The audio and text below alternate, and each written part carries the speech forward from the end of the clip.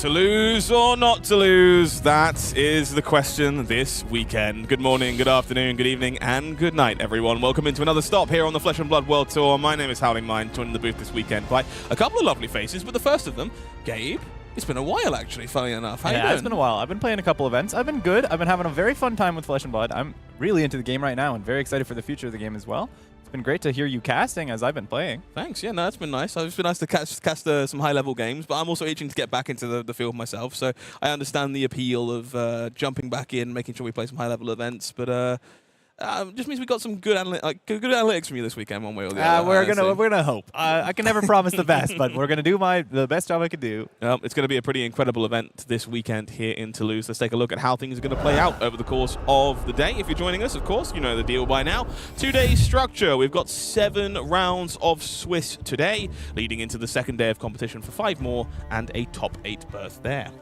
Yep. After that, or tomorrow, we're gonna also be asking you to tune in twice. We have the Young Hero Marvel giveaway that I believe we've had before as well. We might have something else this weekend queued up for you if you're tuning in tomorrow to those ever-important 5 rounds of Swiss. Top 8's always where you want to be watching, but there's a long story to get there and 12 rounds of important play to go. Certainly is. And to be clear, just want to make sure that everyone is on board. Not looking to reveal any cards this weekend. No speculation there. Not going to have anything coming at you from omens or anything like that, but we will have some goodies to talk about in just a bit. One of those goodies, as Gabe alluded to just moments ago, is these young marbles you've seen a few times now coming fresh out of Compendium of Wraith. Gorgeous updates to some of the best heroes we've ever seen for a brand new shiny format. Yeah, really fun to have access to these cards in the Compendium of Wraith product. Of course, these heroes haven't had so much fun for a long time, but they're back with the Silver Age format and some very pretty treatments of some classics that everyone loves. So, do me a favor, take a glance at the full list. You'll have a chance at some point during day 2. We'll let you know when it comes up tomorrow to win yourself one of these by being up and engaged in chat. So in order to do that, you need to know which one you want. So if you were winning tomorrow, which of these are you picking? Probably Kayo, just on account of how classic that is. Okay. I think I would probably be taking the Dromai. I think it probably is the one that stands out to me given the choice. But there's a few. I may have made the decision to buy my chain already for when he returns in the near future, so probably not that one this time. But Dash Database, Kayo I think is a good pick. I think Lexi looks beautiful. If you haven't seen it in person, would be great. The Lexi Marvel looks fantastic. So let us know in the chat which one you're hoping to find yourself with tomorrow. It's probably a good place to be. And then of course, wow, so this didn't work out how we intended, but that's not a bad thing. So we were going to celebrate this weekend hitting 40,000 subscribers here on the Flesh and Blood YouTube channel. We predicted that might take place somewhere close to the finals when people tune in. You know, towards the end of the day, it turns out all of you are great, and we may have just hit that number. So we have just hit 40,000 subscribers on YouTube, and so we'll be giving away this box in the finals this weekend. So if you're looking for a free box of Compendium of Wraith, all you need to do is be around for the finals later on. It's our little way of saying thank you for tuning in, subscribing, and being a part of the journey here on the Flesh and Blood YouTube channel. I really thought I was queuing up some sort of mystery there when I talked about it earlier, but no, 40K already. That's pretty exciting that we had that happen at the start of this weekend, and hopefully only more good stories to come down the line. Yeah, you know, you can do your best with these things in live broadcast. You can always kind of give yourself a gauge of how they're going to go, and then the chat says, in fact, no, we're going to do things our way, and we appreciate it nonetheless, so thank you so much. So this will be the prize for you at home. Let's talk about the prizes for the folks in the room this weekend who are here playing at the Calling.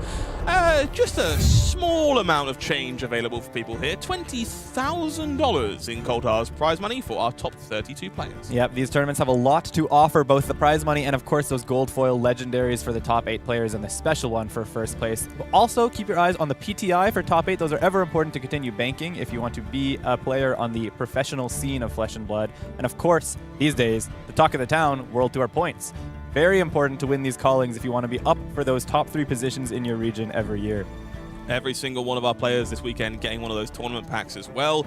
To talk about Talk of the Town, these really have been marvels in here of some incredible staples from across Flesh and Blood history in a brand new full art treatment. I've been spending too much money acquiring some of these at events. How about you? They're so pretty. I got my hands on 2 back at London. They look so good, and there are some really incredible options, of course, within these tournament packs. Let's take a look at some of the things you can get, I think. Or no, we're not doing that now? Okay, well. If you want to see what's in them, You have to turn up to come and play the events. Alternatively, you can search on the internet. But for the most part, I would encourage you to be here for callings, for Battlegrounds events in the near future, anything of that kind of size. If you want to get your hands on some of these Marvel treatment cards, they are pretty spectacular, and I would highly encourage people to do exactly that. What you won't find in a tournament pack is Marvel quick dodge flexes, because they're a little harder to come by. A little harder to come by. Only a couple in circulation so far, and of course some more coming down the line, including one at the end of this weekend. That beautiful Calling Champion stamp on that card.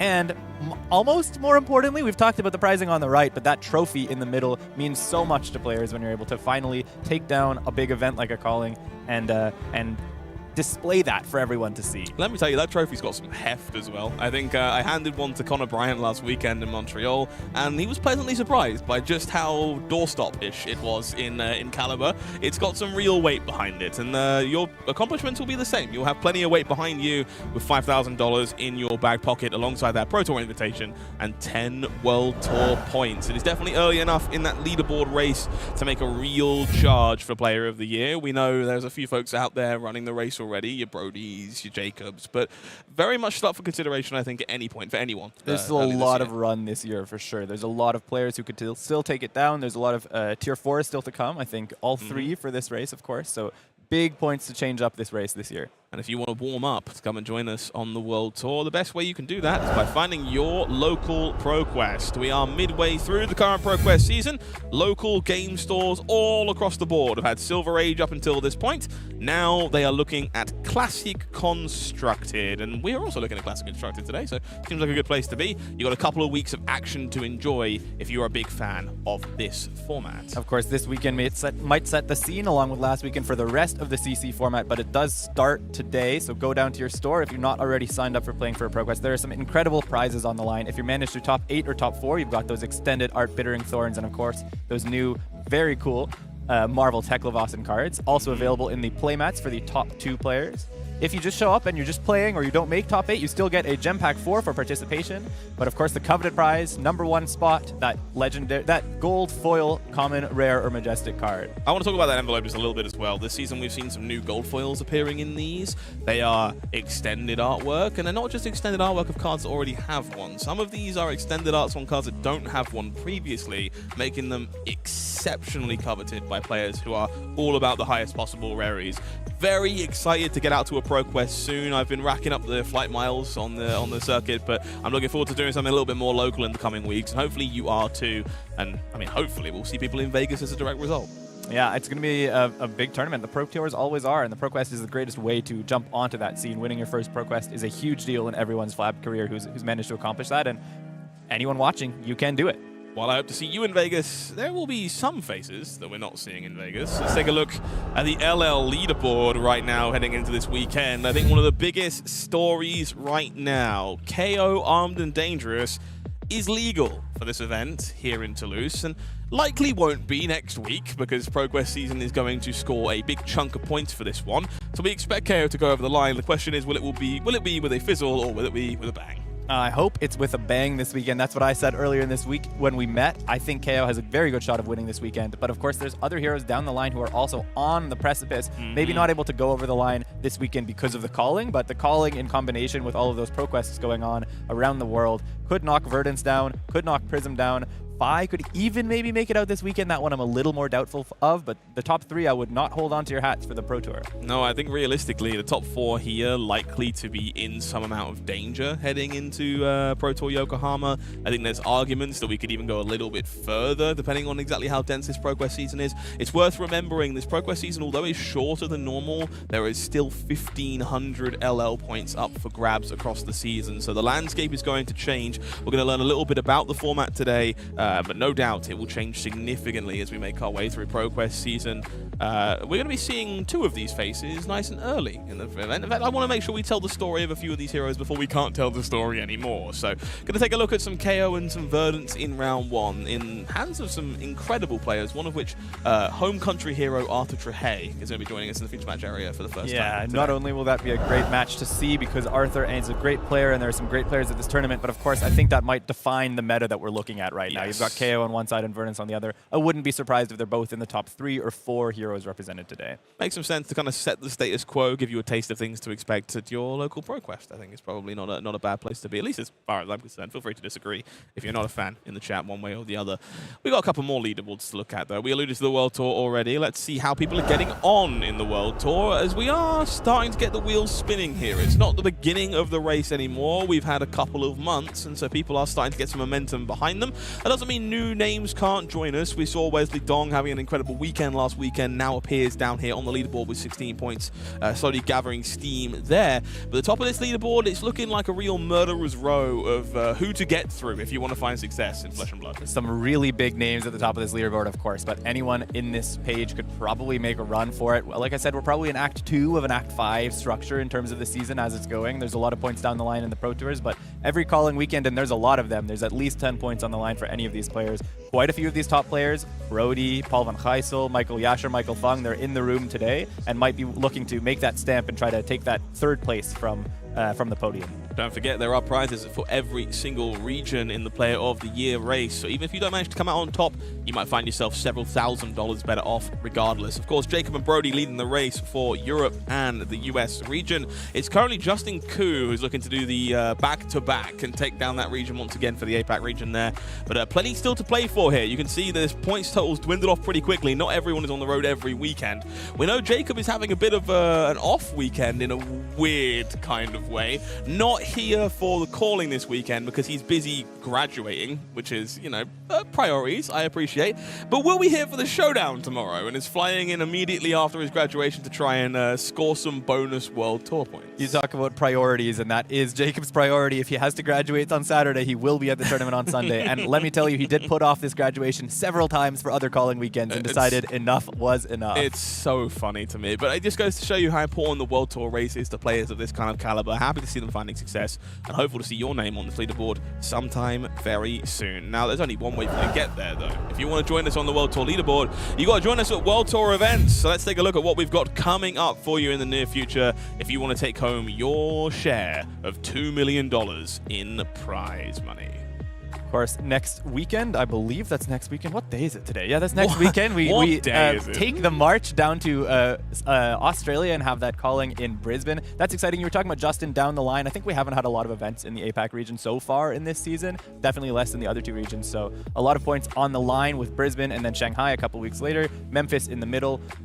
First 2 events, CC, and then as we get closer to the Pro Tour, maybe we want more information about that Sage format as well. So Shanghai will be the first ever calling in China, a calling that is Silver Age format. The Showdown will also be Silver Age, and all 3 of these events will be setting the scene for the ever-important Pro Tour, CC, and Silver Age in Yokohama at the start of April, which, Scott, you're competing in this time, no? I am. People want to say I'm washed up.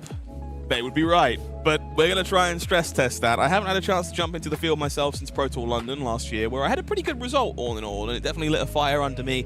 I've been a bit busy since then, but I did successfully qualify for Yokohama, and I thought, you know what, how about we remind people that I can go 4-4. So that's going to be the plan over the course of the weekend. We're going to see if we can hang in Silver Age and Classic Constructed. So follow along with my journey there. Hopefully they throw me in the feature match area and you can all laugh at me in real time. That would be delightful. But there's only one way for me to find out. Until then, Rotterdam, I'm going to be there as well. Very excited to be joining folks, and I believe you are as well. Hopefully, fingers crossed. I will be there, and I live there. So if you are coming to visit for the World Tour, the calling weekend in Rotterdam, do hit me up. I'm happy to show you around the city. Yeah, we'll take care of you. I'm the local. Of course, after that, we get a couple more events in other places. We got Jakarta back to the APAC region, a very busy couple months in that region. Sao Paulo visiting Brazil, which everyone loves events in Brazil. The Brazilian community is so amazing. So May will be very fun for that. And then the event I'm most excited for, I will be there as a player, the Omens World Premiere in Prague. The last World Premiere in Prague was so great. The last World Premiere in London was so great. I love these events, and we're back to a limited one here in London where we sold out. So here in the Europe, where we sold out last year in Prague, and hopefully Omens delivers again, because that set looks so exciting to me. To be clear, not sold out yet in Prague this time. Sold out in for the Hunted last time we were in Prague for a world premiere, so there's still opportunity, but definitely precedent that these events do sell out, so well worth being in mind. Big shout out to the folks at Team Pummel Party who recently had me on their little podcast thing over in Brazil. Decided to ask if I would come and cast their calling, and I had to inform that's not up to me, so we're going to have to find out one way or the other, but I'm really hoping to be there one way or the other. Even more events events coming up in the near future. It's Auckland that will be the first taste of Omen, Sealed, and Draft for folks just before the United States National Championship, which will also feature that format on a very big stage. Yes, of course. That United States Championship kicks off the whole season of national championships. Not on here, but between Minneapolis and Shinjuku is Nats. So do try, if you have qualified, do make it down to that event. Those events are always some of the most exciting of the year. Then back to Japan for another CC calling in Shinjuku. Las Vegas for the Pro Tour of the summer. This one will have limited. We're back to limited at the Pro Tour, and I think Omens is shaping up to be a pretty cool format, is my opinion. Just on the vibes of the way the heroes are designed. That's all we've seen, of course. But Vegas will be a great event in the very warm summer in the desert in Las Vegas. And then after that, back to Europe. Edinburgh, I'm super excited to hit up that one. Very close by, and I've always wanted to go to Scotland, so I'll be there. If you want to make a weekend of it, it's like borderline on the Edinburgh Fringe Festival, which is an incredible time to make yourself over to Edinburgh.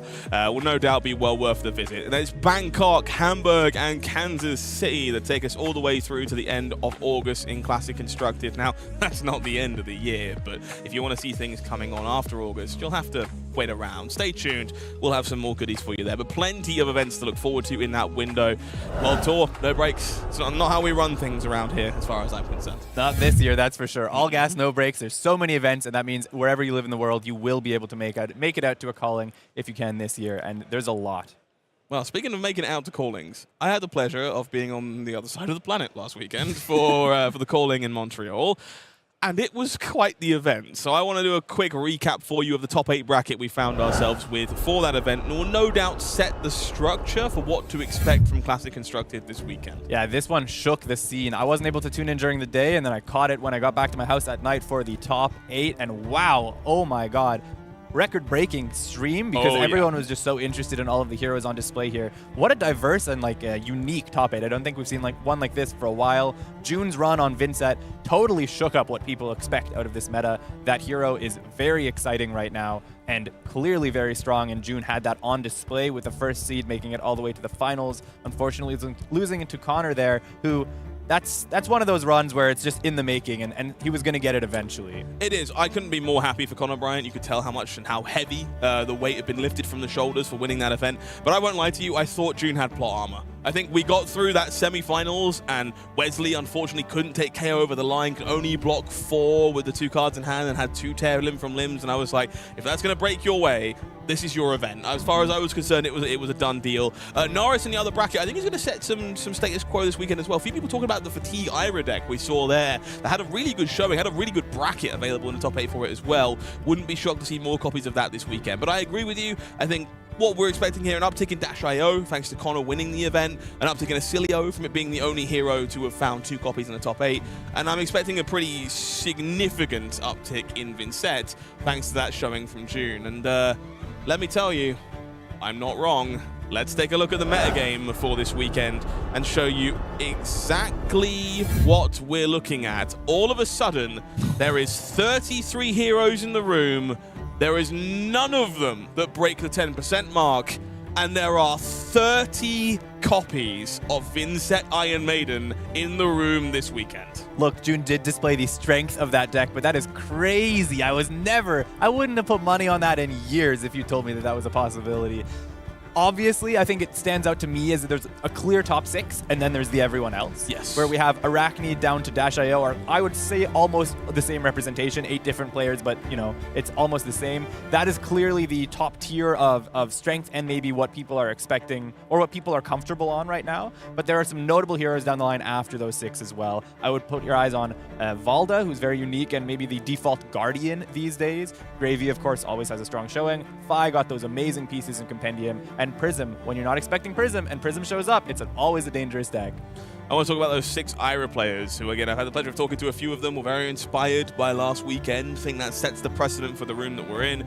But so did the Huntsman players, funnily enough. Tao Tao Chu wasn't on our top 8 graphic because he finished in 9th, which is not ideal, but it was a 7-0 day 1 for Arakni Huntsman over in Montreal, and I'm excited to see if we find one of those again. I'm almost surprised by only 6. Yesterday, walking around at the side events, it felt like there was a lot of Huntsmen in the room, but I guess it's one of those heroes that people enjoy bringing for the side events and might not feel comfortable just yet bringing for the calling. Of course, there is their cousin, Arakni Marionette, in the first place and most represented. That's not a huge surprise, I'd say. No surprises there for me. Very much expected it. I think the talk of the town here, though, no hero over 10%. You talk about a diverse metagame, people are clearly still uncertain about where the pebbles fall when it comes to Classic Constructed. All over the place, all kinds of options. Got a couple of underdogs I want to talk about, a few big all-stars. We all know that I believe in the nut, and happy to see 2 copies down there at the bottom of the standings, people that are having a good time this weekend. 3 copies of Lyath Gold Main, one in the hands of a notorious player in IJlst, who is known for playing Dash.io typically, has pivoted over to the Guardian this weekend. Yeah, he's a local to me, obviously. He fell in love with Lyath thanks to Silver Age. That was the deck he chose to explore for the world premiere over in London, and then he's just decided to port it into CC, and that's his deck that he's playing right now. He's played a lot of Dash.io. I think he's just decided to give it a shake-up, but I wouldn't be surprised if he's got an interesting and very strong brew with Lyath over there. 3 copies of Teklevossen, 5 copies of Pleiades, a deck we saw fall off quite significantly in Montreal from where it was before that. We saw that breakout of the Fatigue deck. We know John Luigi Lyath, who is an infamous Dorinthia Decimator Grey Axe player, is on Pleiades this weekend. Despite new tools for the Decimator deck, thinks this might be a better way to navigate the room. Yeah, there's a lot of options, of course, if you want to play that slower deck. Maybe Valda will also be a representation of that sort of format, sort of form of a deck right now. And of course, we talked about Ira, but there's a lot of just such variety here. I wouldn't be surprised to see any of these heroes in the 2nd or 3rd columns actually make top 8 at the end of the weekend. Wow. We have to add some stakes. You know how these things go around here, Gabe. We like to have some caster picks. That tends to be the run of the show. We like to back our horses and make sure that we, well, no gambling encouraged, but we like there to be some friendly stakes between the casters to feel good about ourselves at the end of the first day, sometimes the second day as well. Is there any, I guess, heroes or players you're gravitating towards choosing? We'll talk about the players down the line. If I was looking at heroes, I would probably take my money on Kayo, Verdance, maybe Arakni. If I was looking just at heroes, just because those are the top end, and I would trust that those heroes are probably going to convert at some point this weekend. Okay, well, let's see who we picked. I'm going to start off with my picks for the weekend. So I've tried to go through a bit of a mix here. I think we all had different approaches to how we wanted to take on our caster picks this weekend. I want to pick established names, but I also want to pick people that are established and doing something kooky. It's way more fun for me. So I've gone with Pablo Pintor this weekend, who is on Arakni Huntsman. Caught the memo. Does want to run the story with that one. Anton Sidmeheas, also typically a Dash.io player, has chosen to move over to Katsu instead this weekend. And Katsu, another deck I think, had a pretty reasonable showing in Montreal. It never quite managed to get through to the upper layer onto the feature match table, but a lot of people find themselves having pretty deep runs throughout day one with the deck. Feels like it's very good into Acilio, feels like it's a little underappreciated. So I wanted to back one of those in the horse one way or the other. Juan Chacon, infamous for not appearing in the feature match area, despite being around on numerous occasions, has multiple tops, hasn't quite managed to make it onto camera so far. A story I want to make sure we tell at some point, and so I've grabbed his name and shoved it onto my players to watch list. It does certainly help that he's playing Marlynn this weekend, which another deck I think people were talking about with Cheating Scoundrel going into Montreal didn't quite have the breakthrough, but there were a lot of believers in the room one way or the other. You know, I had to pick a Vincent. I think we all had to pick a Vincent, potentially. I've gone with Enki Tupakie, Pro Tour finalist, who is a phenomenal player in their own right, rocking the Shadow Runeblade this weekend. And John Luigi Lyath, as I just alluded to, on Fatigue Pleiades here. Not necessarily something I'm excited to see on camera, but a player I'm excited to see doing a very good job with a hero that is very near and dear to my heart. I would love to see that deck on camera. I love that deck. I'm very excited to see how it plays out this weekend. Of course, I've gone a little bit of a different tack than you with my 5 picks. I like to compete.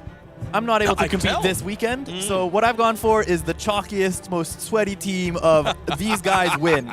There are like 6 calling championships on my team. There's a world championship, 2 Pro Tour championships, so many calling top 8s that I wouldn't even bother counting. This feels slightly unfair, Gabe. I'm gonna be straight with you. Look, I need to win something, Scott. So Paul van Gijsel, who's won the last 2 European callings, that's my #1 pick there. He's representing Mario this weekend. Michael Yasher switched to Acilio at the end of the choice this weekend. He's obviously our reigning world champion, a very good player. Jason Rolfe has won a calling in the limited format, top 8'd a couple other callings, I believe, and he's representing Valda, which is a deck that I hinted at earlier. I'm quite excited about the tack of current Guardian gaming right now. So Jason, of course, a good player to watch here in the region and for the day. Arthur, we've discussed, Pro Tour champion, French hero. I'm not surprised he will be on in round 1. I'm not surprised that that he's playing Verdance. He did win a calling on Verdance, so you and I were able to cast together. Great player, and I'm excited to see how he does. I think he'll make a very deep run. And then Michael Fong, who couldn't decide on what deck to play, but ultimately decided Kayo at the end of the weekend. He's a Pro Tour champion as well, representing the United States here on my team, and representing Kayo, Armed and Dangerous, trying to take him over the line and knock that deck to LL. But it's not just us two. No. Erica, what do you have lined up?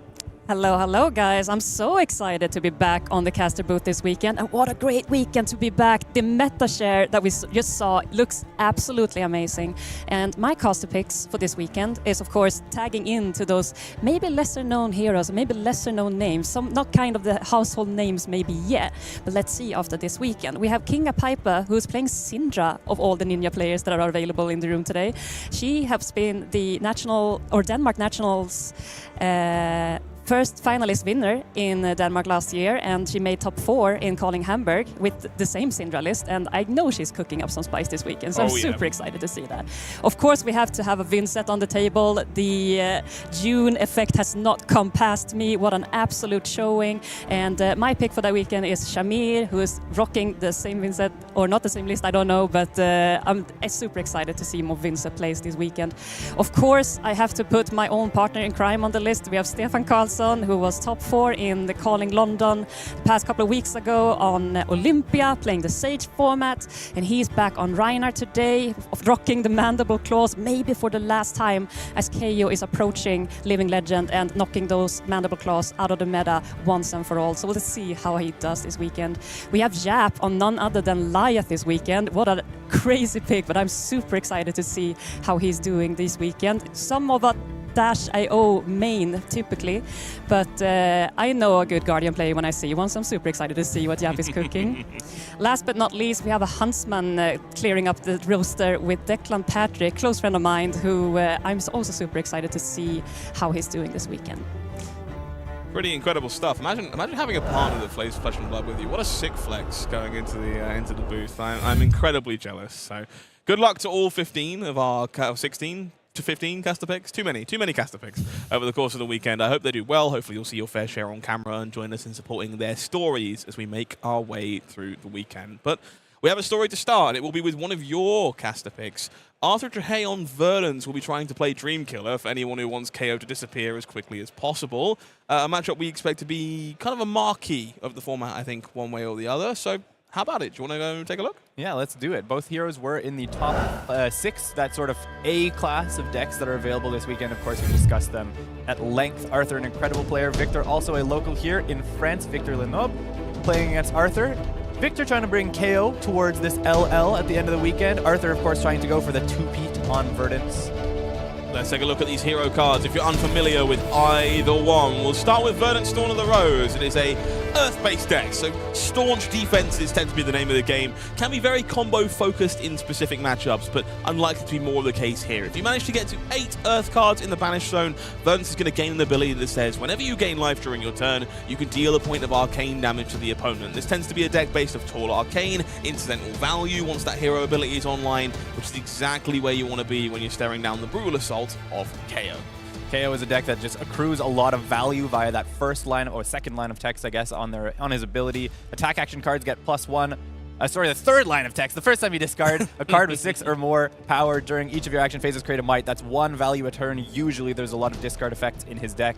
But of course, it's super easy to get that because of that second line of text where all of your 5s become 6s. So all of those blue 5s that you can fit into a brute deck quite easily are always 6s. So if you're drawing and discarding off the top of your deck, very easy to make sure you discard a 6. As a balance mechanic, of course, only 1 weapon zone, the iconic single Mandible Claw. Very representative of Kayo. Kayo player here deciding, probably not deciding to go first. I'd imagine he lost the die roll. And maybe Arthur in this matchup in particular has decided to go second. You don't want to give Kayo some leak damage or get that free might on turn 1. So, will it build the underdog from the underground or the heart of Candlehold herself? There's only one way for us to find out. Let's make our way into the feature match area and take a quick look at the equipment suites all around here. So, no big surprises here from Arthur Trehet. Still rocking the Stonewall Gauntlet, which has been a point of contention over the weekend, but very good into decks like Kayo and Phi sometimes. We're going to see this brand new one coming out of the hand here to kickstart things in the form of Elemental Strike. Yeah, Arthur having a pretty fun first turn cycle. Of course, Victor looks like he went to straight pass, not playing any cards out, and Arthur deciding to discard a photon splicing just to start that decompose counter, and then very happy to have that elemental strike in his first hand as well, so that he can start that first earth card in his banish, meaning the first time he gets a Felling of the Crown or a Plow Under, they're online the good way. On the other side of things, quick equipment blocks here for Victor makes you think we are going to be running off to the races nice and quick here. Arcane Barrier 2 is the choice here in the form of Skullhorn, so we'll have the ability to stop some of the tall Arcane, but not exactly ideal against the incidental pings of Verdance. Definitely suggests that Victor doesn't believe this matchup is going to go long enough for that to be a relevant factor. Yeah, I think that's part of it. I think the other thing, the reason we might have just seen that equipment block is Arthur has the ability, and the Verdances are sort of leaning into this, to throw a lot of Arcane these days. And so Victor doesn't want to lose the opportunity to block with that Savage Sash and that Beaten Trackers before he needs them. And those he might need, you know, whenever. When he gets a Blood Rush turn, he might immediately need it. And if Arthur doesn't throw a physical attack on you on that turn, you don't want to have lost the 3 life that you could have gained by blocking with them. So nice to see them throw in turn 0. It's a bit of a risk because you might, you know, want them later on when it's maybe more important for life totals, but or for balance of life totals. But I think it's a fine decision, and if he gets rewarded early, this is probably a normal decision for the Kayo side, I'd imagine. So we'll start things off by going on a wild ride. We'll see a Smashing Ground discarded, generates a Might token courtesy of Kayo's ability. Blocked by Everbloom Life does mean Arthur Trehet falls to 38. The follow-up Mandible Claw for 3 with Go Again seems to be earning a block card as well. So we have 2 more resources, of course, to continue. This is kind of bread and butter KO here. 2 cost into Mandible Claw, into hopefully 2 cost attack. Arthur, also bread and butter, just trying to block with those earth cards and turn on some of that decompose. Okay, bonus Beast Within. Not at its best here, because this Bare Fangs does not naturally have Go Again, but we do know those Beaten Trackers are on the table, so there is the option to continue here, and we see Victor stacking these triggers the way you would expect to. Let's find what we see off the top with Beast Within. It's going to be a copy of Send Packing, and can now make a more informed decision about whether or not this turn should continue. We don't know what's in the arsenal. It might be a 2-cost attack that Send Packing can pay for. Of course, immediately possibly rewarded for you just want to block with that Beaten Tracker so you don't lose this opportunity when it comes up. Victor having a think here, still leaving that that trigger on the stack. He does choose to break it to get an action point, I believe. That's what he's saying. Beautiful stuff. So Beast Within resolves, Beaten Trackers cashed in, and Arthur here does have information about that Send Packing in hand, and so knows that the Arsenal card is the thing to be worried about. The question is it a Swing Big? Is it another Bare Fangs? Is it some other third thing? Like, it's really hard to know. I would imagine it's either going to be a Swing Big or Show of Strength, those 2 for 8, or it could be a CNC would maybe... They're not necessarily always in those KO lists, but I wouldn't be that surprised in this spot if he's decided, I've already seen 2 card block out of Arthur, and therefore I want to force the Disruption or some of those armor blocks to protect that arsenal by making him at least think about a CNC or maybe actually have a CNC after this. I want to acknowledge one of the blocking decisions here from Arthur. Of course, Lyath the Leaves, one of the premium cards you expect to be throwing a lot as Verdance, but we did park a Cadaverous Tilling in the arsenal on the first turn of the game, and there was no Earth cards in the graveyard prior to this. So by blocking with Everbloom Life and blocking with Lyath the Leaves, we're going to see the fuel available for that. Arthur here happy to say no blocks. The Wild Ride will come across for an additional 6 points of value.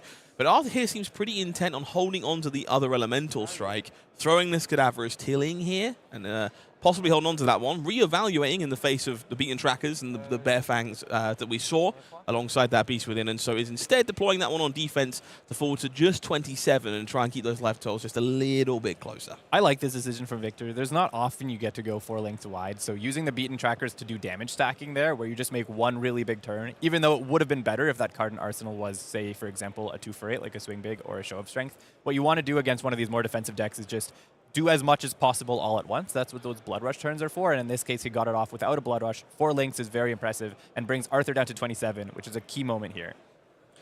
Coming back for 8 in the form of this Cadaverous Tilling, does decompose those 2 Earth cards that were blocked with, so 3 Earth cards in the Vanish Zone as of now. 8 physical damage to worry about from this very pretty skull on the combat chain. On Victor's side of things, staring at a copy of Fearless Confrontation in the hand there. Reckless Stampede at the back as well. So at least 1 no block available, but riled up at the front of the hand here. Looks like we're considering a pretty staunch defense, possibly just this 2-card Reckless Stampede as a return fire. Yeah, there's a lot of maybe cards that don't do a lot on the offense here, so Victor just taking advantage of his deck's ability to go quite mid-range. He's got 2 of those Fearless Confrontations, quite a lot of blue 3-block in his hand, and Reckless Stampede, of course, sort of forces you to play it only one way. Better later in the game, but might as well throw a 2-7 right now, and Arthur likes to block, so the Reckless Stampede does sort of represent additional points of damage when it is blocked by his opponent.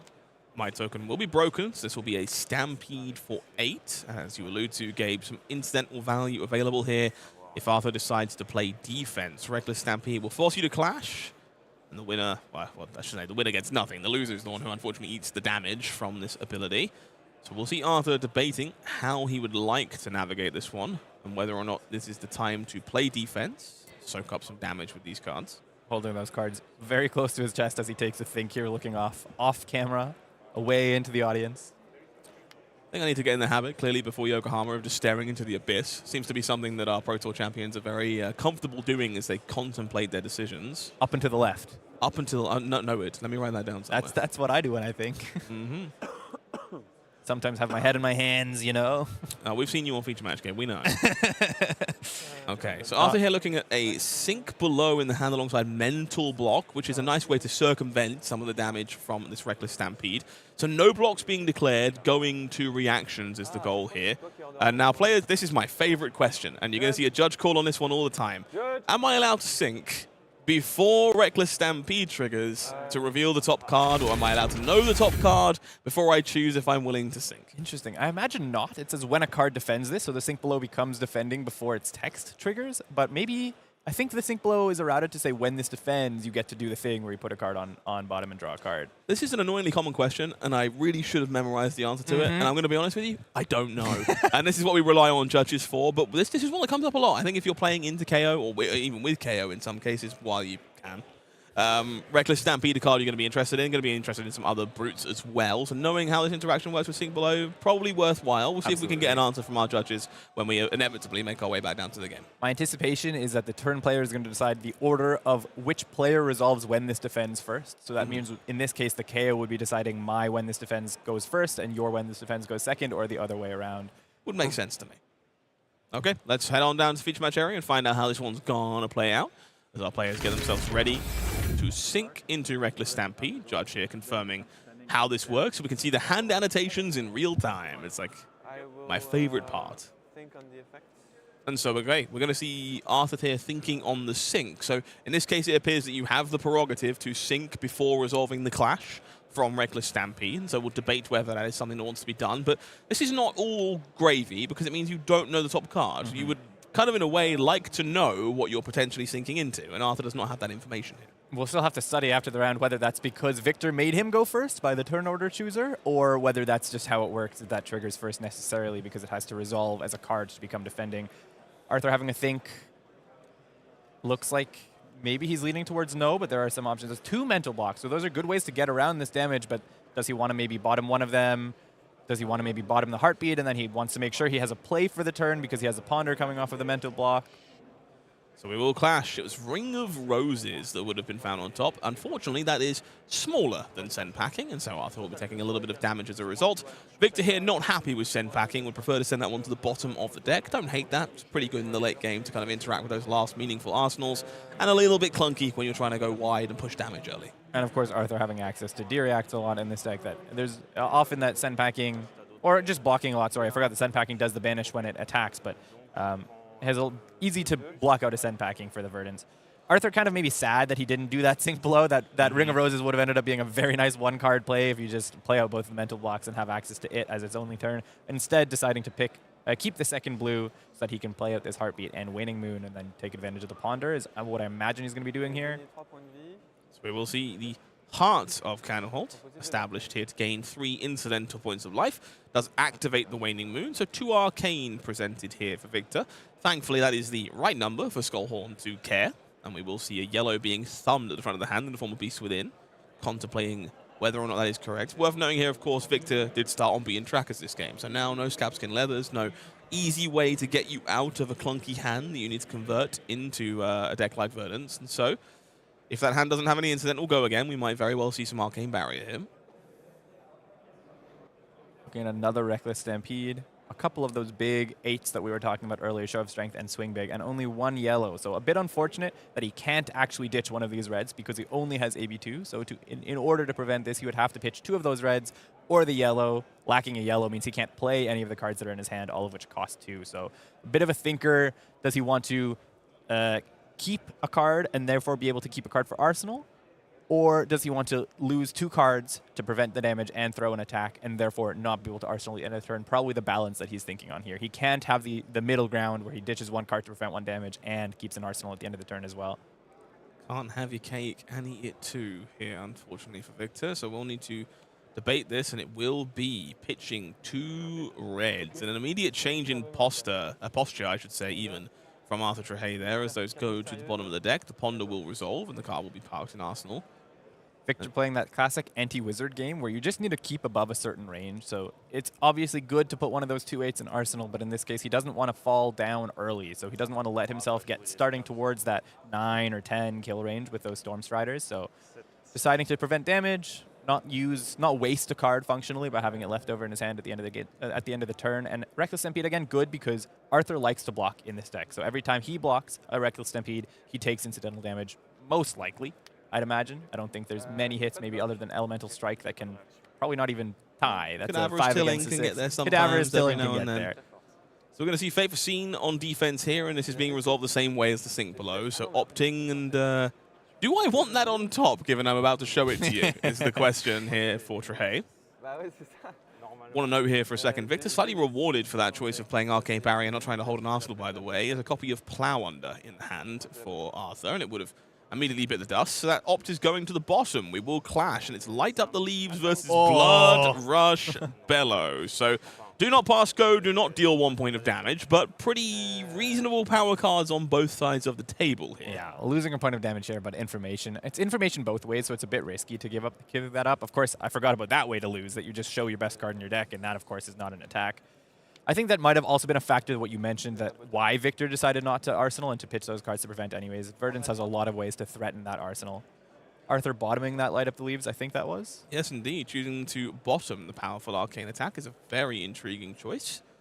I wonder if Arthur thinks we're going that kind of long in this game, or just decides that as things currently stand, the Tool Arcane is not preferable. It's going to be another Heartbeat of Candlehold here off the Blue Sirens, and we will see that ring that we knew about deployed from the Arsenal alongside Waning Moon. So now the extra value engine online. Every time arcane pings come on through, extra life will be gained. And once Verdance is online, that's also extra damage. This is like my favorite Verdance turn. It's always so mediocre, but it just represents so much. And being able to pair it with a Heartbeat actually makes it curve out well, so it feels good to do it this way. I am on the record as noting that Verdance is a deck where all your cards suck. You are behind against your opponent, you're losing, and then your opponent dies. That is very much the game plan for a deck like this. Arthur really not doing a good job of drawing cards that say Decompose on them. No, that's much harder in the world where you don't have access to Rebound Carapace. There are less of them, but we do know that Plow Under was parked in the Arsenal, so that will be available in the future when an Arsenal inevitably exists. I'm not sure we'll be seeing one this turn, though. I don't think we'll be seeing Blood one Rush this Bellow, turn. likely to just simply swing for the head where at all possible. We will see a random discard. Will be a Pulping disappearing into the discard pile for 2 fresh cards. Might Token made, of course, for the following turn. I think that's a blue draw and a Tear Limb from Limb. Also Bear Hug, maybe, and then that's a Buck Wild. So is that an all blue hand, or is a Buck Wild of a fun color? Is the Buck Wild a fun color? Looks blue to me. Well, at least it says go again, so he will be able to play out this hand. Buck Wild into... this is a really underwhelming Blood Rush Bellow here. Yeah, this is Blood Rush Quiet Shout, probably where we're at. This is like... Yeah. He will be able to deploy the cards? Blood Rush Restaurant Complaint is where I'm going on this one. This is less of an audible growl and more of a mild inconvenience. Taking a think, of course. Do you know how much Bear Hug costs? Is that a 2 cost? It's a 2 cost, yeah. It's pretty good. Whoa. So, time to spin the wheel. We're not about this life here. Blues are for losers. Yeah, I kind of love this play. I wasn't even thinking about this because that card scares me, but I mean, there's not a lot of misses in his deck, and he really wants to get access to just a better card, and unfortunately he gets access to a better card and then immediately loses it, I believe. Draws off the red Buckwild, which would have been stellar. Yeah, a stellar find. He would be able to pitch that blue Buckwild and maybe keep on going, but... And this is why you don't look. If you look at the card you draw, you just end up immeasurably sad. Well, you get sad when it hits the discard pile anyways. No, but you find out together. It's better this way. So he does still get the double the base power effect from Tear Limb from Limb, of course, but he does lose the one that has the bigger base power, which is what he would have wanted. Still converting some damage in a meaningful way. Of course, worth noting again that Bear Hug, really awkward to use if there's not a 6 in the pitch zone, and that was Tail Limb from Limb that was pitched beforehand, so couldn't be led on here. Instead, it ends up being the Buckwild being pitched and that Bear Hug sitting kind of miserably in hand. Do you think this is, I have to Savage Sash to get the value out of my Blood Rush Bellow, or is that not at all worthwhile? You have to. Otherwise, this whole turn is 5 damage. It's not a great Savage Sash, but otherwise you're giving up 12 damage because of the Tear Limb from Limb. It does double itself. So does much. It's... you can't really give up on it again. This would be just so sick if he had kept that red Buckwild, gotten rid of one of the blues, pitched the other blue for Buckwild, and then the Claw. You know, it'd still take a Sash, but you get an extra 4 points of damage out of it. Yeah, definitely not the ideal scenario. It's Blood Rush below average is what we're going with now on this one. No dice for Victor this time around. Balance of Justice will jump in the way somewhat sheepishly. It's always the double-edged sword of Balance of Justice. You want to get your value when the Blood Rushes turn up, but sometimes you kind of look at your hand and go, actually, I would rather block with this.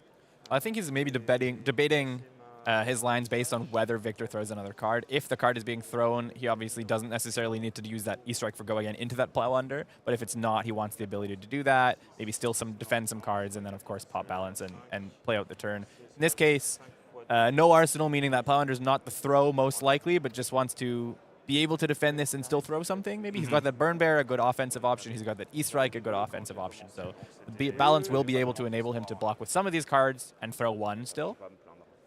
So Bear Hug for 12 might be the biggest Bear Hug we've ever seen. Could be. Certainly in consideration, at least of the blue variety. Of course, another line, I think this is what Arthur's reaching for right now, is just balance and then throw your 12 block on the table. This is a big attack. You don't want to fall too far behind on the first Blood Rush. There's still 2 more to go. Of course, the boots and the chest are gone, but all those cards in Arthur's hand are sort of what we call on rate. They play towards 2 card 6s, 2 card 7s, and of course they also block 3. So when your opponent's attacking you for 12, you might want to just use the 12 and then see what happens down the line if your opponent's not able to get so much easy go again, of course, having lost the boots now.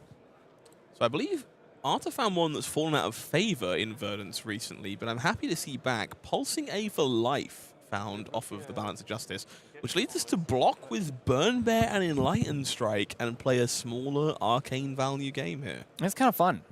It's sort of the same as Burn Bear, but you have the flexibility of either playing the life and playing both sides here, or playing the 4 and then the Waning Moon. No, he's playing just one side, so ultimately it doesn't matter. They're both hitting the bin. Is in a roundabout way a Burn Bear. You are still threatening 6 arcane. You're just instead threatening 4 and 2, which in the face of a Skullhorn is negligible. Does give your opponent a few more options, but perfectly fine. Still 6 arcane. Gives you 2 chances to trigger the ring, I guess, is also the thing, I suppose. You're guaranteed to do so off of the 4 arcane, should you fire it. So back to Victor here, who is looking at something a little bit more palatable. Finally finds a red Buckwild to start the turn. I believe it is a show of strength in the hand to follow. So this is more of what we would expect from KO. Big numbers all the time.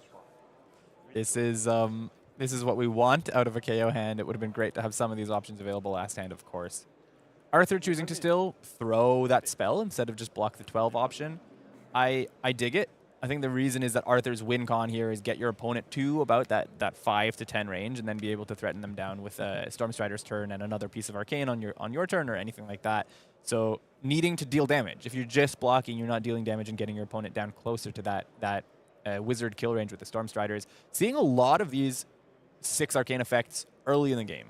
We saw a block with the Light Up the Leaves. I think we saw a bottom with the Light Up the Leaves. We've seen 2 Burn Bears blocked with, maybe even 3, and that Pulsing, of course, last turn as well.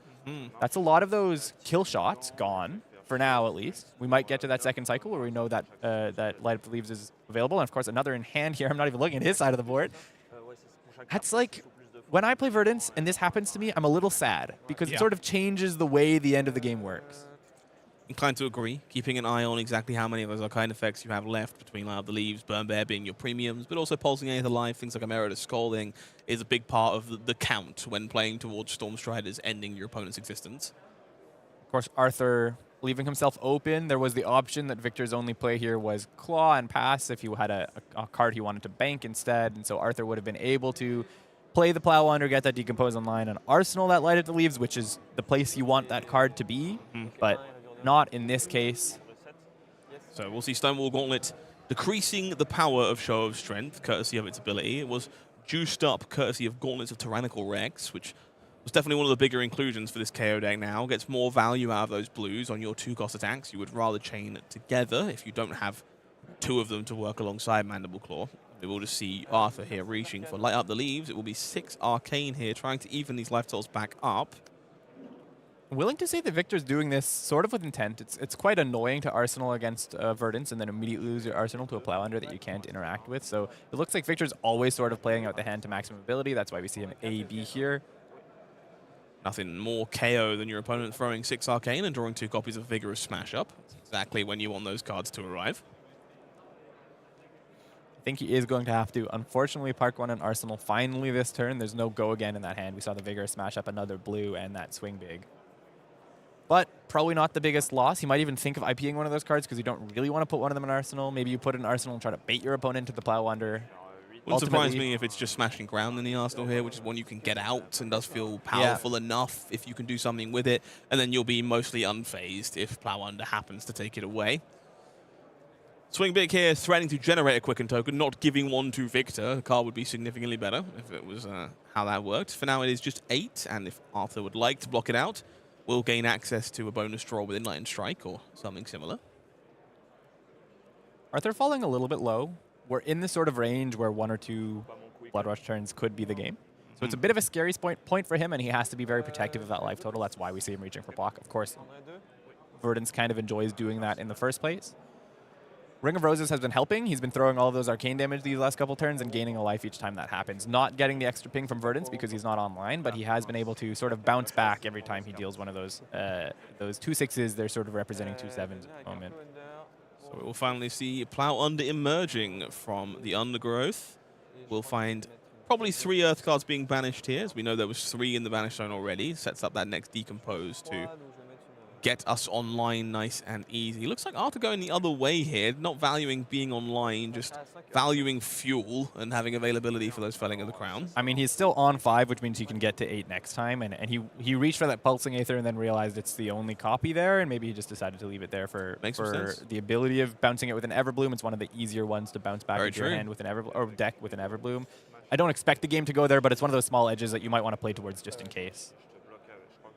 We'll get our Smash Up on, and we see Victor here just kind of debating if Gauntlets of Tyrannical Rex is going under the bus here, as you alluded to before. Not that many physical attacks coming out of Verdance, so getting your equipment block where possible, definitely intriguing. Takes a quick moment to fan through the yard and see how many attacks and arcane spells will be left. There's one of them on top of the deck for Arthur here. We see the other Burn Bear meeting up against Bear Fangs, so will win the smash, but will need to be aware of a rather large flame in your general direction. I think Arthur has to stick that in Arsenal. That is number 6, if my count is correct, of the 6 power spells. Of course, there's Pulsing left and there's Emeritus, like you talked about, but other than the Light Up the Leaves that we know got pitched, that Burn Bear is the 6th I think we've seen of the 3 for 6 arcane spells. Throwing a D-React into Arsenal here, I believe, is obviously easy to get out, and then you can put that spell in there as well. Wild Ride to start things off here for Victor. Will, of course, pitch blue Agile Wind Up, so we'll see. Draw and discard.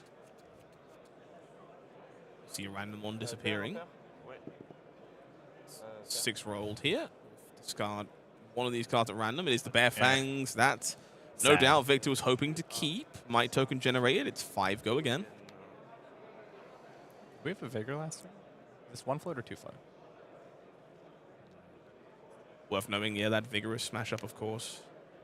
Generating a Vigor last turn, and so 2 resources available despite spending 2 on a Wild Ride here.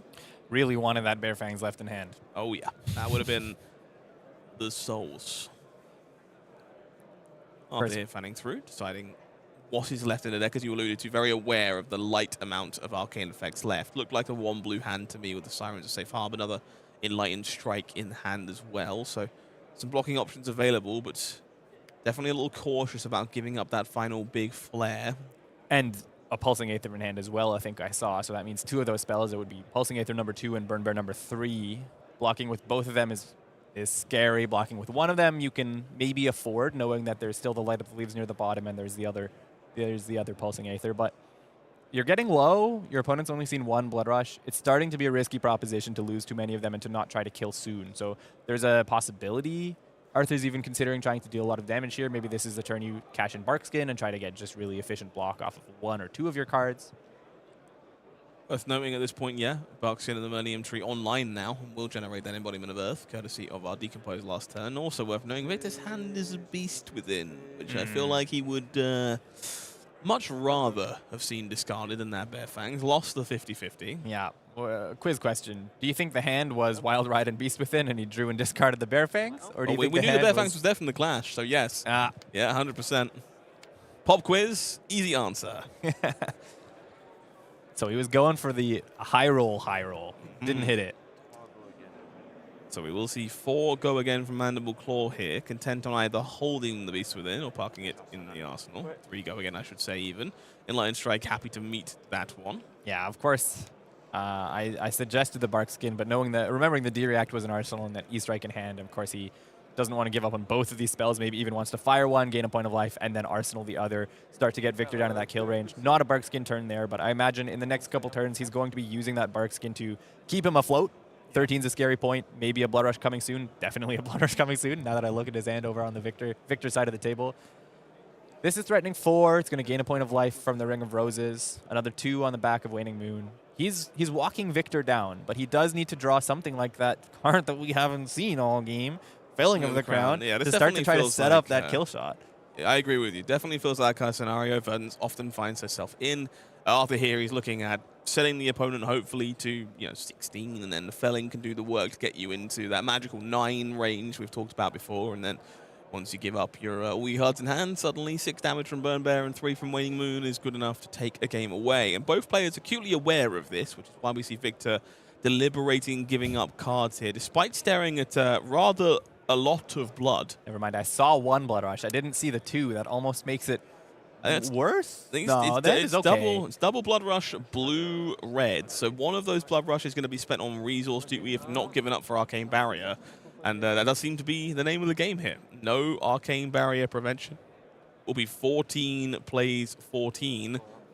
And we'll either see one of those on resource duty or the Eugene C special. Well, we'll gamble. I was about to give you another quiz question. Does he go for the Eugene C is what I was going to say.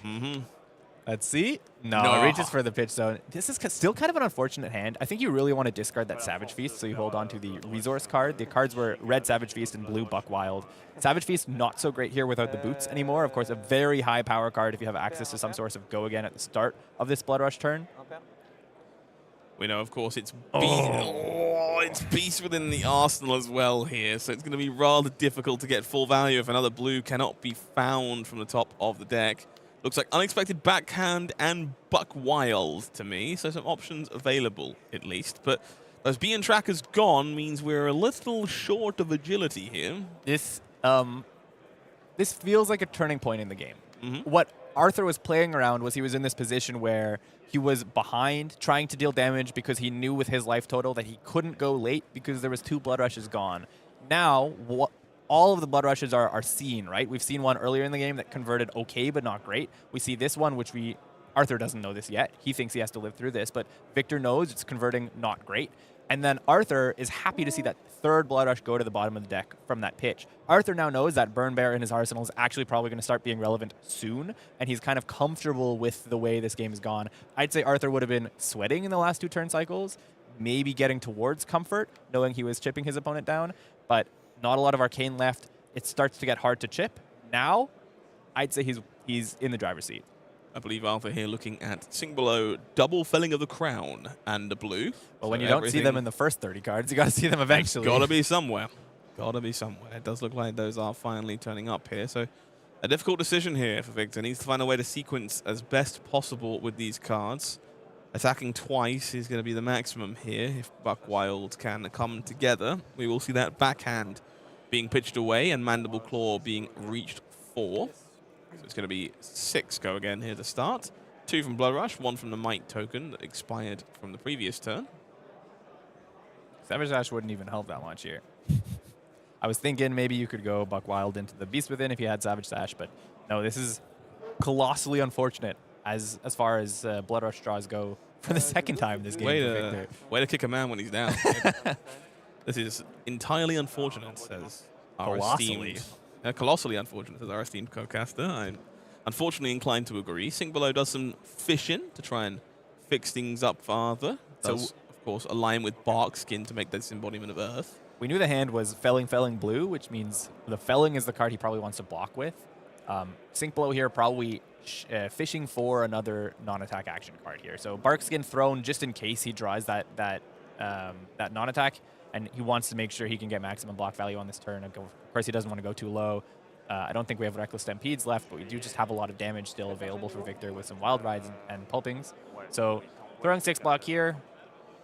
A big deal confirmed here by Arthur. Going to use these Gauntlets of Tyrannical Rex and goes, does that mean you're closing the chain? Which does give Barkskin of the Millennium Tree back in theory, so can't allow for a second embodiment. Does look like Arthur drew a Fruits of the Forest off of the sink, and so no embodiment value, I believe. But he might have sunk. It's 2 Fellings. Did he sink a Felling into another Felling? Is that 3 Fellings within 4 cards? Or did he sink the blue? The Fruits was with the Fellings at the start of the turn, that's for Couldn't quite catch the previous blue, so very possible we sunk a Felling and found a Felling, and therefore one stuck playing defense here in face of this Beast Within. Falls down to 8, but all in all, exactly where Arthur wants to be. An opponent at 14 here with a Felling in hand, a Burn Bear in arsenal. Is he kind of the rock in a hard place? You rip a card away, you kind of encourage them to block, and then when they do, you take their house. Yeah, I think that's an example of both players sad last turn. You know, Arthur wanted to keep the life total maybe a little bit higher in the face of that third Blood Rush, that last big turn. Of course, we said it was a bit smaller than it could be, but it was still big. It's still a Blood Rush turn. And Arthur you can't give up on this Felling the Crown here. He had to keep a blue and Felling. There was no choice about that. So wanted to get an extra point of block with that non-attack draw, and then having to give away another Felling. So now that's 1 probably on the bottom of the deck, I think I've tracked, and then 1 that's just been blocked with. This is the turn where he wants to try to set up the pressure. If he doesn't get it here, that means we don't have many arcane spells left. We don't have many Fellings left, which is the best way to set up that Burn Bear as the kill shot. So still maybe in a scary spot, a little more comfortable, as you just said, because the Felling is the best setup, but I wouldn't call it done. Wouldn't call it done by any stretch. Both players still very capable of taking away this game. We do see, of course, Victor confirming which card they want to put on the bottom here and debating which looks like 2 cards to block with. Seems like pretty happy to either reach for an Arsenal play or swing Mandible Claw. Slowly but surely, more of these cards are becoming horizontal, which would suggest they are going in front of this Felling of the Crown. Seems to be debating between 6 and 9. I think, yeah, you know, there's the Show of Strength, which represents lethal at the moment. And so that's a good card, but he's turned it horizontal, which makes sense. He doesn't want to fall too low. He's expecting to bottom a card and maybe block with 2. I'd imagine the reason he's holding the blue is to try to clear that arsenal. So you're still threatened 6, which is an okay amount of damage. It's not lethal, so it's not necessarily what you want to be doing at this stage of the game. But you clear it. You set up the opportunity to have a better card into arsenal later if you get the space from Arthur, which might be important at this stage. He might be blocking all of those Fellings and Cadaveruses that come around. Of course, he doesn't know that the third Felling was just shipped to the bottom off of Sink Below. So we're staring at Plow, Cadaverous, Autumn's Touch, and it's going to be pitching to Mandible Claw for 4. Makes me think that Arsenal not at its best in the spot here for Victor. Would rather just get the value from the Claw, present half the life total of damage. Yeah, the consideration is also, if it's not lethal now, I might as well hold on to it as an opportunity to throw later. Even if it's the 3/6 Beast Within. If this Claw is taken by Arthur down to 4 because it's not threatening anything and Arthur has some kind of big play, then Victor later on can hold on to a 2-card 6, which is threatening lethal. But Arthur here throwing some cards down, not even wanting to take 1 point of damage. I think it was fairly likely you get 2 cards from Verdance anyway, truth be told, because she's not the best always at converting multiple cards. We've seen inline strikes, elemental strikes already. It's much harder to convert 4-card hands. So if you just assume you're getting 6 block value from Verdance, why not get 6 on 4 and still have an arsenal as opposed to 6 on 6? Super fair. Super fair. Great read. And a Cadaver's Tailing here, I think this is the second one of the game. The best thing he can do at this stage. Counting all those spells that are gone, counting all those fellings that are gone. You just want to deal damage, start to set up that kill shot, and Cadaverous is the best way he can. It's the biggest attack in the deck, unless you're getting an E-Strike and having a multiple. The decomposition will continue until morale improves. Okay, looks like we have a quick check-in with the judge here from one of our players. Not entirely sure why, but we'll figure out what's going on there one way or the other. It makes sense. Just double-check your scenarios. Life totals are really tight here, and this is a very important hand for Victor, I think. So if uncertain about anything, no better time to check than before you get clobbered by a Cadaverous Swing. Yeah, this is another pivot point of the game, I'd say. He found one of those 8s. That was probably the best card he could have drawn in this spot in order to threaten Victor's life total. This is 8 damage. We'd say the kill shot with AB2, the kill shot is guaranteed at 5? At 5. Mm-hmm. So 8, if taken entirely, would bring him down to that range. But even if blocks 2 cards and chip down 2, then you start to be in the range of 10. If you only ever get 1 in, then all he needs to do is wait for Victor to empty his hand, and that Burn Bear represents lethal. The Burn Bear, I don't think it's known to Victor. No, I don't believe so. But it's like you can probably infer at this point, you know? There's information that it's been sitting there for so long that you can probably infer it's not a D-React, it's probably one of those last kill shots available, given how many have been played already. Okay. Looks like we got a small break, unfortunately. Got a quick problem to take care of, so bear with us a sec, folks. We'll be right back.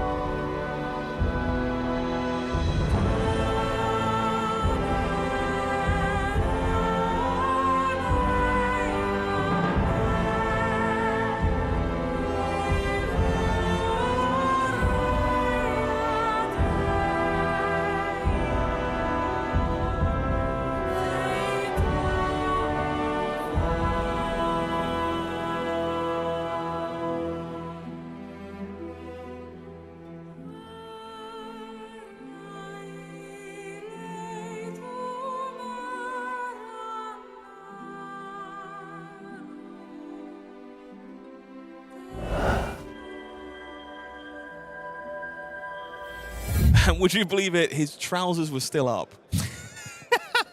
We're back. Oh, you can't. Okay, fine. Apologies, folks. Thanks for bearing with us while we took care of that small little hiccup. Looks like our judge call has been resolved as well, so we'll get back down into the feature match area. Victor here going to funnel on through the yard, no doubt doing that coveted Burn Bear check, or 6 damage check, whatever you want to call it, to understand how dead he may or may not be if Cadaverous Tilling does connect.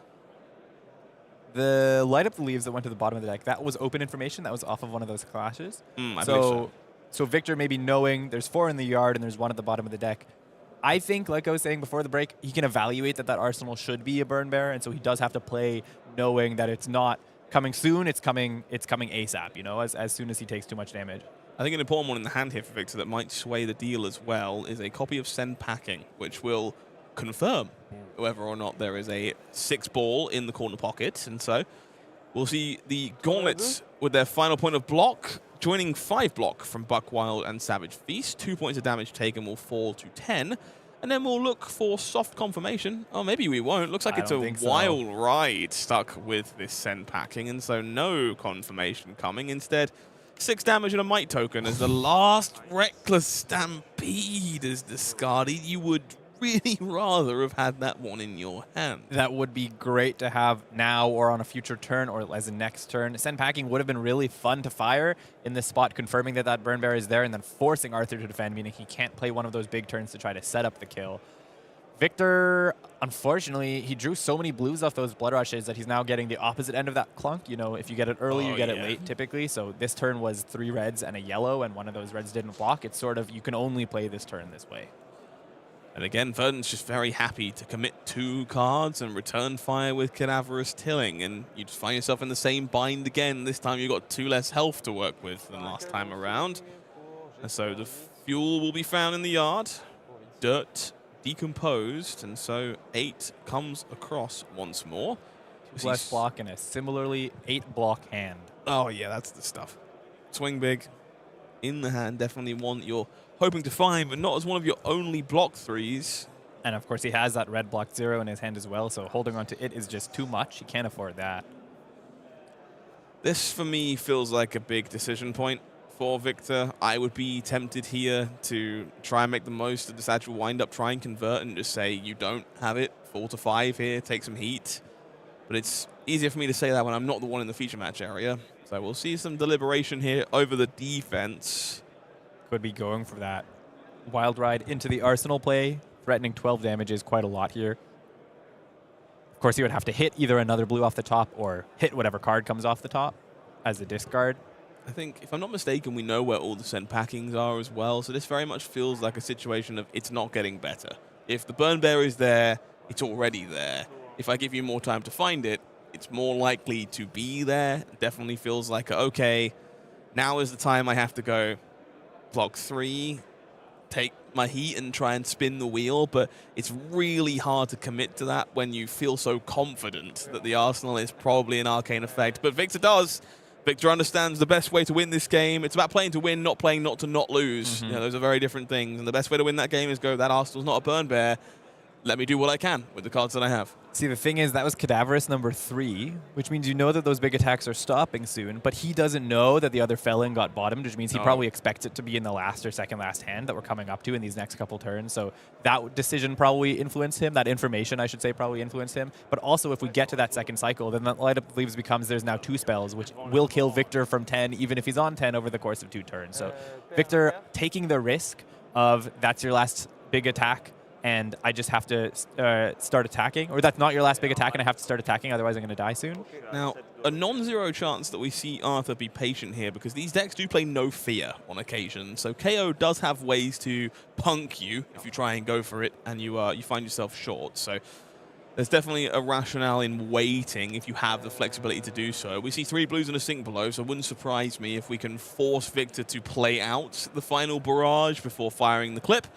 Barkskin and the Millennium Tree are going to be a big part of that. Does jump in front of this wild ride, no doubt alongside the sink below. Yeah, he has a comfortable enough life total that I think he's waiting for the second link no matter what, just wants maximum information. Is this claw into a 2? Does that mean I can kill you after the 2 if I can live through it? Or when you attack with it, I should say.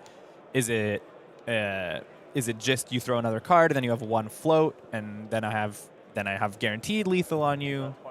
There's no reason to accidentally lose a game where you feel like you're very comfortably ahead, and this is something we see time and again from the best players in the game. They understand the outs from the opponent, however unlikely they may be, and if you have the flexibility to play around them, you simply should. It's going to win you more games that way. So we see Victor deliberating here the best way to continue in the face of this embodiment of Earth token. Unsurprisingly, probably somewhat aware that this is unlikely to work, and is working with the best he has. Backhand in hand, debating if the Arsenal is the throw or whether it's the claw. Goes for the claw here, and as you alluded to moments ago, wouldn't surprise me to see Arthur say, sure, on this one and fall down to 3. Of course, having access to 4 blocks in his hand, but Victor maybe trying to stunt the prevention effect, whether it's an Oasis or no fears happening here. 2 more blues available for Arthur means he can still try to shoot for it, and he'd kill with the Light of the Leaves a couple turns later if it doesn't happen. And he does go for it here, reaches for the Storm Striders, looking for that resource counter, but Victor knows the story already. Those fists are on the table. Click, click, good night. It will be enough for Arthur Trehet to start things off with a winning record here in his home country, calling 1-0 for Verdance, Thorn of the Rose. Yeah, that was a tight one. There was some back and forth in that game. It could have gone either way at certain points of the game. We saw some of those key pivot points come down what I would say Arthur's way. And of course, in these matchups where you sort of mid-range, you walk each other down, especially because those blood rushes were not massive, then the end result is Verdance is usually going to win that kind of matchup, which is, I think, maybe why she's represented well this weekend, is there's a lot of those heroes running around in the scene at the moment. Yeah, I kind of agree. I think a lot of people kind of caught on to the fact that Vincent was going to have another weekend after the wake of Montreal, and what do you pick if you want to be good into Vincent? Well, you take Verdance, Thorn of the Rose. She's definitely that kind of deck where she's a bit of a gatekeeper to those strategies, and in a game like the one we just saw, where those blood rushes don't convert for large amounts of damage, it's going to be kind of playing her game, which is not where you want to be in the face of an Earth Wizard. Absolutely. The game, yeah, I think just represents what Verdance wants to be doing. That's what you're just saying, and that's what I think we're gonna see all weekend. I wouldn't be surprised if Verdance. It's been missing the top 8s recently, but I wouldn't be surprised to see her make it at the end of this weekend. I would be inclined to agree. So, safe to say that Burn Bear was an omen of the end, and well, we got some more omens to look forward to in the near future. In case you were living under a rock, you may have missed Flesh and Blood's upcoming next set, announced in Montreal. Trailer dropped in the middle. If you haven't watched it, you should. It's pretty great. Pre-releases for Omens of the Third Age will be in May 29th onwards, with the set joining you in store from June 5th.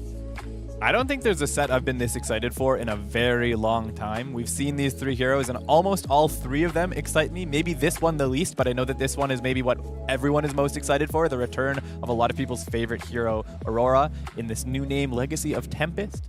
The effect is similar to the old Aurora that we know and we love, but it now has this added resource base if you have these lightning flow tokens that you have to destroy in order to create that embodiment of lightning. And of course, big change, it is a lightning Runeblade hero, not an elemental Runeblade hero, as all the heroes in this set are. But beautiful Marvel card that we have for all 3 of the heroes. Yeah, absolutely beautiful. But as you allude to there, no Arcanic Shockwave, no Entwine Lightning, no Flicker Wisp. No Flicker Wisp. Pretty big deal for this version of Aurora. So if you've missed your gal, don't worry. She'll be coming back. If you are instead an Acilio aficionado, may I introduce you to 70s Fridge Oswolio. It's built like a brick outhouse. My man's, whatever regime we've had Acilio on here, someone hit up Kano, because this man is big. Yeah, I want his workout routine for sure. This is an interesting hero. We see 2 more life here, which maybe represents he's less of an explosive deck than the Acilio that we have seen before. The hero also has a cost on its ability, and it implies you want to be playing those instants from your discard, which means it's sort of inefficient to pay 1 to discard a 0 cost instant. So all of this together is hinting to me that Acilio might be built a little bit differently than the Acilio we know and love right now. I wouldn't be surprised to be leaning into more of those big spells. Comet Storm Shock is playable off of this effect to get 5 arcane damage at instant speed. So this Acilio, I'm eager to see how this shapes up. I would love to see more Lightning Wizard cards in that little class talent pairing. Yes. I think I agree with you. I think the thing that stands out to me the most here is the Ponder token. Of course, you're accruing some of that value from discarding a card, but I think this incentivizes you to not play the same way as current Acilio does.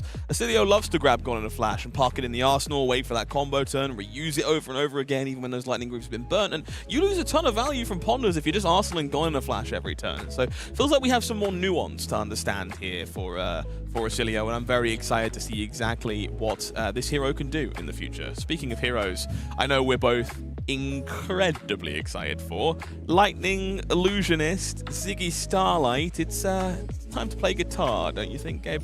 I've never been an Illusionist player. This hero was released. I am now an Illusionist player. I've never been more excited for a hero. The effect, the card we've already seen spoiled is so unique. The effect is unique. It feels like that lightning effect that Acilio has with bouncing some of those auras from Blast to Oblivion, which are my favorite plays available to Acilio. And it's in the Illusionist class, which is unique to pair with Lightning. Usually Illusionist is with more of those maybe defensive talents and classes, and here we see it in this very aggro Lightning suite. So we're going to see what they're able to pull out with the decks that get built at the start of the season. I am very excited for them. I know I was talking to you before the broadcast as to some of the nonsense I've been cooking up already with this deck. Miraging Metamorphs, duplicating Channel Lightning Valleys, Lightning pressing my opponent's attacks to pop my Miraging Metamorph and give me a second Channel Lightning Valley. Blink letting me play multiple Spectral Auras in the same turn. You can even Phantasmal Symbiosis to make your Lightning Flow Illusionist and then attack with it with Reality Refractor if you're so inclined. So even before we've seen the card pool for Moments of the Third Age, there is some hot nonsense with Ziggy Starlight. There you go. I'm getting caught up by the influence now. Ziggy Starlight, very excited for this hero, and I know you are too as well. If you don't know what a Lightning Flow is, well, I got some news for you.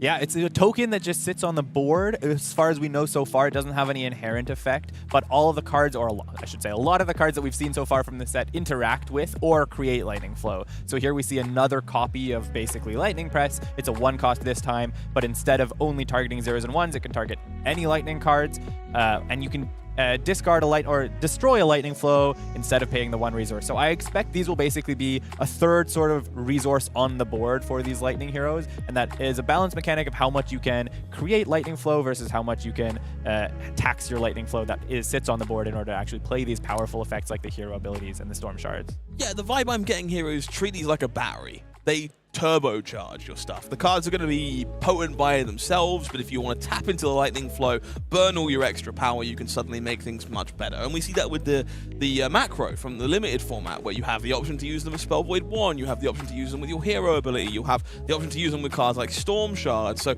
balancing your lightning flow and understanding where it's most valuably spent, I think is going to be a big part of the skill check for this set. And if you cannot wait to get your teeth in, the earliest opportunity to do so is to come and join, well, both of us over at World Premier Prague for the debut of Omens of the Third Age. I'm so excited for this tournament. One of my favorite tournaments over the last couple of years was the last World Premiere in Prague when we had the Hunted Premiere there. This set is even more exciting to me than that was, and I love Arakni and I love Warriors, so that set was for me. This is super exciting. That tournament will be a baller time, and of course tickets on sale very soon, March 21st. Get yours, because last time it sold out pretty quick. It certainly did. If you missed the first stage and the second stage, you do not want to miss the third.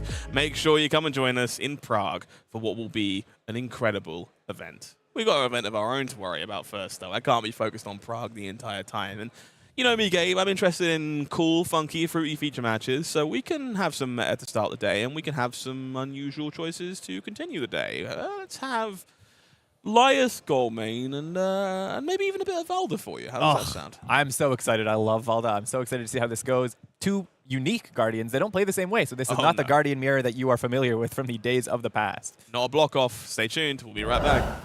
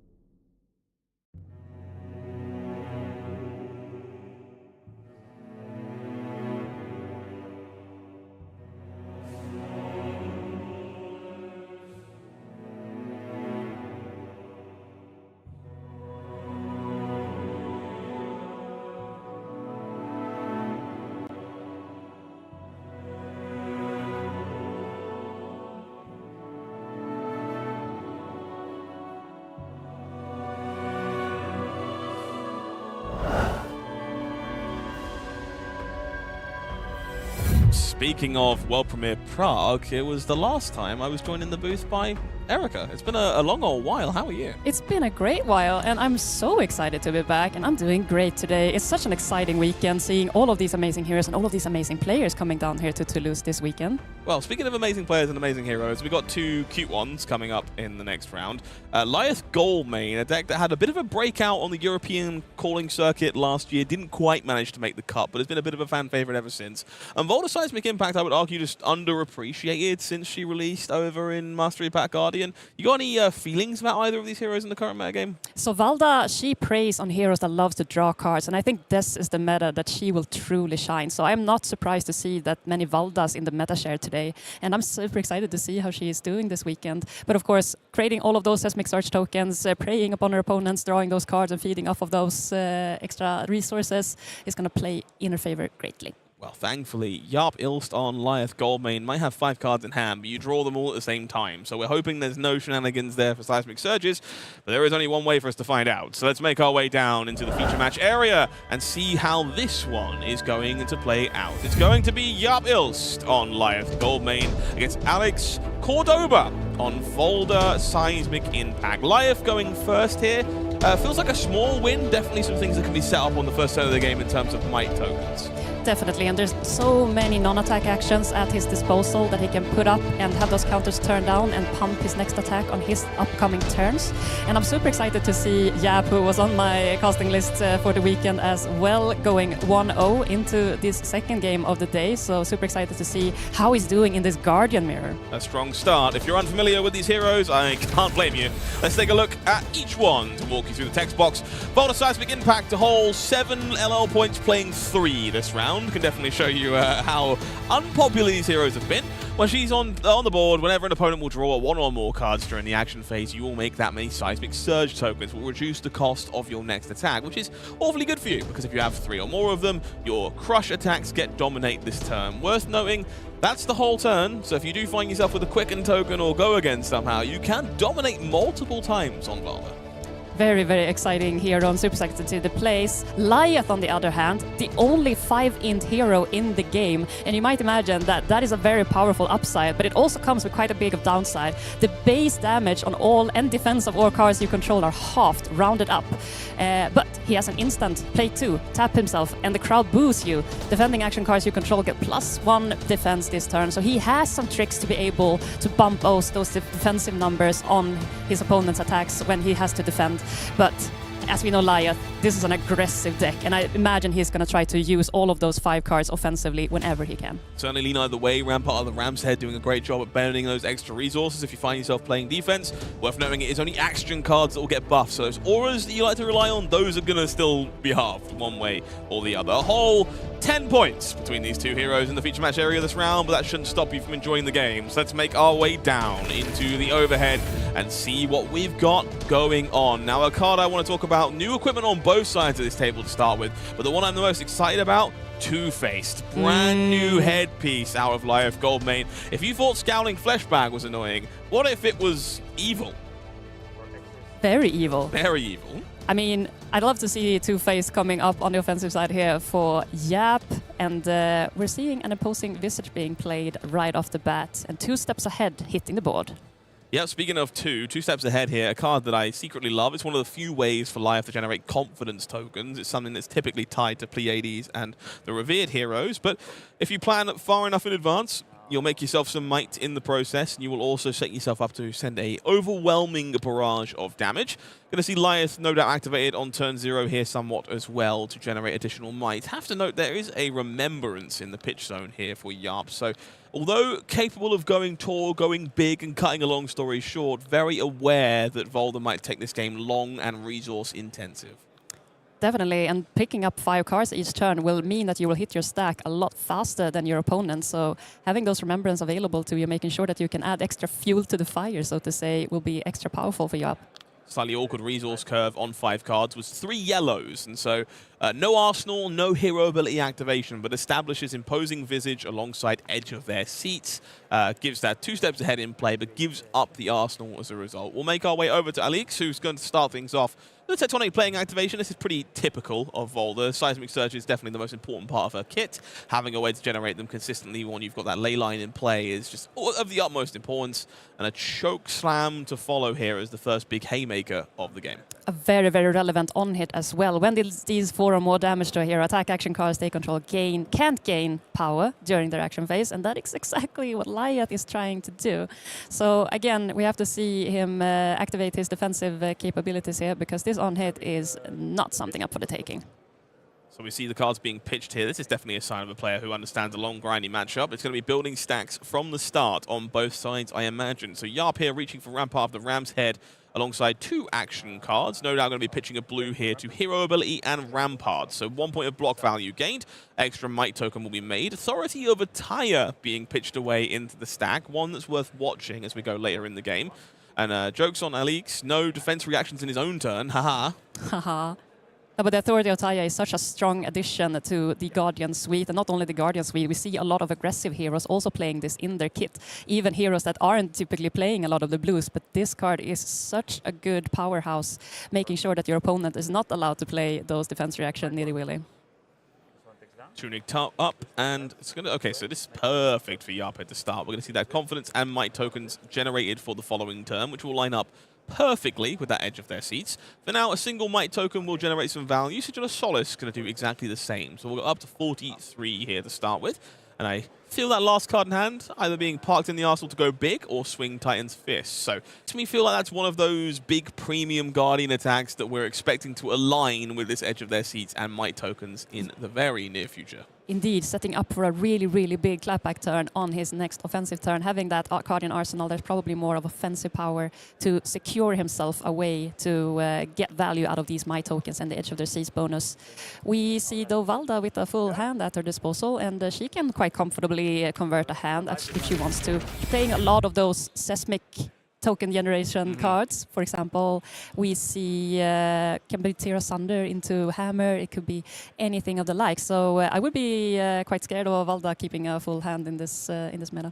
Yeah, just a small judge call here. Of course, full hand available with Jaap taking the passive route that hand, so we'll have to wait and see what comes up here. Not sure exactly what the judge call is about, but again, these are 2 lesser-known heroes necessarily, so check your corner cases. It's way easier to fix a mistake before you do it as opposed to after it. So judges are your friends. Call in the bees, if you will. The yellow and black folk in the shirts here. I'd love to see them, and I'm hoping this is a nice quick that's been resolved, and we'll figure out how we go. So Seismic Surge token will pop at the start of the turn from Tectonic Plating.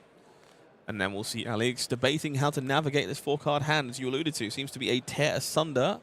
Pile of blues in the hand by the looks of things. Red Aftershock alongside Solid Ground and Tectonic Instability. Yeah, Aftershock costing 2 is a little bit awkward, but Seismic Surge is here to save the day, to solve that out for us. Makes the next Guardian attack cost 1 less. So again, Valda playing to her strengths here with those Seismic tokens coming out to save the day. So we'll see if he's going to pair this Tear Asunder with this Aftershock. Wouldn't surprise me. So the instability being thumbed into the pitch zone will pay for that Tear Asunder. It's a small look of dissatisfaction from Jaap, who would really prefer to have as many cards possible to work with on this next upcoming turn. It's the first real volley of damage from Lyath Goldmane. And so Aftershock will come along as the follow-up. Not the most exciting attack here, but Seismic Surge will be generated as a result of this one. If you've controlled a Seismic Surge at some point this turn, which we did when the turn started. Discard 2 cards. The Tear Asunder on hit here is really, really nasty. Discarding 2 cards. You get to choose which 2 cards to discard, so that is a little bit of a helper to make sure that you can still plan out your turn. We have the sister of this card, Okinol, that randomly discards cards, so can be a little bit easier to play around. That is triple overcrowded in the hand of IJlst. You could say it is in fact overcrowded. It is very overcrowded in that hand, and Jaap is trying his best to understand how to best navigate this turn. Of course, wanting to utilize all of his offensive power as well as possible. So I guess one of the small upsides of playing a deck like Lyath, if you get Tear Asunder, you don't really want to eat 9 damage. It's not my favorite thing. But if you do get Tear Asunder, you still have 3 cards to work with, which is more than most heroes would do in that spot. So not impossible here. We just say, Jaap, go, yeah, all right, like, sure, I'll take 9. I'll discard 2 of these overcrowdeds because I'm not doing very much with them, and then I'll make my turn function nonetheless. Indeed, taking 9 here, there's no effective on hit apart from the discard, and as you mentioned, we don't really need these cards when on offensive turn, so we can happily discard those. So Jaap has all of the dispensal in the world here on his offensive turn. We will see Confidence Token popping to start the turn here alongside Edge of their seats and 3 Might. So this first attack here will gain a whopping +8, and if it is an attack action, it's going to be unblockable by more than 2 non-block cards. That Confidence Token, importantly, does not affect Titan's Fist. So Overcrowded here, going to do some damage. We are going to be playing the offensive mode of our blue block card. Double Minnowism emerging from the hand alongside a copy of Booze here. We're going to see an Overcrowded for 17. I was just going to say, do we have a die big enough to replace this number? Because there is so many cards pumping this one lonely Overcrowded on the table, and then the confidence tokens go with it. This is a really, really good clapback here from Jaap, and putting Valda in a little bit of a conundrum on how to deal with this, because you don't really easily block 17 on the offense here. This is somehow bigger than a triple Justinicked Persuasive Prognosis. It is maybe the biggest 1-power blue I have ever seen. 17 feels illegal, and I'm a fan. And I imagine it's not the last big attack we're going to see from any of these heroes. I mean, Valda can also present some really big numbers if you like. But hope not. Jaap is coming out swinging, and is swinging out big here with Lyath today. It's a big old pile of blues on the other side of things for Valda. One of those, Grandeur of Valahai. Very cool in the deck, but not very cool when you're staring down 17.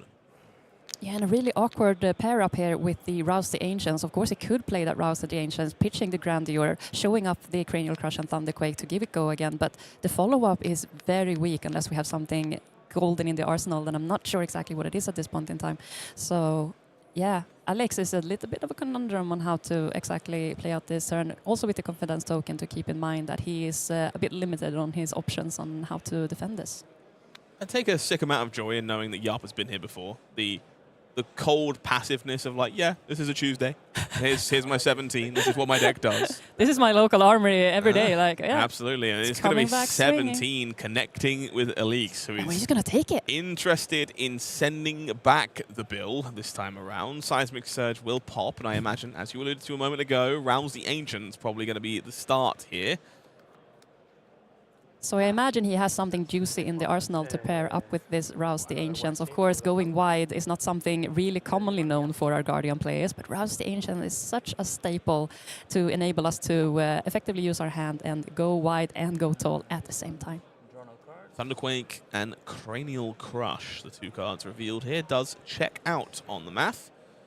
We do have the Seismic Surge token, so we could follow up with the Cranial Crush for 8, which is not too bad. We're not going to see a lot of card draws from Lyath's side, so the on-it is a little bit less relevant. That we both are not currently aware of. On the other side of things, we see Bad Beaten and Broken, Tear Asunder, and some Sigil of Solace, Concealed Object, and Escalate Violence in the hand here for Jaap. So some options all around. Does feel like this is a bit of a off turn. This is kind of the play pattern you get used to as Lyath. It's build up a pile of resources, send a giant attack, build up a pile of resources, send a giant attack. It's very much on, off, and this is firmly off.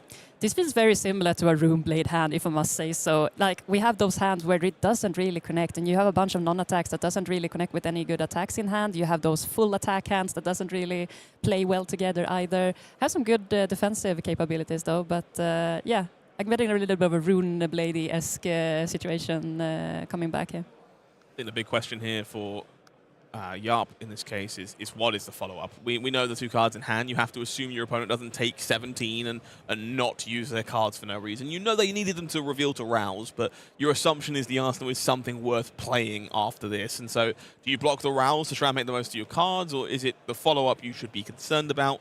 That's the main point of deliberation here. Looks like we have a couple of blues and, of course, the ability to fuel a Rampart of the Ram's Head and utilize that sigil just the way any other hero would. So some decisions to be made. I like this a lot. It's a pummel coming out of the arsenal here. The old bob and weave as we add an extra 4 juice to Rouse the Ancient. We'll park a blue in the arsenal to follow up with. But for now, suddenly the plan gets really bad for IJlst. If you are holding on to cards to block a later attack, you will not be doing that. If you intended on having those cards available to try anything proactive, you might not be doing that either.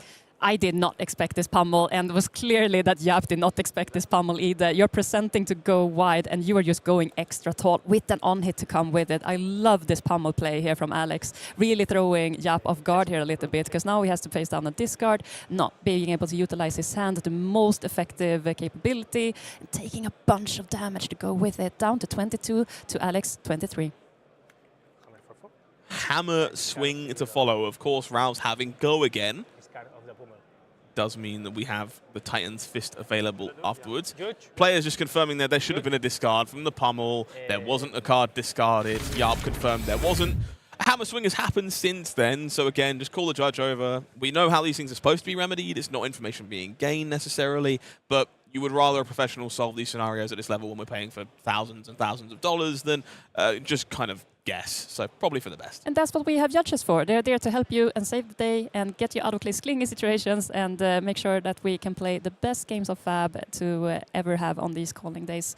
And so, yeah, I trust our judges to do their best job this weekend. And I'm also super excited to be a judge sometimes from time to time and join in on the floor. So, yeah, the judges are here to help. Hashtag believe the bees. All right, let's get down into the feature match area. Seems like our judge call has been resolved, and we have correctly discarded a bad, beaten, and broken. That one is do not pass go. Go into the bin for now, and the Titan's Fist will connect. Brings IJlst down to 18. But very happy to work with the 4 cards that are available on the other side of the table. No big surprises on that front. It'll be exciting to see how Jaap navigates this turn on the offense. There's not that many pumps to go about, except for this might, and the boost is going to create another might on the next turn. The Tear Asunder, always present. Tear Asunder, Titan's Fist, lining up with that might, definitely an option, but when you're staring down so much equipment on the other side of things from Valda, Seismic Impact, it's definitely a little rougher. Aleix has some options in that regard, so it wouldn't surprise me if we're playing a little bit of setup here with the Escalate Violence to try and just build up enough of a resource bank for a big follow-up in the near future. Looks like Jaap here deliberating the same thing, reaching for that Tunic counter, which will foot the bill on this one. So Escalate Violence here. If you control a might token, which, spoiler, we do. 3 more being generated from this very potent blue. So Lyath, of course, worth checking this. If you're not familiar with the deck, it is defending cards that can be bumped back up by Escalate Violence. So it is a base 3, was knocked down to 2 by Lyath, brought back to 3 by the might token. Aleix wanted to check it can't suddenly become 4 with an instant speed activation. But it wouldn't shock me if we do see an activation of Lyath here to build another might token from Jaap with these spare cards in hand. We know it's Concealed Object and Sigil of Solace, though. So not impossible we just convert our 2 instants and park an arsenal for later on. Definitely, and I think that Tear Asunder in Arsenal is a great pickup for any upcoming attack that we can pump up to a lot with his 4 mites already on the table, so we're already looking really solid there. This 3 on the offense, though, not as offensive, I might say. What do you mean? This is a premium Lyath turn. It's 3 damage that made 3 might tokens. That's about as good as it gets on setup. It's solid. It's solid. It's no 17, but not everything can be a 17 power overcrowded. No, but I'm really loving how this game is shaping out, because we started seeing those remembrances in hand and pitched early on, and then thinking this is going to be a long, dragged-out game, but we're already seeing not that many turns in that we're already halfway down in the life totals here, because these Guardians, they can pack a punch, and we are seeing those punches just keeps on swinging. Off the top rope, Concealed Object comes flying out of the hand, makes a might token because we are booed, and does generate an extra point of power on this Escalate Violence. So 4 will come through, makes it 19 to 18 before Sigil of Solace pulls life totals in IJlst's favor. We did see another pummel in the hand of Aleix. Also saw that Valahai Riven, which I was kind of expecting to play defense here. But it seems like these Seismic Surges are going to be responsible for facilitating a big attack with hopefully a pummel behind it. I love the Valahai Riven edition that came in Compendium of Wraith recently. If you block with it, it's a block card. You can pitch into it, and you can create more Seismic tokens. And as we know, Valda loves those Seismic tokens, and if you have 3 or more popping on your turn, you will get Dominate on your crush attacks. So it is something that can easily help you pump up those Seismic tokens into that valuable 3-min to get those Dominate attacks going. Felt like a very big upgrade for the deck, and a large part of why it's the most represented Guardian in the room this weekend. But some interesting decision trees here. We see that Thunderquake in hand that does cost a theoretical 4, which can be played in Arsenal Pummel, but unlikely to be able to do it all this turn. On the other side of things, there's a little bit of a tell if you're watching IJlst. Leave them hanging, being thumbed here in response to the Seismic Surge triggers. So interested in potentially trying to shut this turn down before it ever really begins. I love this leave them hanging. Intimidate, we thought that was only for the brutes, particularly Reinar, but we're seeing this come back at Guardian's side of the puzzle, but Lyath can now also do some intimidating action. I should clarify here, it's in response to tectonic plating making the seismic surge, not the seismic surges themselves. And we will see Aleix being left hanging as Jaap, he's reaching for that powerful, reviled Guardian instant aura to try and rip a card away. This has the potential to do a lot of damage here. If the resource card is taken and intimidated and not the pummel, we might not be seeing a Thunderquake after all. It is Terra Thunder pummel left in the hand. That looks like a weird hammer to me. I don't think Jaap understands how clutch this Intimidate came to be, and now is only staring down a hammer for 4 and 2 seismics. Not utilized at all. Now, I have a feeling that Jaap understood the potential of this here. It's why you play Leave Him Hanging in this spot to try and rip a card away.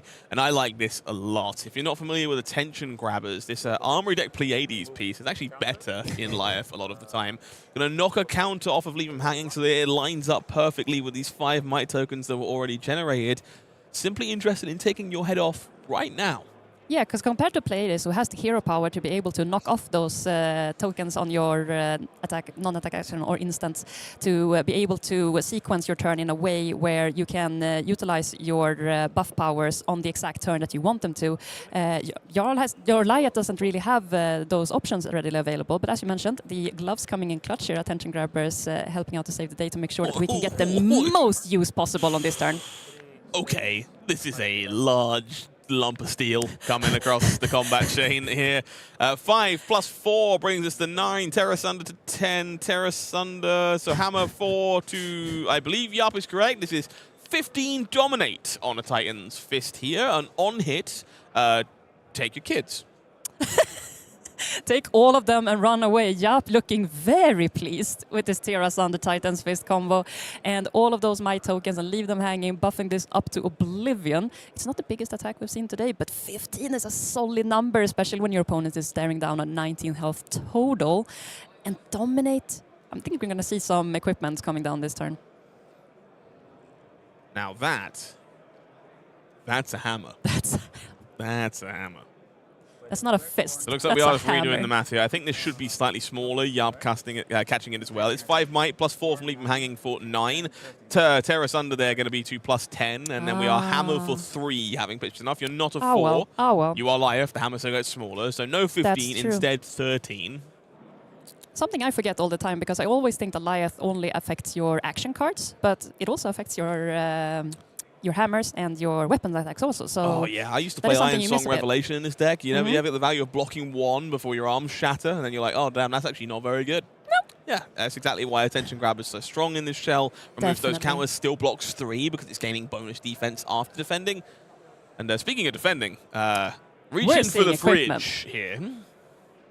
I also want to note out these Basalt Boots that also came in Compendium of Wraith, utilizing those Seismic turns even stronger. Like if you have a Seismic turn, Seismic Surge token on the table, then this gets +1 and it has Temper.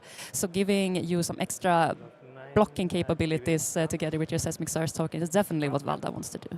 A big win.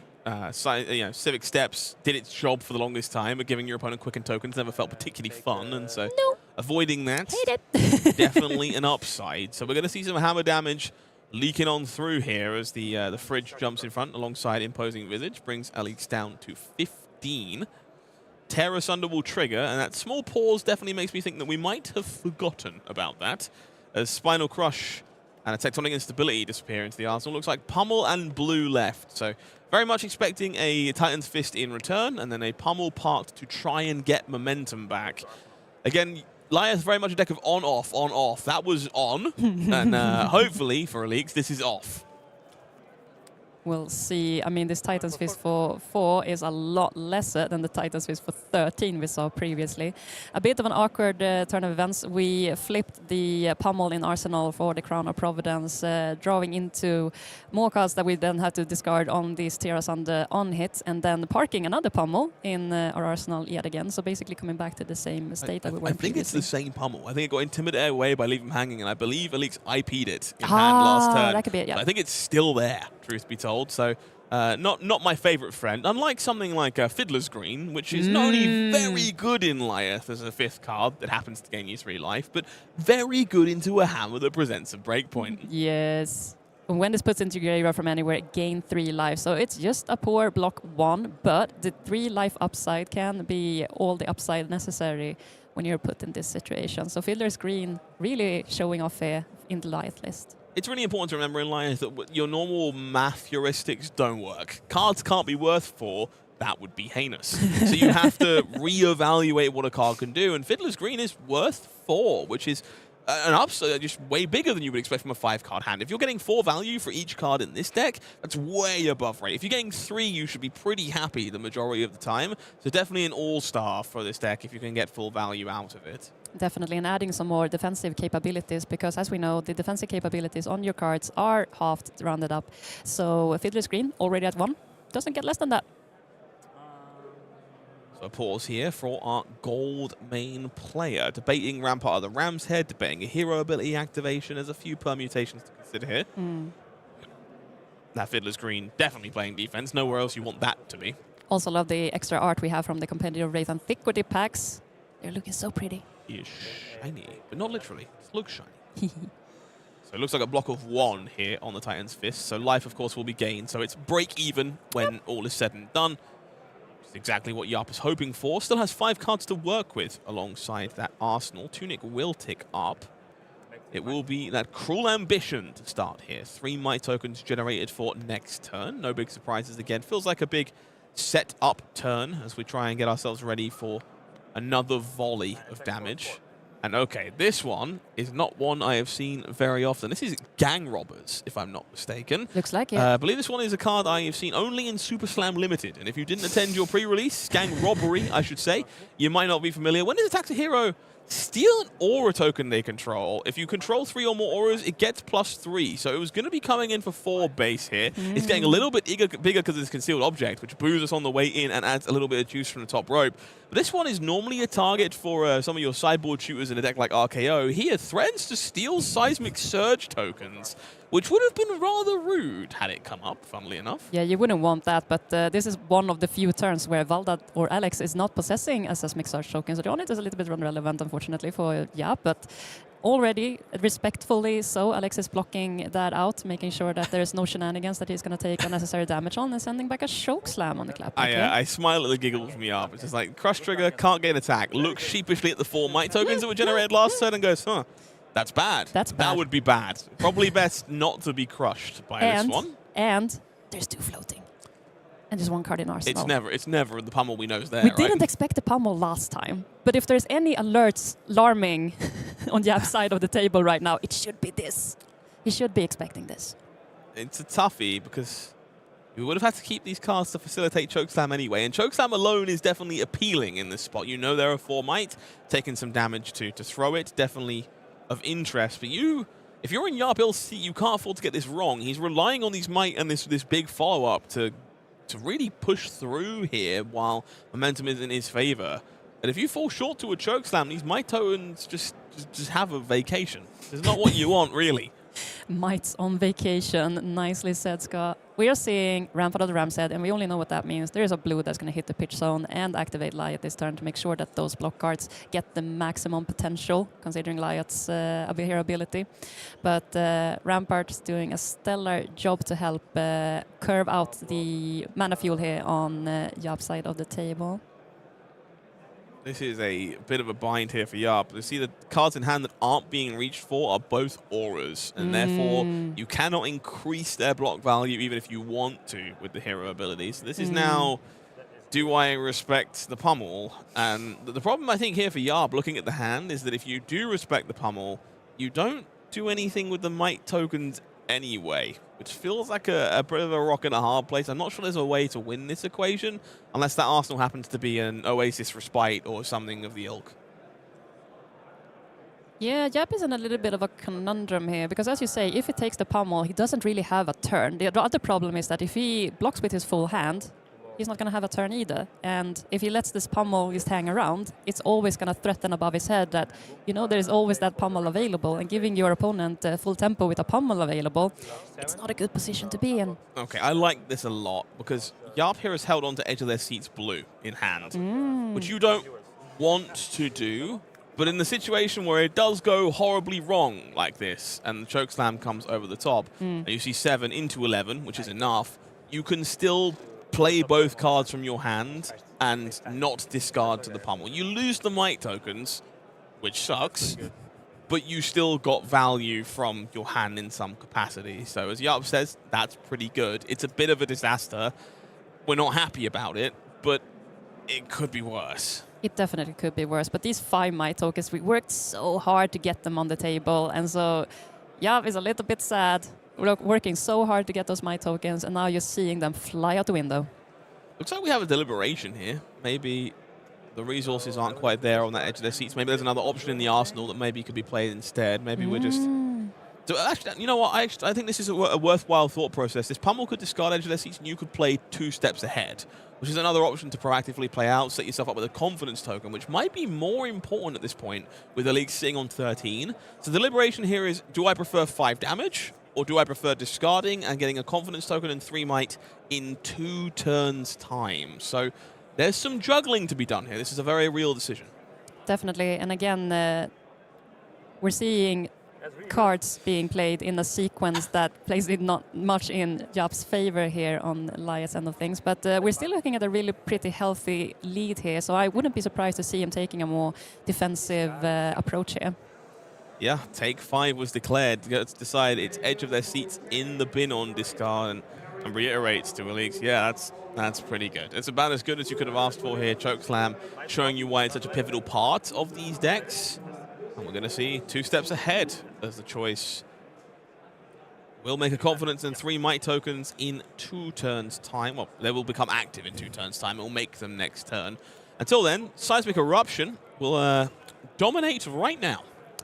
Indeed, Seismic Eruption being in yellow, but creates 3 Seismic Surge token as an instant. When did Guardian get instants all of a sudden? This is amazing. Being able to respond on your opponent's turn and set you up for great success here. Again, if you give your opponent too much space, they will gladly take it, and we're seeing that on great display here by Valda.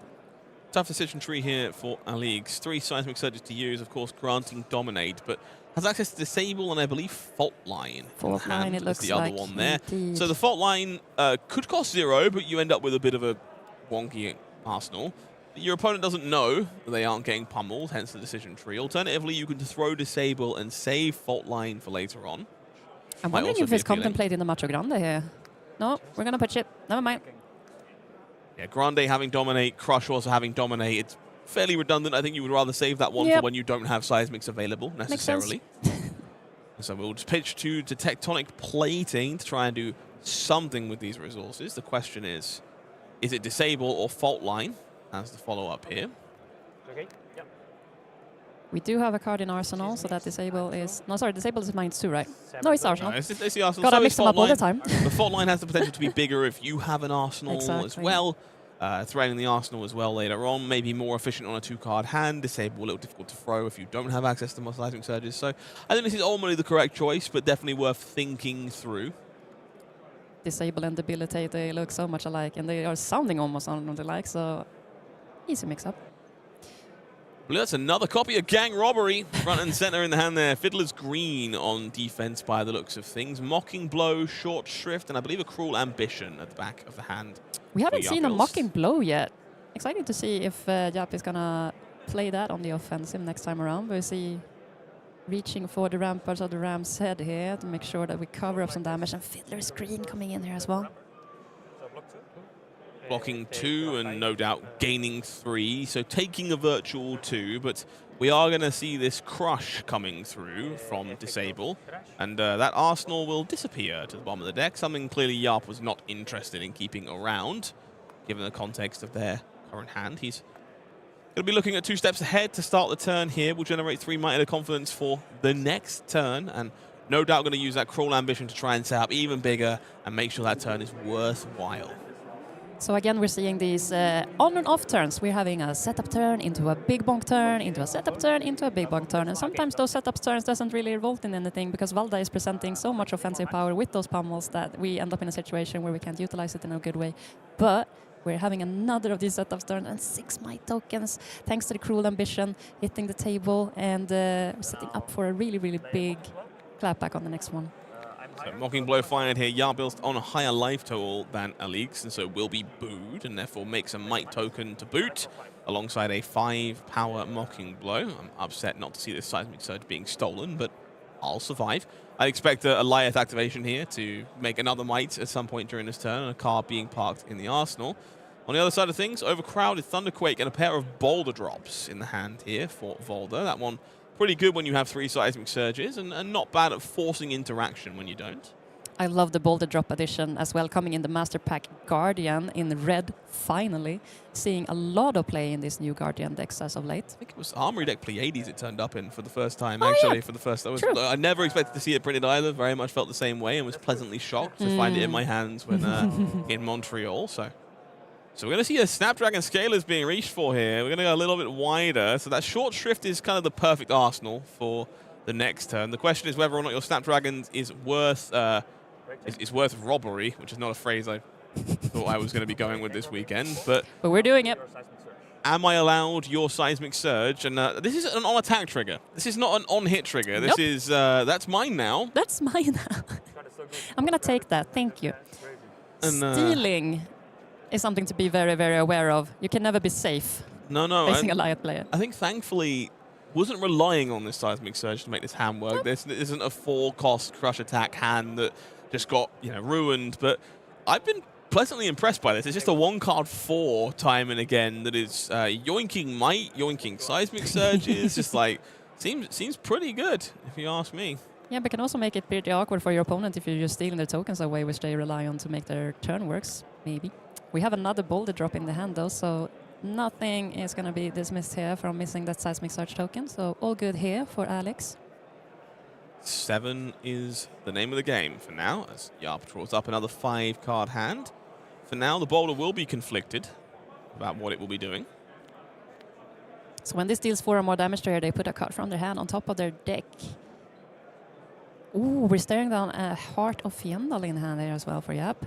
Yeah, not surprised to see that one in the deck alongside the Ramparts and the like. Does give you the ability to grind in that late game. Those gems very powerful in Lyath. We also see that final Fiddler's Green here, which should hopefully do a reasonable job at keeping this crush trigger away while gaining some life in the process, getting yourself back above the opponent, make sure those reviled cards are doing their dirty work.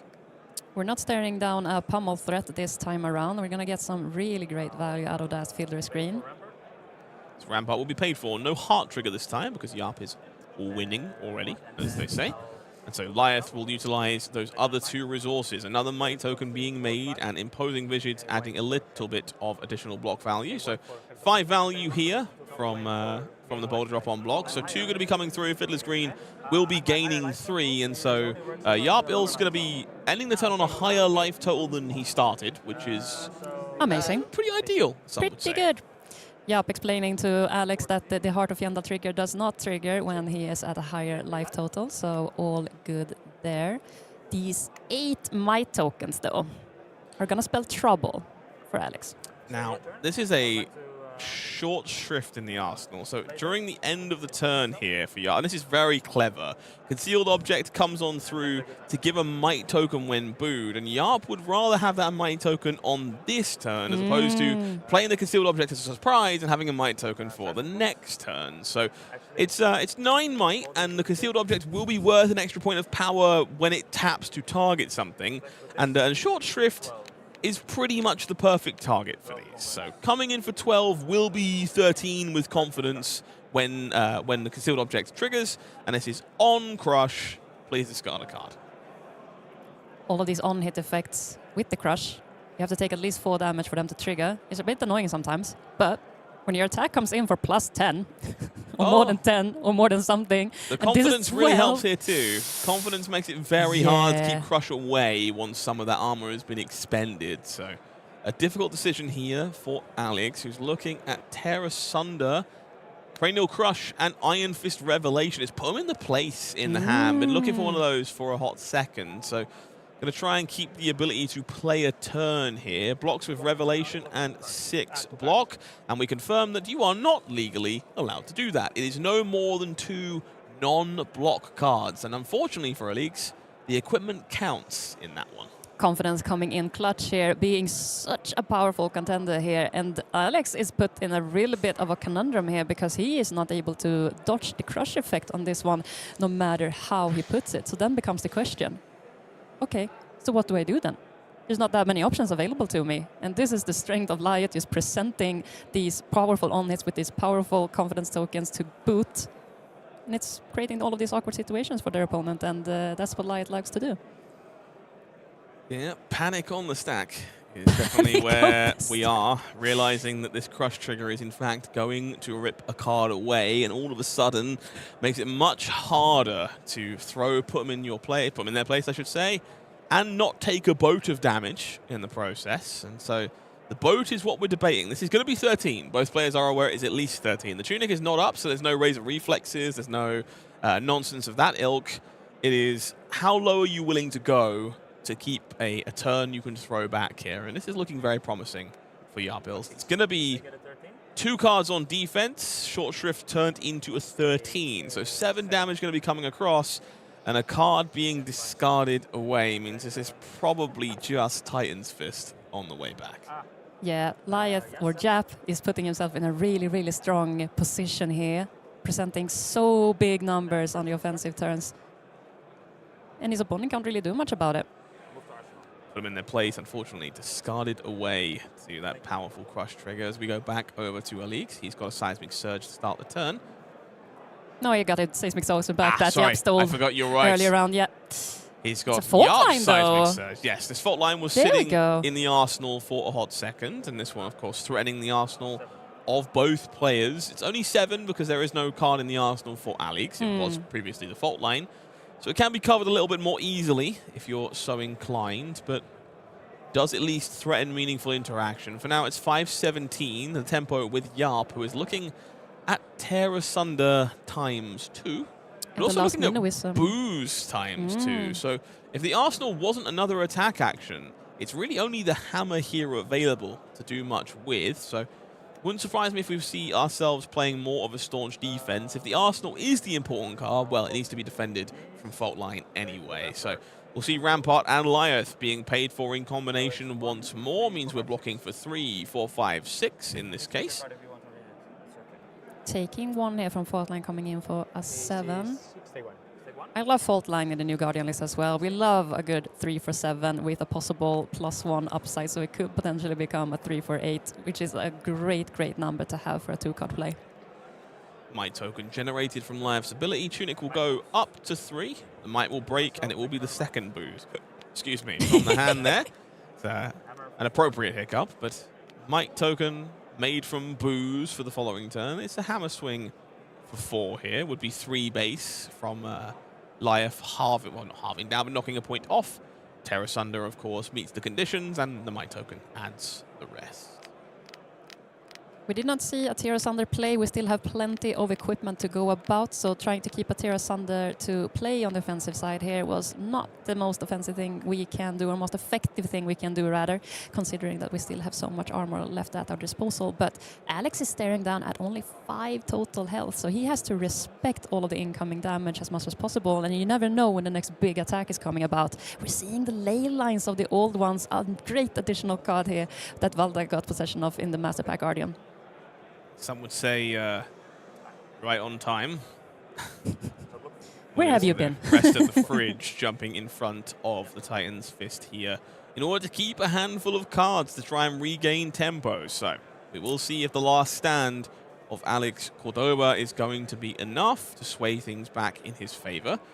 It is 4 cards. I see put them in their place at the front as the Seismic Surge comes through. That will be the play of choice, with 2 blues being pitched away. And no surprises, this one has to be red. If you're unfamiliar, it's a really cool crush trigger here. Forces the opponent to discard their hand and draw that many cards. Not only is that pseudo-disruption in the same way something like Mind Warp is, throws a spanner in the wrenches of the plans you may have had, but it will also generate a whopping 5 Seismic Surges for Valda, because you're drawing 5 cards.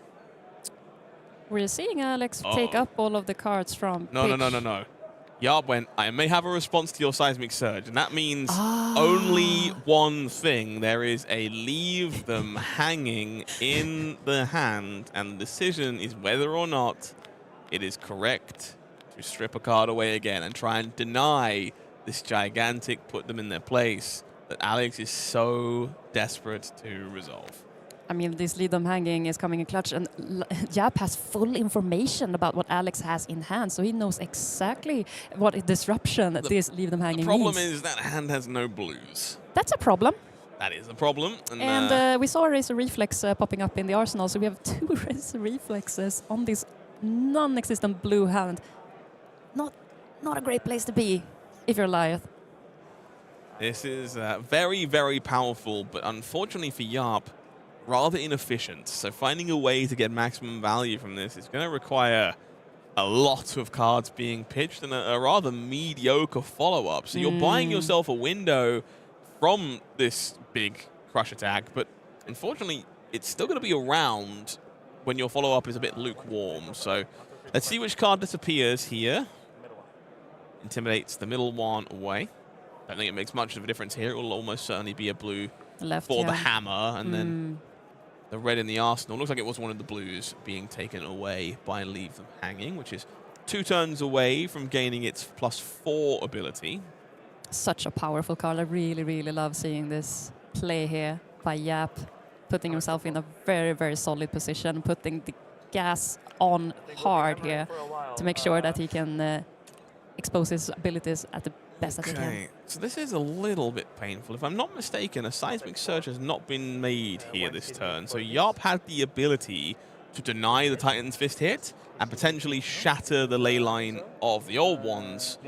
Seems to have chosen not to do that. He's going to need the cards that were left after spending 3 cards to leave Alex hanging. So we will see a seismic surge being generated, and the ley line will just about stick around for a future turn. We have 1 might at our disposal as well for this turn. It's not going to be super mighty. It's just 1. But it's sometimes good enough, especially with a tunic, to combat this red hand. That's the value right there. Take the tunic. And hammer for 4. Pitch 2 cards. Hammer for 4. I love the tunic in this list, by the way. It pairs so well with Rampart of the Ramsed. If they run Oasis, which I imagine they do, it pairs really well with that. So there's a ton of value to be gained here. Razor Reflex. I mean, the list goes on for all of the value that you get extra. Adding Fienda Spring Tunic to the list. I love playing a Guardian with Fienda Spring Tunic. Finally going to see this Testament of Valahai jumping in the way, I imagine, as Seismic Eruption making a pile of surges to turn on the powerful shield here.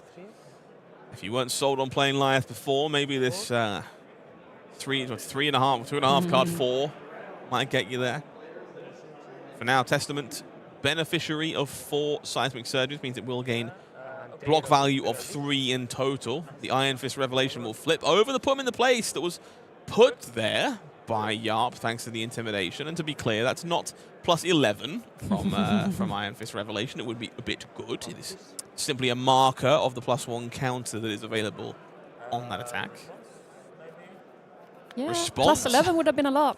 Response, maybe, is the statement. Hang in there. Yeah. So it is there. It is there. It's another leave them hanging. The problem is you can't hang the Arsenal. That put him in the place might very well put Jaap in his place, because you can try and gamble and try and take away from 6 resources on a 3-card hand, but if you miss, it's bad. It's really bad. So Jaap here just confirming what happens if he is crushed. To reiterate, it's bad. Yep. The hand will disappear and 5 random cards will replace it, or however many are left in the hand once blocking. And we're is seeing finished. more than 3 Seismic Surge tokens, which means this is going to come in for Dominate. The old- And Jaap doesn't have that much armor left at his disposal to combat this at all. So the on-hit is very real coming on this, put him in the place. This feels like a potentially game-deciding decision here. Leave him hanging, very tempting, but you do not know how many blues are in the hand of your opponent. If you can strand them with 4 resources, it's perfect. if you can't, it's very unappealing. And I'm going to be honest with you, there's 2 reds.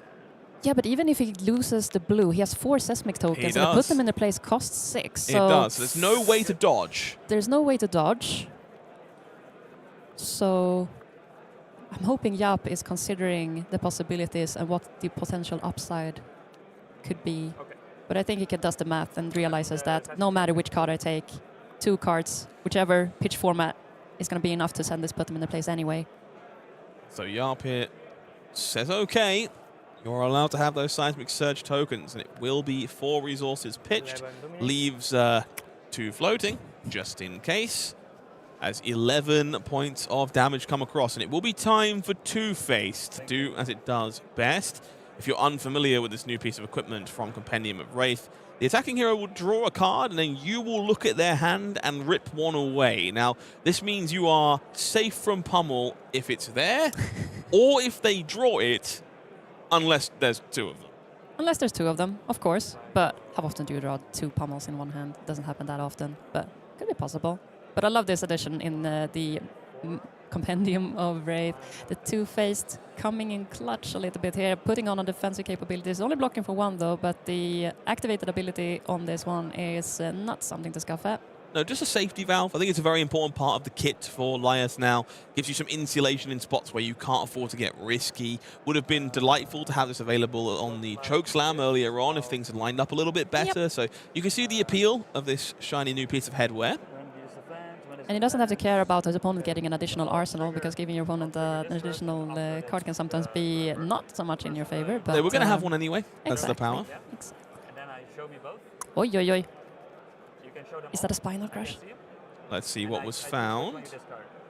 So it was, yes, indeed. Spinal Crush Fault Line. So whichever card you take, I'm Arsenal. still going to have a powerful card in Arsenal. No, I think that's a very powerful part of Two-Face, though, as you allude to, a card that I think a lot of people have no experience playing into. Even if you don't hit a pummel, you don't Christmas land it and take away an attack reaction, the ability to force your opponent to draw a card and go, that Arsenal you wanted? Discard that. You have Authority of Attire. Is a really solid option on this headpiece. You can definitely scupper some plans in numerous ways. It's a card well worth being aware of. And now Jaap gets to decide which crush attack he would rather stare down. And the answer is the one that requires you to keep more cards, because I'm going to try and make sure you can't keep cards. So Fault Line away. Spinal Crush is fine. That's okay. So I'll take 6 damage. So 6 damage coming on through here after the Dominate does, of course, connect. And we'll see Jaap falling to 6. It's 3 cards being discarded, 3 cards being drawn, and 3 seismic surges being generated from Volda's ability, 1 from Leyline as well. So more than enough in this case to dominate again next turn. A big cost reduction for the Spinal Crush that we know is being kept in the arsenal, but will require at least a card to do it, whereas Fault Line would have been free of charge in a pinch. More or less, more or less. Put them in their place is such a great addition to Valda's kit, the Valda specialization. I mean, it does everything that Valda wants to do. It forces their opponent to discard their hand, draw the many cards, and get those seismic tokens accordingly, making sure that they can just keep on chugging those dominated crush effects, and it's really, really scary. Big deal here. Jaap successfully remaining on 6 despite that dominate means, and just going to do some pocket math, more than 5. 6 is more than 5, and therefore Mocking Blow online here does get booed, makes a My Token on the way in. It's going to be base of 5 then, as a result of the +4. Extra 2 from the Might Tokens, extra 4 from Leave Him Hanging means that's 11. Mocking Blow being such a great card here from Lyath's side. I mean, you can't half 1. It's always 1. And it always has the upside of being a +4, as you said, so it's always a 5 in most cases for Lyath. And having some extra Might Tokens and the Leave Them Hanging and everything going. So Seismic Eruption for Shield online here. Jaap making a quick comment to maybe pick up the pace slightly here. Players do only have 4 minutes remaining in this round, and we'll see the hand deployed on defense. It's Razor Reflex from the Arsenal. It's going to pull this Mocking Blow up just a little bit further. 14 plays 3, 6, 9. It's 5 damage currently lethal. coming over. No shield block here despite the seismic surges means Aleix finds himself on the wrong side of the equation. It will be the sneaky Razor Reflex from our underhanded IJlst on Lyath Goldmane. The bad guy wins sometimes. Sometimes the bad guys win, and indeed, Jaap, my player pick of the weekend, is taking on 4th in the Guardian Mirror. I am just so excited to see Lyath doing so well, and we really see the strength of Lyath having these build-up turns that really just pop off and putting their opponents in a really, really awkward situation. And I mean, it was working on both ends. I mean, Valda was presenting some awkward on-hits as well, and that surprise pummel that came Jaap's way that he didn't really account for. Seemingly came out of nowhere. And so both of these players really showing off a good display here, but then that last Razor Reflex is putting in the bin. Amazing display here by Jaap. Amazing to see. I very much agree. I think it's a good showcase of what Lyath can do. I think if you're unfamiliar with the more aggressive lists, that you have a perfect example of that on-again, off-again kind of play pattern we alluded to a few times there. Chokeslam, pummel, multiple dominated attacks from Valda. You see the appeal of playing both of these Guardians in the format, and maybe you'll want to play either of these Guardians at your first Battlegrounds, which will not be too far away now. If you missed the memo, Battlegrounds coming very, very soon to a local game store near you will finally give you an opportunity to earn a Pro Tour invitation and many other goodies all around the world at your local game store. I mean, I'm so excited to see Battlegrounds coming up in my or our local game store, hopefully. I want to bring more of these heavy-hitting competitions back to my locals in any way, shape or form. So I'm really, really excited to see Battlegrounds as an additional kit compared to the regular callings, Pro Tours and whatnot. Worth knowing these are open entry, no qualification required. Do make sure you get your tickets in early though. I expect these to sell out pretty darn fast because it is a PTI, it's gold foils, it's cold foils, it's tournament packs, and an exclusive Battlegrounds Champion Resource Coin, which if you haven't seen, I saw a video of it a little while ago. It's got some weight. It is heavy. You could kill a small child with that. It is definitely a big door stopper. If that wasn't enough, there are some wonderful promo cards to consider taking home if you find success at this event. I love to see these promos and these play mats, and makes me even more excited to tune up and play these Battlegrounds in the near future. March 28 to 29 is the first weekend where you're gonna see your local Battlegrounds, so make sure to check out the fabtcg.com/locator webpage in order to find your local Battleground. And good luck to you all out in the field, hoping to hunt down something enjoyable at the Battlegrounds. Hopefully we'll qualify you for one of the upcoming big dances. However, until then, we got plenty more action here live from Calling Toulouse. And I think it's time for us to figure out which one of us is the hunter and which one is the hunted. Stay tuned.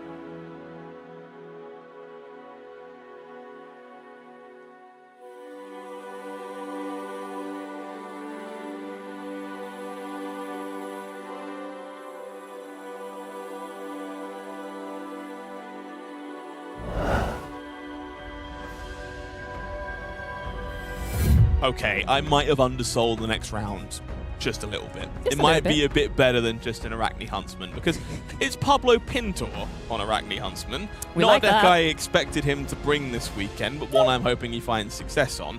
On the other side of the table, a rather biased pick from our producer, as you can imagine. Thomas on Levia Shadowborn Abomination. He is 2-0, so he's still very alive, as I'm being informed by my not biased producer, who will fire me if I continue with my shenanigans. But happy to see some Levia in the feature match area. I believe, if I'm not mistaken, Thomas is the only player who has ever made the top 8 ever battle hardened on this deck. So it's been like a day 0 Levia player, has been on the hero for a very long time and knows the foundational aspects.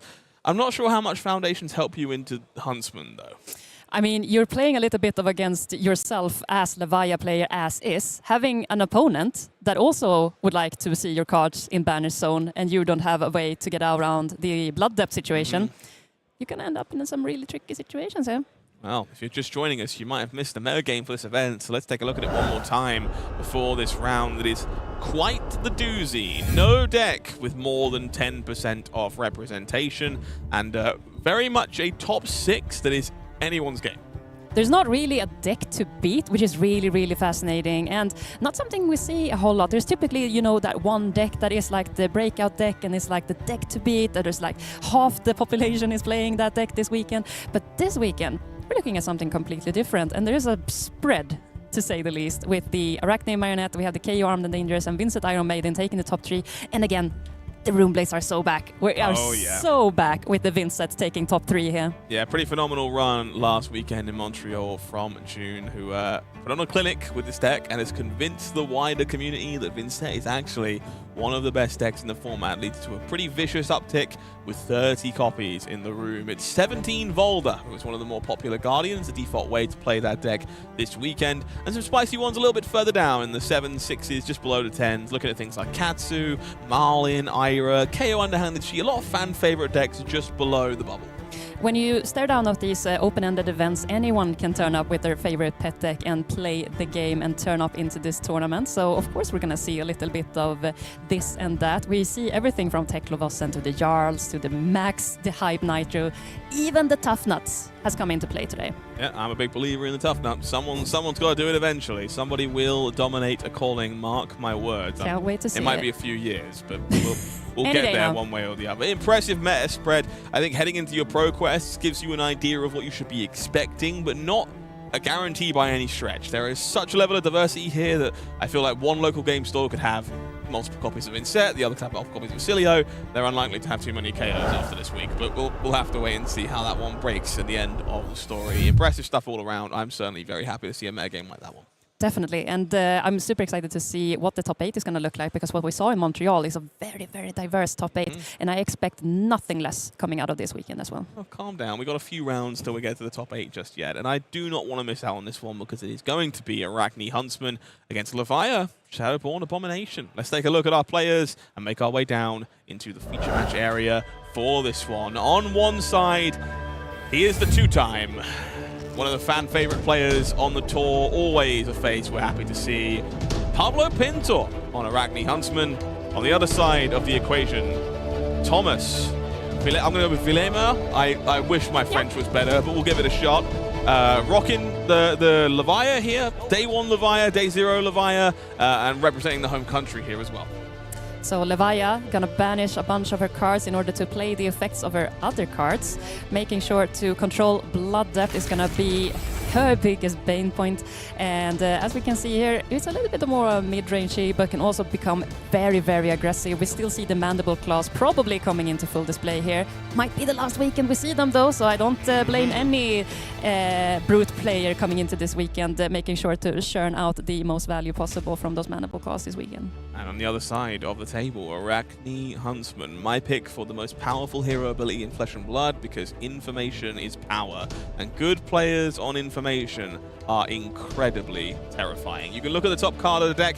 Anytime you play a card with Contract, that's in your turn. It's also in your opponent's turn. If you're playing defense reactions with Contract, you can leave it there if you want. You can put it on the bottom, but your opponent will never know which result you wanted. Should they block? Should they not? Will they lose important cards if they pick incorrectly? That is the deception provided by Arakni Huntsman. Let's make our way down into the game to see how some of the best players in the room navigate a matchup like this. And I do have to give a quick shout out to Pablo Pintor here with the flex. It's a lovely gold foil Spider's Bite, which I'm sure he probably acquired somewhere along the line of his many victories. Maybe one of those pro quests we alluded to earlier that he has been able to pick those shiny pieces up.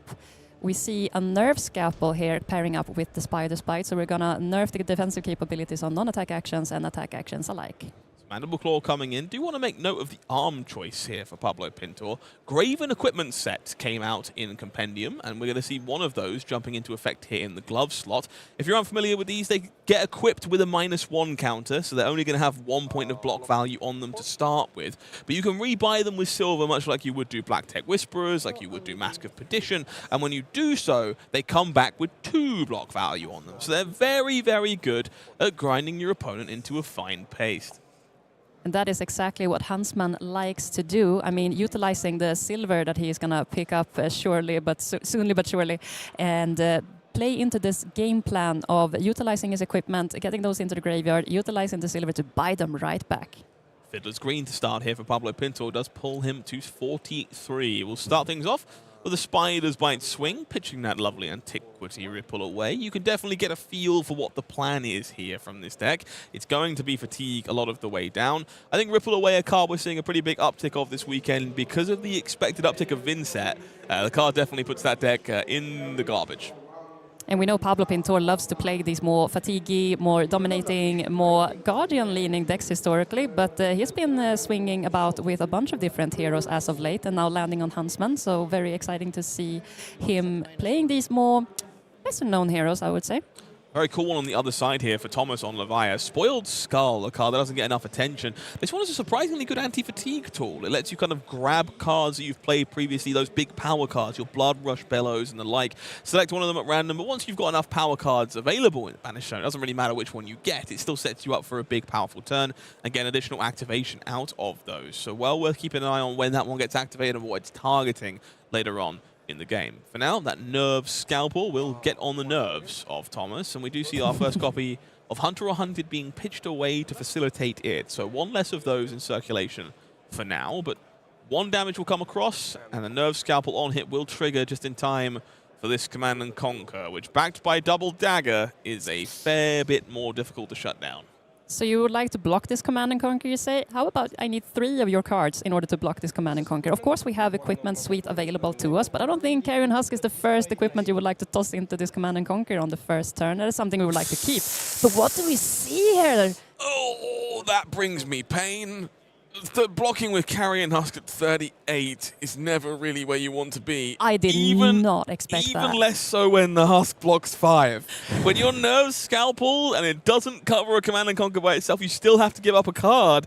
I mean, I get it. Blood Rush Bellow is a big part of this matchup, but Carrion Husk was your one staunch defense against Piece of Interaction, and you said, now is the line. I don't want to wait. I have to use it on this first Blood Rush Bellow. And you have to really use out every single piece of value that you can when you're facing down this Arakni Huntsman that is such a fatiguey, grindy deck, and he's going to eat your deck out with his contract abilities that is going to banish the cards on top of your deck and from your hand and from everywhere else accordingly. So it really, really, really has to push every single point of value across the board, and we're seeing the first Blood Rush Bellow trying to do exactly that. And so, Mandible Claw, swing across. It's going to be a big part of winning this matchup for Levia, in my opinion. Pushing damage without expending cards definitely feels like something you need to be doing here. So swinging Mandible Claw as often as possible, very appealing. We'll see Balance of Justice jumping in with Fleece the Frail. No doubt that balance will be cracked here shortly to block additional cards with the extra defense value. Mark of the Beast being pitched away. We'll see Plunder the Poor being summoned as the defense on this one. A decent Blood Rush turn here so far. Double Mandible Claw coming in clutch here. Hold the Line in the hand here. Not a card we've seen all too much recently, but online, courtesy of 2 or more cards being drawn. So this is blocking 2 and offering 3 prevention on the next. attack. So we're going to see a slithering Shadowpede coming out of Thomas, not one we've seen very much of recently either. At least 3 of this being blunted by Hold the Line. Pablo now deciding if cracking balance and blocking with a card to keep a card in hand is the line he wishes to take. Alternatively, he can save that balance for the second Blood Rush and give up the card that is remaining. Currently, it will be the former here. Balance cashed in to find a fresh one off the top. Looks like a copy of Cut to the Chase on top of the deck there. Leave No Witnesses was the other card that was in hand previously, and makes sense that Leave No Witnesses being kept here is the more impressive card for interacting with the opponent aggressively. No card in Arsenal though, so Leave No Witness is not going to find anything there, but it's still potentially going to banish something on top of the deck, which again is not something that Thomas would like to see. He would like to keep in control of exactly what type of blood that card is hitting his bin and not putting him in an awkward situation where he ends up in a situation where he cannot deflect the blood depth damage that is coming his way. So all of these contracting cards is going to be really, really painful to handle for Thomas. Leave No Witness takes a peek at the top card. No, don't want that one there. Going to bottom that for now.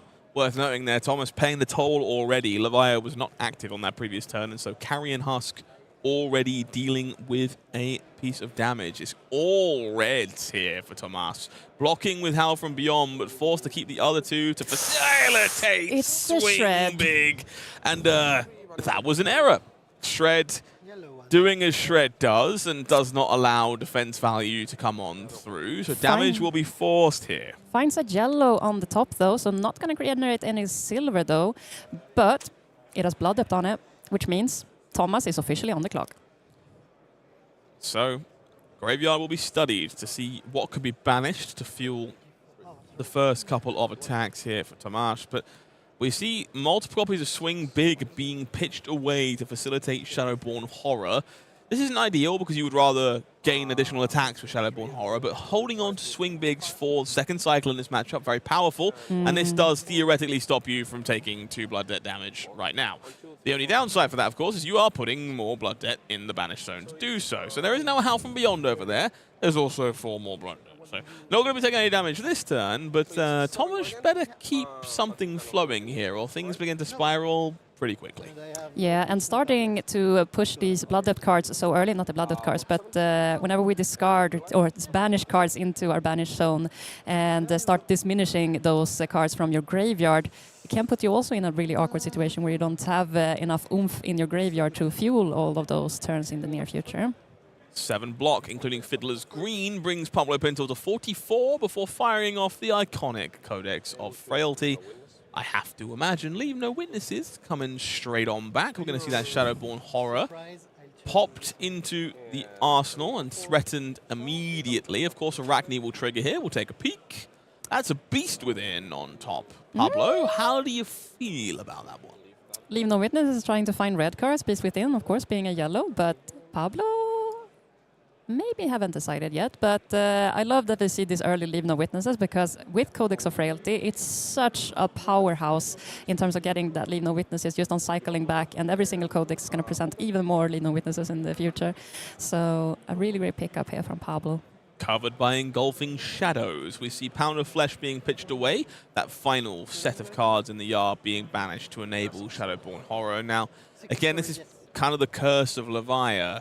A lot of blood debt here needs to be satiated in order to stop ourselves from taking too much blood debt damage. The Shadow Realm Horror would really rather be getting more value, a couple of attacks wide, making the most of big, effective hands, maybe even on these Blood Rush turns. Instead, kind of forced to pay the piper a little bit and keep that blood debt in check. It will be Black Tech Whisperers on defense.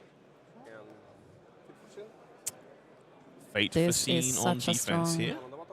So if I'm not mistaken, I believe Deep-Rooted Evil was in the yard as an option from the Codex from Pablo, which is pretty darn good here, because finding it off the Shadow Realm Horror means it is coming, scorching out of the Banished Zone again. So this ends up converting pretty well. It's not what you would have expected from the Shadow Realm Horror being parked in the arsenal, but blue cards in hand in the form of Pound of Flesh and Call to the Grave means this is a 3-card 13, which all in all is really good numbers. It's pretty good. Now Shadow Realm Home will give it a go again, making sure we can play the Deep-Rooted Evil. But Pablo, we have defensive capabilities to go around.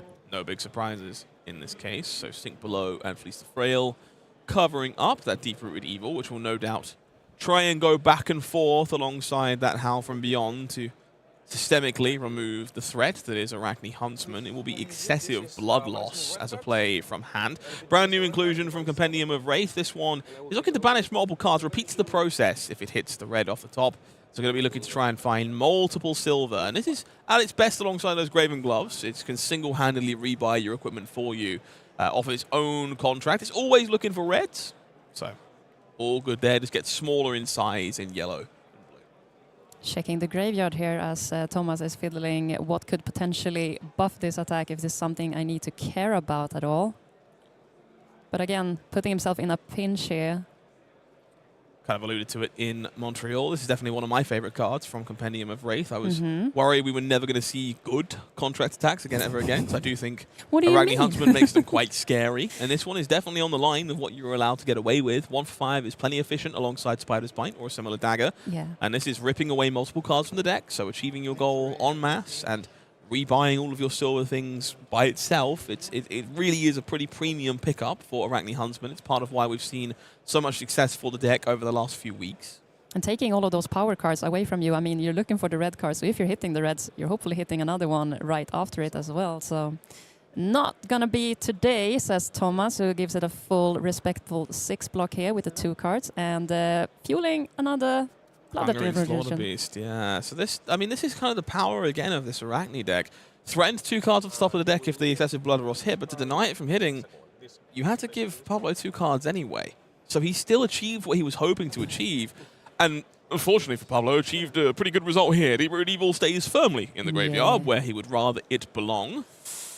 Slaughter Beast for 7, going to be pretty carefully nullified by the very defensive Huntsman deck, I would imagine. Thomas being a little bit of a pinnacle on how he's supposed to navigate this turn. He has been activating his Blood Death Banish Zone way earlier than he probably would have liked.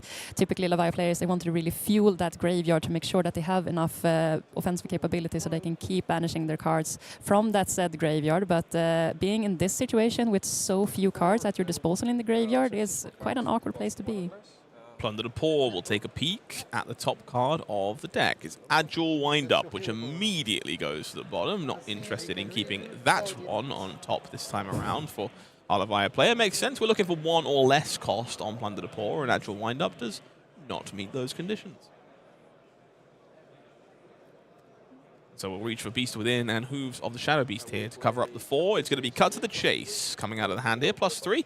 And lets you take another peek so you can try again to see what you find. That is Hungering Slaughter Beast. Not interested in that one being banished either for now. Can go right down the bottom here. And we'll see the Black Tech Whisperers being cashed in here for go again. This could be a Codex or similar. Might just be looking to rebuy these Black Techs in the near future. We'll have to see what the arsenal Understanding that you will get those silver coins at your disposal, hopefully. We are hitting, and it's definitely going to be more silvers for Pablo. So it is Shadow Realm Horrors, and no silver from the Plunder the Poor. It is too expensive, but getting another power card out of the way, definitely not something to complain about. Codex of Frailty was the follow-up, though, and we've seen this story before, so going to see Deep-Rooted Evil going into the arsenal. Now, let's see how Pablo feels about this, because not everyone's aware that you don't have to banish the arsenal with Leave No Witnesses. You can decline if you want to. So you can just take a look at the top card, banish it if it hits, and then Deep-Rooted Evil on the art. Yeah, sure. I can stay there. I don't need to give it to you. I didn't know that. So Pablo does choose to banish. In this case, the Ponder will resolve. And we'll pop another card fresh into the arsenal. Makes sense if you expect the 2-card hand from your opponent to fire the Deep-Rooted Evil anyway. It ultimately changes not very much. The Codex of Frailty, again, coming in very powerful. Very good 3-card hand here for Thomas. Looking at pitching a blue for that Howl from Beyond that's been banished for a couple of turns now. It's a Boneyard Marauder, which should hopefully keep the demon at bay just a bit longer. Doesn't want to pay the piper if we can help it. And, of course, doing a fantastic job at leaving the card you would rather banish in the graveyard. Unlucky here for Thomas. This Howl from Beyond can be very well recursed to pump your next attack on your next upcoming turn if it's put into banish. But, as we see, that was not the case today. Hunter or hunted, lurking in the hand. Such What a powerhouse of a two-time card. Pro Tour champion. It's next to Persuasive Prognosis, Shelter from the Storm, and Command and Conquer. So does have a bit of a bind. If he wants to CNC, he might not be able to necessarily throw Hunter or hunted, but turns out you can get out of that bind by having a second copy in the arsenal. We solved that. No problem. Wow! How do you feel about Bloodrush Bellow? That can stay on top. There. I would like to name Bloodrush Bellow. Please banish your remaining copies of Bloodrush Bellow. This is a horrible situation to be in when you're Thomas. Your one go-to powerhouse card in terms of Bloodrush Bellow being just scattered away right in front of your eyes. Wow, Pablo is on a tear today. That's a scam. That's a scam. Not a fan of that. That fills me with pain. I will admit there's some cool ones in the deck here for Thomas. I saw a copy of Mutated Mass at the top of the deck there, which is not a card we see very often. It will be cool to see if that one manages to find its way into a combat chain near you. But for now, please express your disappointment over the lack of power now available in our Levia deck. The Shelter from the Storm will simply cover the bases here. Pablo not interested in taking damage. Going to be arsenaling one of these cards anyway, so why not? Not IP1. Might as well. Might as well. The CNC parking up for another turn in the future where Thomas actually has an arsenal would be so much more powerful, but I don't think Thomas has the position to maybe park something in arsenal because he's in the situation where he's always going to have to present something to keep his blood depth in check. So unfortunately, it does kind of matter because there is an Engulfing Shadows in the hand. Oh, so God.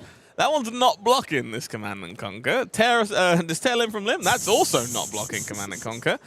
And suddenly, the only way you're turning off Blood Debt this turn is by Pound of Fleshing a Beast Within, which is, I'm going to go with Premium. not ideal. Yeah, it's that's definitely not ideal. No reaction.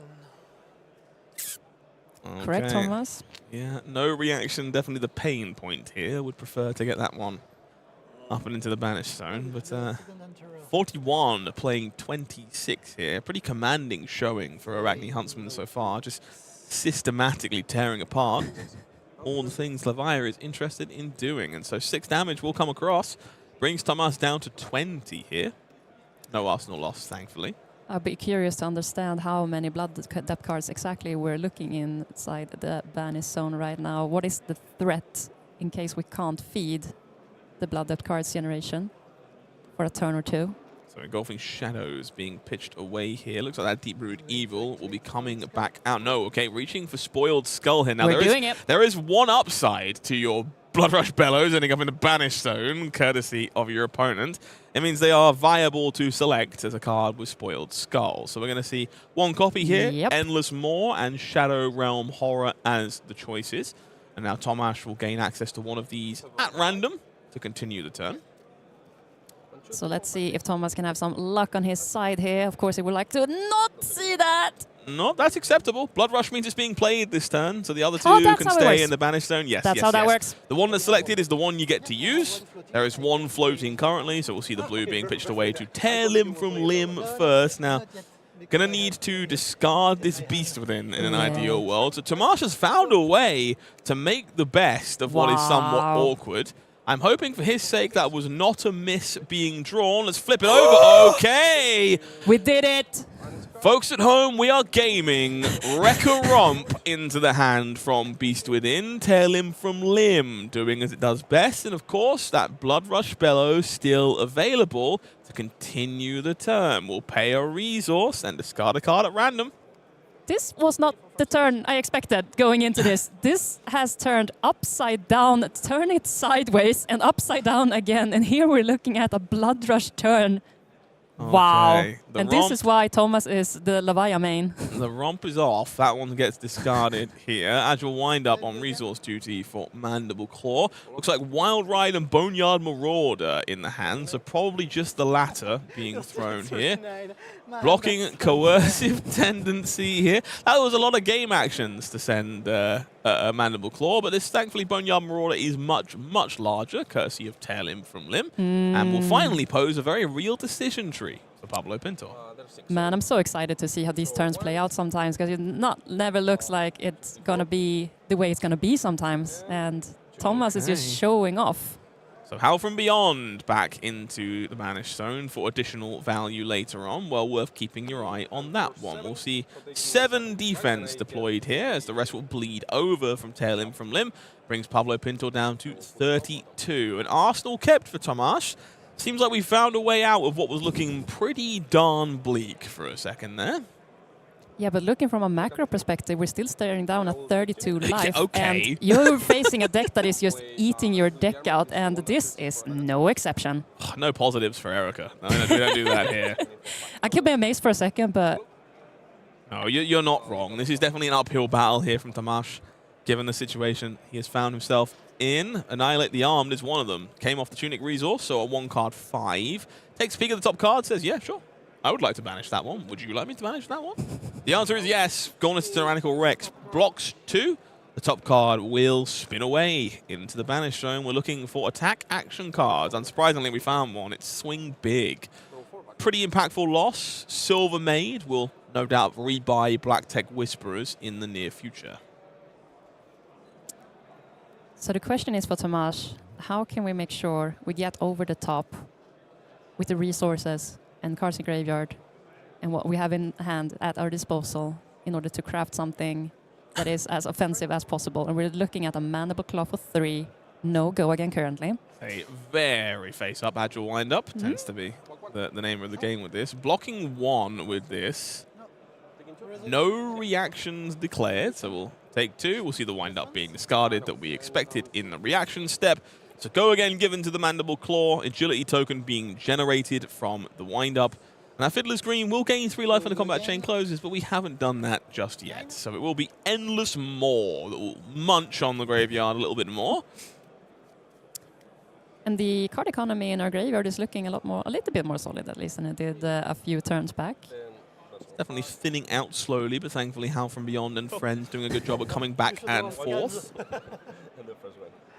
And so we will see numerous cards disappearing, one of which at least is Agile Wind-Up, and so no Blood Debt this time around. It's going to be a big 9-ball from Endless Maw. It gets much, much larger if you meet its condition of banishing a 6.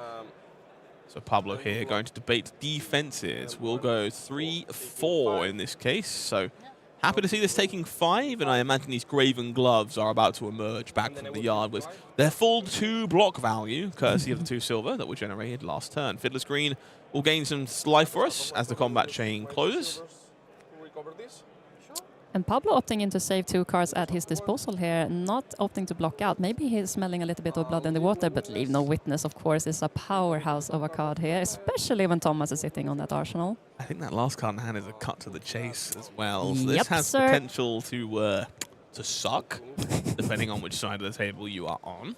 So Pablo is definitely smelling blood in the water, and he would like to use this card as offensively as possible. And when your opponent is only down at 16 life, that is a pretty good route to take. That's a block value of 5, which is Not ideal. not ideal if you were interested in keeping that arsenal safe.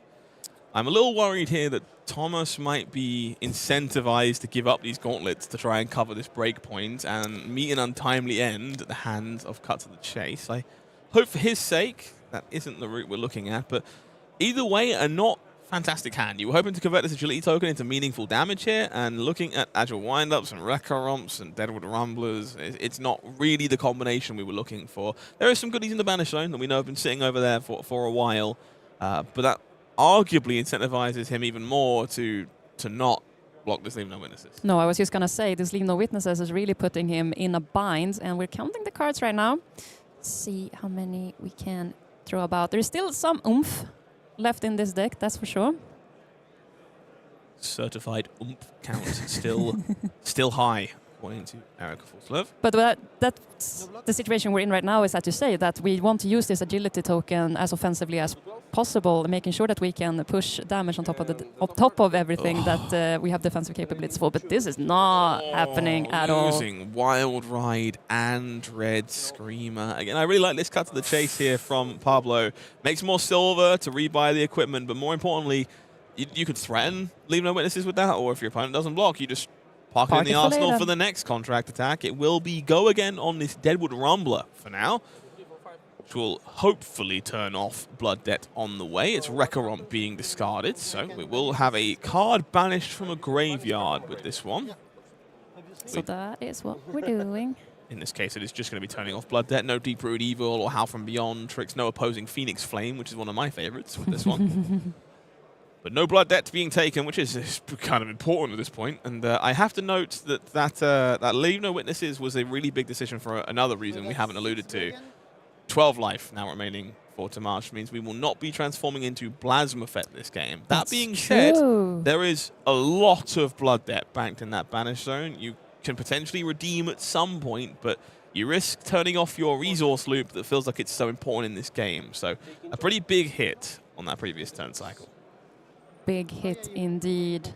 Thomas staring down at 12 life, putting him with not a lot of options left at his disposal, still having a ton of life left on Pablo's Pintor side of things, and not so many power cards left, losing all of his Blood Rush Bellows earlier as well. So really have to min-max every single point of value that is left in his deck to make sure that he can stay on point.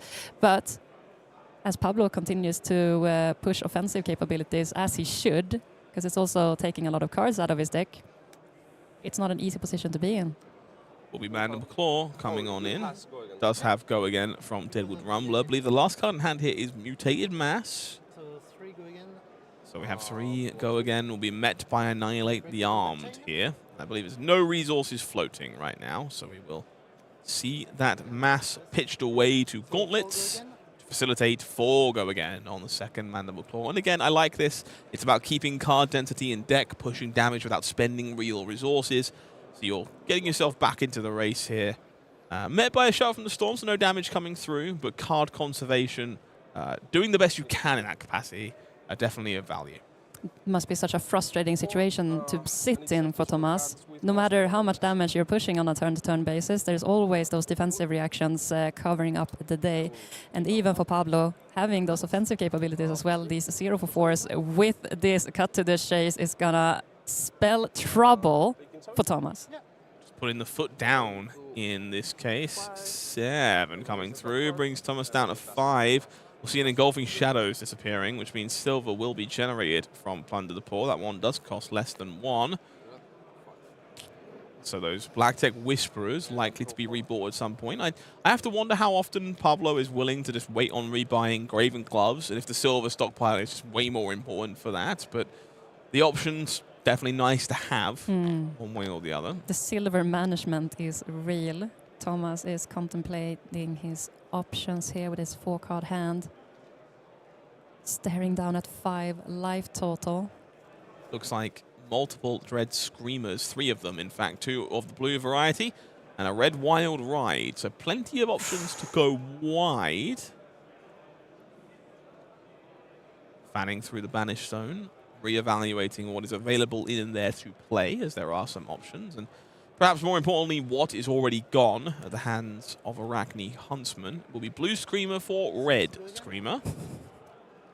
Banishing away 3 cards, of which there are not very many left in the graveyard here for Tomas. Has been burning through this resource pretty consistently. Beast Within will stay, but Blood Debt will be quenched for 1 more turn. And perhaps more importantly, Dread Screamer will get Go Again. So we're going to see the hooves being broken here. So this is Go Again and an extra action point being generated. So intentions to go pretty big here with the remaining cards available, which makes a lot of sense given the fluidity and power of these attacks. We're going to see Howl from Beyond being played out, courtesy of pitching away Wild Ride, and then that Deep-Rooted Evil coming out from the Banished Zone. So we still have an action point remaining as things stand, but this one is nice and big and chunky 9, courtesy of that Howl from Beyond. This is exactly what Tomas needs. He needs those big attacks in order to shelf off some hate points on Pablo Pintor's side. If I'm not mistaken, there is no intention to go wider here for Tomas, but chose... There's no resources left, right? But chose to break hooves to put cards in the graveyard. Oh. It's literally just a case of, I can't afford to stop. If I don't have cards to banish, I might die to Blood Debt. I need stuff. Something. And so breaks hooves of the Shadow Beast just to get stuff. Yeah, because I was thinking there's no way for him to utilize his action point, but that is what we're doing. So no, we are actually going to use that action point. So, okay, resource loop doomed. Makes me kind of sad. But the extra action point here, Levia redeemed. No blood debt anymore. No, my card, all my cards loses blood debt. So none of my cards have blood debt. Okay, so... No, you're right. This is actually very well sequenced here by Thomas. My mistake. Blood debt pieces would be a problem if they had been turned face down, but they haven't been because they were both played this turn. So Howl from Beyond and Deep-Rooted Evil both in the graveyard, which is very careful and very deliberate because this way the loop stays alive. So Thomas found a way to use those hooves to transform into Levia Redeemed and keep the resource loop around. And it definitely took me a second to spot and was incredibly well put together. Such an amazing display here by Thomas, showing all of the tricks in the book disposable to Levia, and that it is exactly what he needs at this moment in time, making sure that he is using all of those tricks offensively as possible. But this CNC is spelling trouble. So we'll confirm here that Thomas just wants a moment to think. Also worth noting, I believe we're at 8 life because to start the turn because of Levia Redeemed. So Spider's Bite bringing us down to 7. Yeah. That on hit now active makes this Command and Conquer a bit more of a pain if you want to try and soak up damage. Yeah. Looking like Pound of Flesh in the hand here alongside Graveling Growl, another Dread Screamer, and I think that might be a Tear Limb from Limb in the back, which again gives you a lot of reach in these matchups against a deck like Arakni Huntsman. But the power of this deck is that it can just hit you. If you're unwilling to convert cards, it will pressure you and fatigue you proactively, which means that sometimes these no blocks can be a bit of a liability.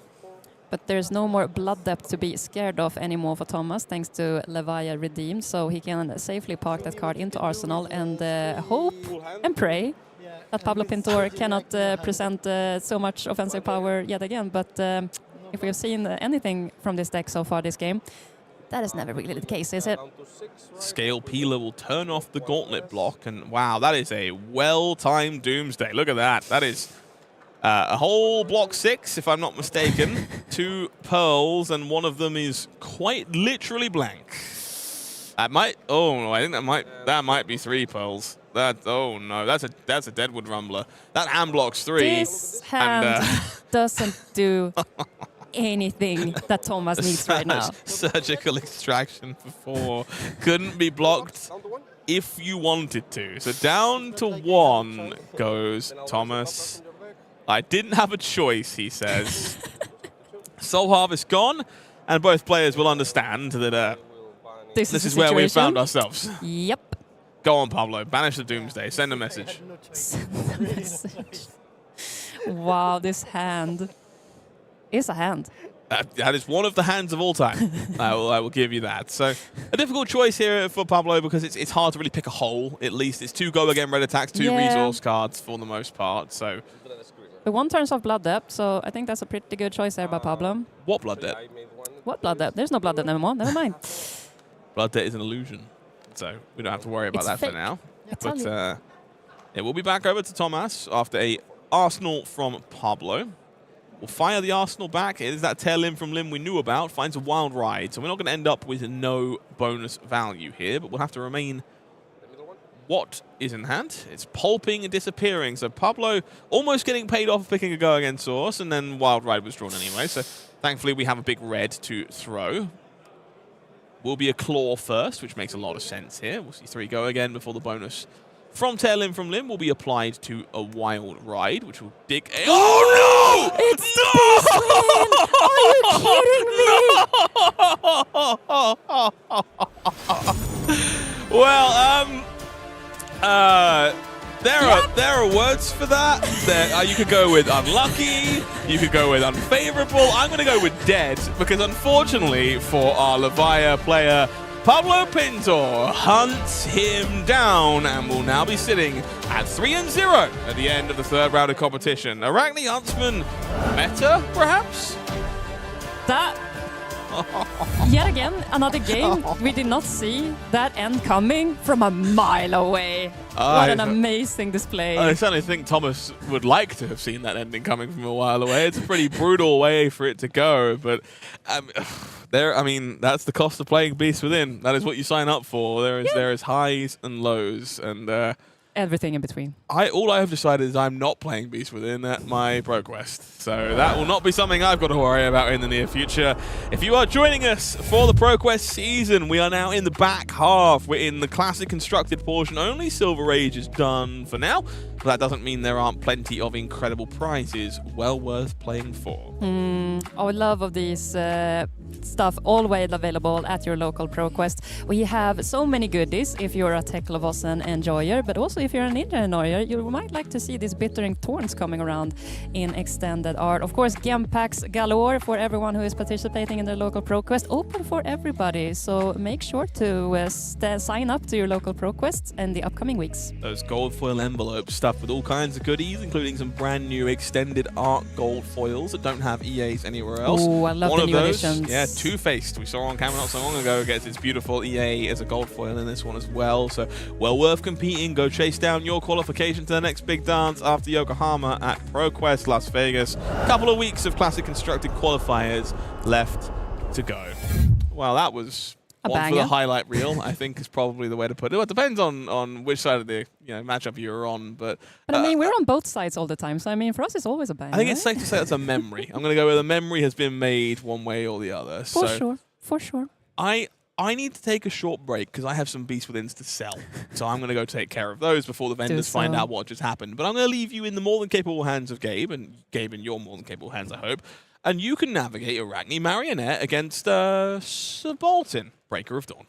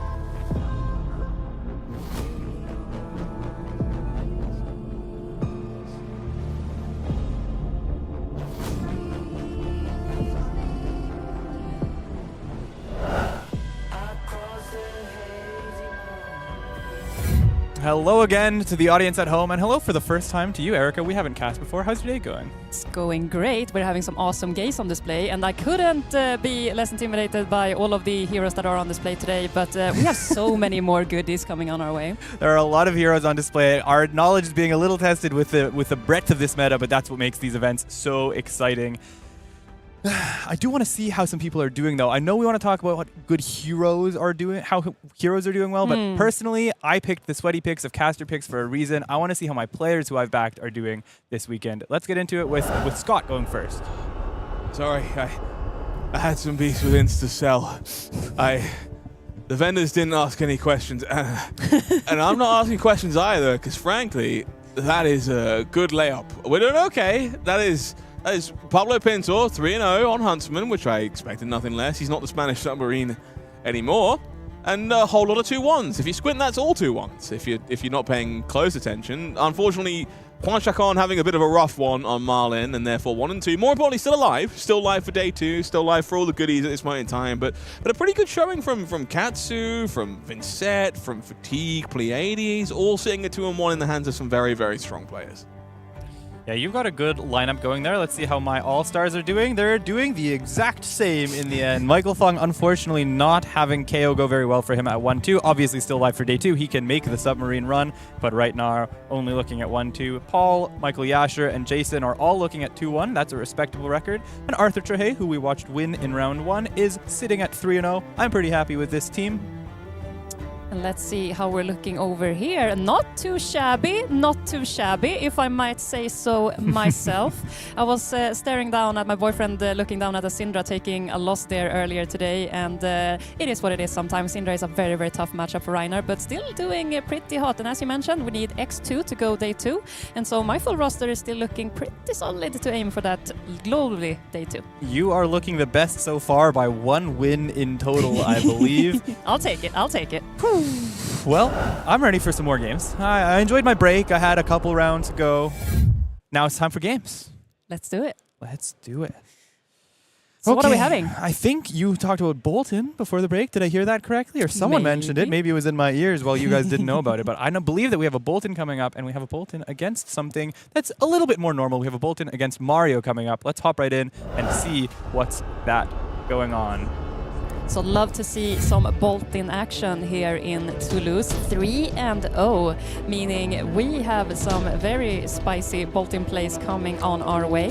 Of course, we're facing down in Arakni Marionette, and might not, if I imagine, might not be the most favorable matchup for Boltyn, as Marionette can present some very nasty on-hits coming his way. And Boltyn is already struggling a little bit with how to sequence his turn and putting cards into his soul in order to execute those to get go again later on. So it's going to be a very interesting match to see. Yeah, possibly a little bit difficult for Boltyn. Let's take a look at how these heroes work in case you have forgotten. Of course, Arakni Marionette, a little bit more standard. People are used to it these days. Your attacks with stealth get +1 if they are attacking a marked hero, and if they hit, they get go again. And of course, if you end your turn with your opponent marked, you turn into one of those fancy Agents of Chaos. On the other side, a bit less familiar these days, Sir Boltyn, Breaker of Dawn. If you have charged this turn, which is an effect where you put a card as an additional cost into your soul, attacks you control get +1 when defended by an attack action card, and then in perfect tandem with that, you can use an attack reaction to banish a card from your soul and give an attack with power greater than its base go again. So looking to go wide and set up these big combo turns off of cards like the Vanguard and some other things we'll discuss. I didn't realize these heroes were so close together in terms of living legend points, but here we are, and it's going to be exciting to see which of these heroes pull ahead on the living legend leaderboard coming on through this year. Well, this game might be the contributor to that, so let's hop in and see how this game sets up the rest of the tournament. Arakni Marionette on the left, I believe, going second against Boltyn, who was going first here. Both players draw up. Game ready. You can take a look at the equipment suite. I'm drawn to the defensiveness of the Boltyn's equipment here. We've got several pieces of the Charge and Blade Break 2 equipment here. That's the boots and the head. The boots, of course, creating a quicken. I believe the head drawing a card. light the way coming on strong here from Boltyn. Boltyn, who of course does not mind getting started, as we alluded to earlier. He needs those cards in soul in order to fuel up his turn. So getting that head start and getting that lights in the soul to boot is a very, very strong position. It's a classic turn 0. It's just about getting that card in soul. The 3 attack doesn't matter at all to the Boltyn player here. Sherish, on the other hand, looking to filter his hand maybe a little bit, over blocking. It does give the +1 also, so there you go. Blocking 5 against 4. Jeremy can consider the go again, but Beat Madness and Pain in the backside hitting the deck. Sherish trying to get a better hand going second as Arakni Marionette here. Really solid choice here. Does not allude to give that go again by banishing the only card he has left in soul. We, of course, as Boltyn players, we want to fuel up that soul as much as possible before we decide to pop off with those Lumina turns that we're probably going to see in the near future. Hunter's Clave coming forward here. This is a classic start for the Arakni Marionette players. Of course, they just want to get their opponent marked and get into that game state as soon as possible where they can get their Graphene. If this doesn't hit, he has the opportunity to flick later on. Jeremy reaching immediately for those boots, looking to get some quickens, maybe power up his turn, but possibly more importantly, just a charge. Actually, I'll say this. More importantly, charge, and therefore turn on Soul Bond Resolve, which is the last piece of equipment we really have to pay attention to here. Why would that be relevant in this matchup? So Soulbound responds, when this defense, you may charge your soul, but the first time you will be dealt damage his turn, or you charge his turn to prevent one of that damage. And as we know, Mario loves to flick daggers like crazy. So having this Soulbound response preventing that one damage can be really, really powerful. A very good way to turn off this mark effect that Arakni is looking to get at the start of this game. No block, or block on the first one, and now any flick won't work. If this Hunter's Clave is blocked out, a flick on the next link still won't be able to mark. So as long as Jeremy doesn't take damage before the last attack of the turn, it doesn't look like he will be able to be marked this turn. But Sherish obviously has more turns down the line to work with. Respecting those Hunter's Clave, Meat Madness, a great addition from the Arakni armor deck, if nothing else. Have some really, really spicy options on hit, and you can't really know what exactly you're going to be facing with as his random ability. Yeah, of course, that effect is very powerful against your opponent, even when they're not marked, so Sherish having a way to play around Jeremy's defensive options here. But Saving Grace played from the arsenal, played just as a block 3, given the shape of Jeremy's hand. Going to Jeremy's turn with 2 cards. One of them is a Soul Shield. He might be choosing to park that in Arsenal. The other is an attack, but it is a blue attack. Not seeing much of oomph coming out from Jeremy so far. He's playing a little bit conservative because that's what his hand are presenting to him. But we're still fueling that soul, so our game plan is still rolling. Oh, that is red. I had the wrong read of that color from the hand. That is red Engulfing Light. 3 is a nice amount of damage. He's looking like he's not charging here. That's the Soul Shield going to Arsenal at the end of the turn. So this Quicken probably not doing anything. From Sherish's perspective, he doesn't know that. Engulfing Light obviously could be followed up by any other attack here, perhaps a Snatch. Could be, could be. We don't know if I'm sitting on Sherish's side of the table, but I really respect the choice from Jeremy parking that Soul Shield for a future defensive turn to max out the capability of said card, making sure to put that into his soul whenever it is played instead. Sherish checking that Raiden is indeed a 0 attack if it comes in this turn. Of course, that was Jeremy's other option that he's not gone for. True. Inertia Trap hitting the deck here against Engulfing Light. No Inertia triggers, so that Soul Shield will be protected, but it is just a block 3 card for Sherish here. So a little bit of upside, this Inertia Trap not doing its full potential. Jeremy gladly takes that on. Jeremy reaches for Raiden by habit and then remembers that it's 0 and decides to just pass to the end of the turn. Draw 4. Ooh, double Beacon of Victory hitting the hand here for Jeremy. Hunter's Clave out from Sherish, threatening the same question. Ultimately, Sherish's goal is get his opponent marked, clear one of those Claves out of the game, and get as quickly as possible towards his Graphene. But Jeremy's still preventing this. So this is 2 turns using the head and the boots of being able to just take a defensive stance at the start of this game and prevent the flick and make sure that there's no good way for Sherish to open up the spot for his Chelicera. Indeed, and we're drawing a card here, maybe. Not drawing a card? It's a yellow charge this way. What's that card that was charged? It was yellow. I think so. It was a beacon, right? Maybe missed here. Interesting. Okay. Reaction. Tarantula Toxin pushes us up to 5. Sherish really desperate for that mark, but of course Jeremy having the Saving Grace, which pairs really well with that equipment that he just blocked with. If you've charged this turn, that target attack gets -2, and it is a defense reaction for 3. So that's covering the rest of the attack against that Hunter's Clave. Orb Weaver to follow it up. There was the flick that eats up the Soul Bond prevention, but it wasn't about marking for Sherish. He had the Orb Weaver. He just wanted to equip that Graphene. And now Codex to get Meat Madness and present some disruption against Jeremy. Finally, Sherish has managed to do his thing. He did it. Jeremy made it awkward, but it took a while. But now we're sort of in the position that Mario wants to be for the rest of the game. And Jeremy, I think, is feeling extra good here. That Codex of Frailty is not going to force him to replace his arsenal because he already has a card tucked in there. So not going to get the full potential out of the Codex of Frailty from Sherish's side of things. But this Meat Madness is going to call for trouble. He does have to respect this Meat Madness. There is a card in Arsenal, like you said. It is a Direct, but you don't want to risk losing that. So probably a block 3 here. No reactions, nothing fronted from Sherish. The hand is empty. Not a single point of damage taken from either side yet. Both players are on a very conservative playstyle yet so far, but let's see how that develops. So Jeremy had no attacks in his hand. He had that beacon and he has the roaring beam. So just choosing to use the soul shield to block 3 with 2 cards and put a card into soul. But ultimately the really important part is get that beacon into his arsenal while he has this big soul stack that he's built up at the start of this game. That is exactly what we would like to see. But we're just going to arsenal and pass here. And we're seeing the first Lumina coming out here. Lumina. And a couple other good cards, including that new good card, Duty Bound Blitz. It's in yellow, is a 4 attack go again if you put a card into your soul. In red, of course, it's a 5. Sherish playing up sticks and run, and then reaching for that dagger, going 5, go again, Hunter's Clave. Still yet to mark his opponent. We're still trying desperately to get that marked across the table so we can start doing shenanigans with Arakni's Chaos Agents. Finally matters more for this turn, of course, also because he has that Saber Bloodshed we saw him flashing in hand. 5 taken, mark will be applied, and now Sherish gets to present a lot of damage with this Graphene and threaten a card draw as well. The question is what is going to be following up here, because any damage taken from here on out is going to remove the mark unless he hits him with a flick from another Hunter's Clave on follow-up.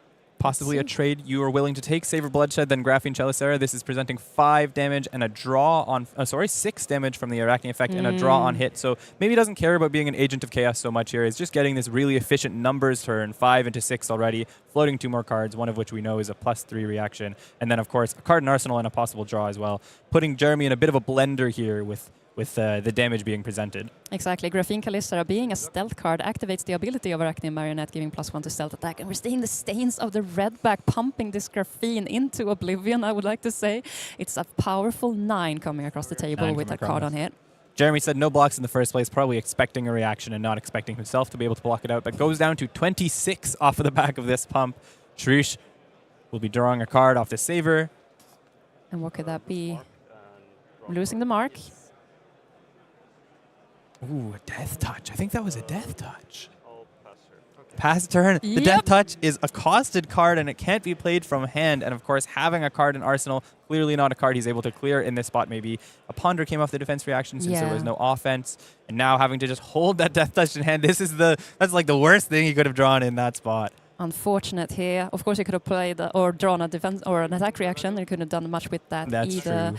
So there are some misses, so to say, on this side of the table. But Jeremy was happy to take all of that damage because he has a very powerful turn coming up his way. Beaming Bravado, charging a yellow, charging a Banneret of Courage. So creating a Courage, and then also this gets +1 because it did charge the yellow. So already he can bolt in this. Of course, we know his arsenal is a beacon of victory. We've got, wow, that is a powerful turn. We've got the Duty Bound Blitz we talked about, which will have go again because a yellow hit the soul. And we're doing the first charge here from, no, so it's not the charge. We are activating Boltyn's attack reactions ability, pulling a card from our soul into banished and giving our attacks go again. Go again to the Beaming Bravado there. No blocks from Sherish. Another 4 go again, I believe, if it's a yellow. Considering maybe playing the Lumina first. Nope. Reaches for the Duty Bound Blitz. It is a yellow, but it gets +1 from the Courage. So that's why he's reaching for the 5 die there. This one has natural go again, doesn't have to use a card from Soul. New card from Compendium. One of the reasons that Boltyn is coming back up, I'd imagine, this card and Roaring Beam. We saw hit the pitch zone earlier as well. Right. A lot of new tools for this deck. Definitely, and I think we're going to probably see some more Boltyn action in the near future, thanks to this new card that comes out in Compendium of Raid, paired up with the Boltyn Armory deck that also brought some more juice to the table. Death Touch hitting hitting the table for a measly 1 block here, functionally, because it does buff this attack by 1. Ultimately, Sherish just saying, I have currently no way to get this into my arsenal, and I just need to get it into my bin so I can codex it later in the game if I want to. Beacon played out here. This is going to push it to 7 just for 1 card from Soul. And that's all we need. Searching out a 0 cost. A 1 or 0 cost. But I imagine this will be the other Lumina Ascension, and we're going to have a big Lumina turn here. We're staring at a double Lumina turn. Now, Sherish probably has some attack reactions available to him that will not buff his opponent's attacks coming on forward. I hope for his sake at least, because this turn is going to be massive. Yeah, we have at least 10 more damage coming this way. Of course, you get the soul on hits and the life gain on hits from these Lumina Ascensions. So now it becomes a play of how do I most effectively defend this turn in order to deny the on-hits that is presented by this Lumina Ascension. Until end of turn, weapons you control get +1, and when this hits, reveal the top card of your deck. If it's a light card, put it into your hero's soul and gain 1. Otherwise, put it on the bottom. So we do not want this to hit for any reason. This is the most powerful card in Boltyn's deck, and we would like to block this as good as we possibly can. Of course, you read that part of the card. In case you don't know, the other part of the card is almost more important. If you've charged this turn, definitely more important. Your weapon attacks, you can attack an additional time with each weapon you control this turn. So that's that little 3 die underneath the Raiden is representing the Raiden attacks remaining. It's once per turn action turned into thrice per turn thanks to these Lumina Ascensions. 5 coming in on the first one, and Sherish having a little bit of a think about how he's going to block. Reaches for 2 cards. So Arakni Marionette doesn't typically have a lot of blocking capacity on his equipment. We of course have the Mask of Deceit blocking for 2, Flick Knives blocking for 1. We would like to not block with those anytime soon. So let's see how we play about this turn. 6 blocked on the first link, pushing the Raiden up to 6. Now we're on 5. Starting to tax Jeremy's soul, but if either of these next 2 attacks hit, of course we're going to possibly, most likely, refresh the soul a little bit. And we have plenty of soul to go about. The first one is attack action. Non-attack are okay. You can, Jeremy knowing exactly how to pan out his Boltyn turns. Explaining to Sherish, just making clear which cards will buff the Raiden and which ones won't. Sherish being very careful to read Lumina. Sherish is a local to me in the Netherlands. I think he's started playing after Monarch is all I'll say. So Boltyn is not often a very popular deck. It's certainly not a popular deck in our region. Maybe a couple players, actually. I do want to give shout-outs to a couple players, but not very frequent. So making sure he understands all these cards and what effects are hitting him. We have 5 taken from this second Raiden hit. And of course, 2 Lumina triggers is 2 hits. That's soul positive up to 3 soul. Gains 2 life there and gets to swing again and try again. So one last time, Raiden for 5 being presented here. Sherish is going to take the bill. Raiden for 5 being taken. Down to 21 goes Sherish. 2 more reveals. View of the Vanguard lost and goes into... No! 2 View of the Vanguard lost to the Soul. Look, you want your Luminas to hit the cards in Soul. You're very Soul rich now, but that's 2 Vs gone. I think we've already had 2 Beacons gone too, which means that Fat Soul isn't necessarily giving you so much juice. That's, you know, you're happy, but there's something missing from this for sure. And the last Lumina popping into the hand. But as you said, V of the Vanguard, one of the most powerful cards in Boltyn's decks, apart from the Lumina, of course. Really, really unfortunate to see 2 of those out of your total 3 gone so soon. Unfortunate. Up 6 and run into Graphene Chilisora off of the Final Spring Tunic resource here for Sherish. This is bread and butter Mario in the middle of a game. You know, just use your Tunic for an efficient Graphene play. Still holding onto that Arsenal, which I don't think we have an idea of what it is. It is the card that he pulled up the Ponder on the... Yep. Ponder from the first Codex. Exactly. So we're not sure what it is. But all we know is that it was not playable when he drew the Death Touch of the last round, so it's a mystery so far. Soulbond Resolve reaching for the block here. No go again because no mark. This is only for 5. Just trying to play out the card from hand. No opting to block with the up 6 and run. It's doing much more work on the offensive capability here, putting the stealth cut for 4, or the dagger for 4 here. Jeremy reaching for a 5 block. On defense, Soul Bond trigger. He has the opportunity to charge here, and he chooses to charge a Beaming Bravado. Not able to use these cards, he figures, I guess, A, might as well prevent the flick. Don't want to get marked just in case he has a way to rebuy in a future turn if that's another upsticks from Arsenal or something. It's a shred. Oh, this is big. That was it. He was waiting on an attack reaction. Not great to have in Arsenal sometimes, but in this case, really good to blow up the temper on Soul Bond Resolve. So Soul Bond only has to block once this game. Shred doing its absolute best here. Jeremy did not see that one coming. I didn't see that one coming from a mile away. No. So ultimately 1 damage taken, I believe. It was 5 block, -2, but there's 1 prevention floating from the Soul Bond, which is still on the link at the time of damage. So 1 damage taken down to, I believe, 29 for Jeremy. Passing to Jeremy's turn. Engulfing Light hits the deck. Oh, yeah, that's Just confirming time. Life totals off. 5 taken from the Raiden a couple turns ago. And Engulfing Light thinking on the charge here. It's the Lumina we have in hand. I believe we're not opting to charge that. I'd Parking imagine that into not. Arsenal for I'd a imagine future not. turn. We really need to use out this last Lumina, as we have so many power cards.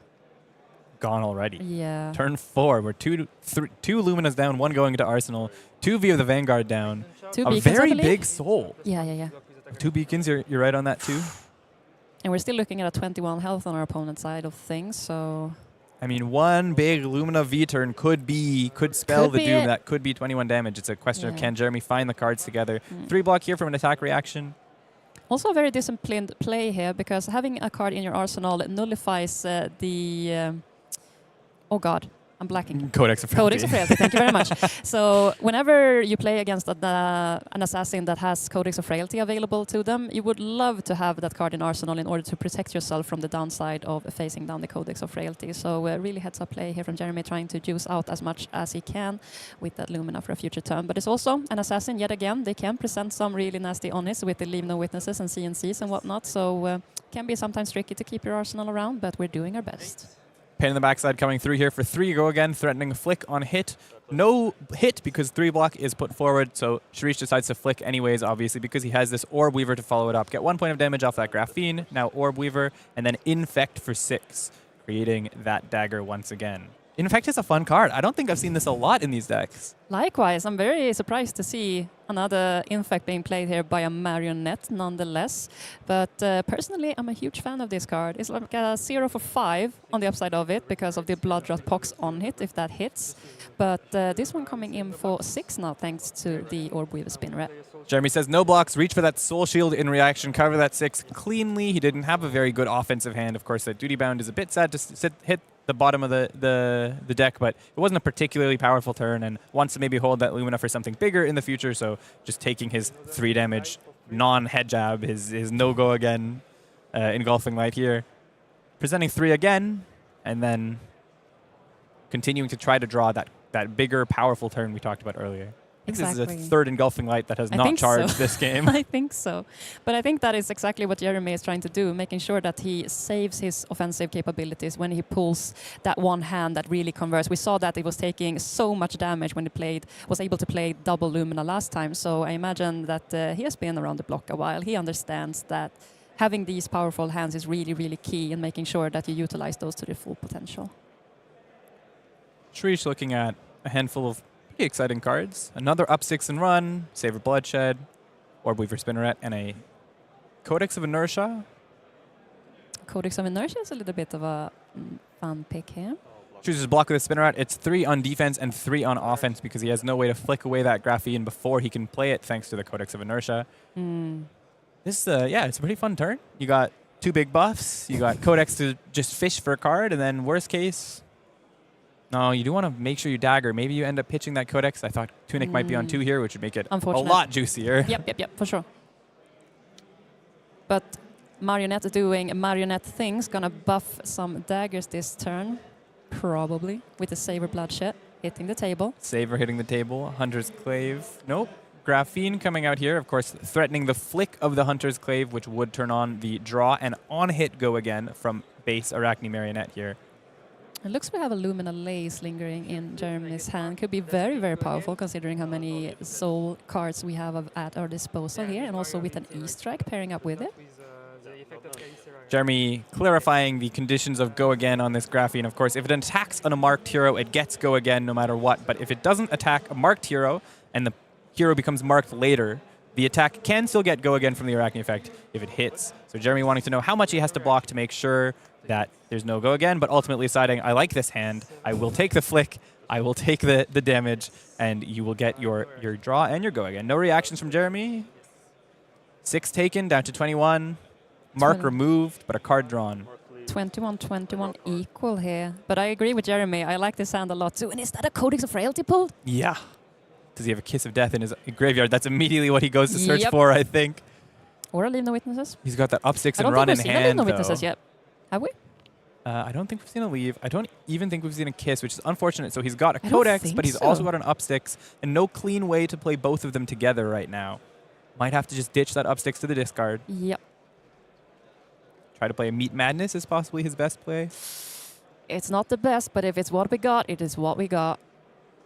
See, there are lines where you draw a card and you're happy you have that up 6 still in hand, but there are also lines like this one in particular that you wish, why didn't I just play the 4 earlier in the turn? Let's see what we're doing here. If we're going to buy back the dagger, that is what we're going for. But then begs the question, we're not going to afford... Well, we can just swing the Clave. Can't Codex for a kiss, but this is possibly fine. You know, there's not many good disruptive options available off that Codex anyways. He's going to pass. Just passing. Or? Oh, no. Or? It was just recognizing that we broke the chain earlier. So using the up 6 for the retrieve then. Yeah. And shifting for another card, opting for another card. Meat Madness, of course, the choice here with no resources floating. A little bit of an awkward situation. Probably was hoping to be in a situation where we had more powerful cards at our disposal. But again, if it's what we got, it is what we got. He really wanted that up 6 for the retrieve on the Clave, which means he had to flick the Clave first. So he made this decision, and then unfortunately Codex made him think, but ultimately decides to do the same line he had originally, well, the line that Was available. that came out together once the Codex was drawn. Indeed. Up 6 for the retrieve. Meat Madness hitting the deck. It's a 3. No reactions being threatened from Sherish with an empty hand. Jeremy deciding, do I want to roll the die on you hitting a 5 or a 6? I think he goes for it. That's a pretty big hand he's got. So this is a gamble because that's Illumina and Arsenal if this is the middle effect. God, I would be so sad if it hits the Arsenal at this point in time. That would be disastrous. It's coming down to a die roll. You want to roll for it? Yeah. What are the... So it's 1, 2, 3, 4, 5, 6. Okay, Sherish Yes. explaining how we're going to roll. No! No! 3 rolled. We took Lumina the hits the Lumina. deck. Look, he has lines still, but that definitely was an 8 damage that he would have accepted having, you know? That is so unfortunate for Jeremy. Takes the gamble, doesn't win the gamble, has a frailty going into his turn, and 4 cards at play to try to get back some momentum in this game. Celestial Cataclysm in hand is going to reward him for having all of those soul earlier. Oh my god, with Lumina this turn would be crazy. Indeed. So unfortunate. There's a 2 in 3 chance he was going to keep the Lumina around, but sometimes when you opt to roll the die, that is what you get. That's a Lumina Lance you talked about earlier in E-Strike, and I think another Celestial Cataclysm. This would have been quite the turn with Lumina. Oh my gosh. No reaction. I think we're going to see a second Celestial into an E-Strike for 7. So this is 7 times 3. 23? Double frailty, actually. 21. 21. Now, here's the thing. Lumina actually was bad here. 2 frailties? That's your Lumina doesn't do anything. It cancels it out. That is true. Of course, you could have held on to it for a future turn, but Celestial Cataclysm blocked out with 2 defense reactions. First, the Frailty Trap, and then the Sink Below. This has Go again, so another Frailty for Jeremy, but Another one. another Celestial Cataclysm. 3 more cards out of the Soul, banished out of the Soul. 7 more, Go again from Jeremy here. And 2 cards left in hand. Sherish? I'm curious if Sherish could look down for a fatigue angle from this point onward. I'm not sure he's doing that, given that they reached He for their used to 7. pens, and it looks like he's taking Never 7 here. mind. 18 updated life total from Jeremy last time taking the Meat Madness, and now 14 for Sherish. E-Strike hits the table. He says, for 7, puts a card on the bottom of the deck. Frailties avoided.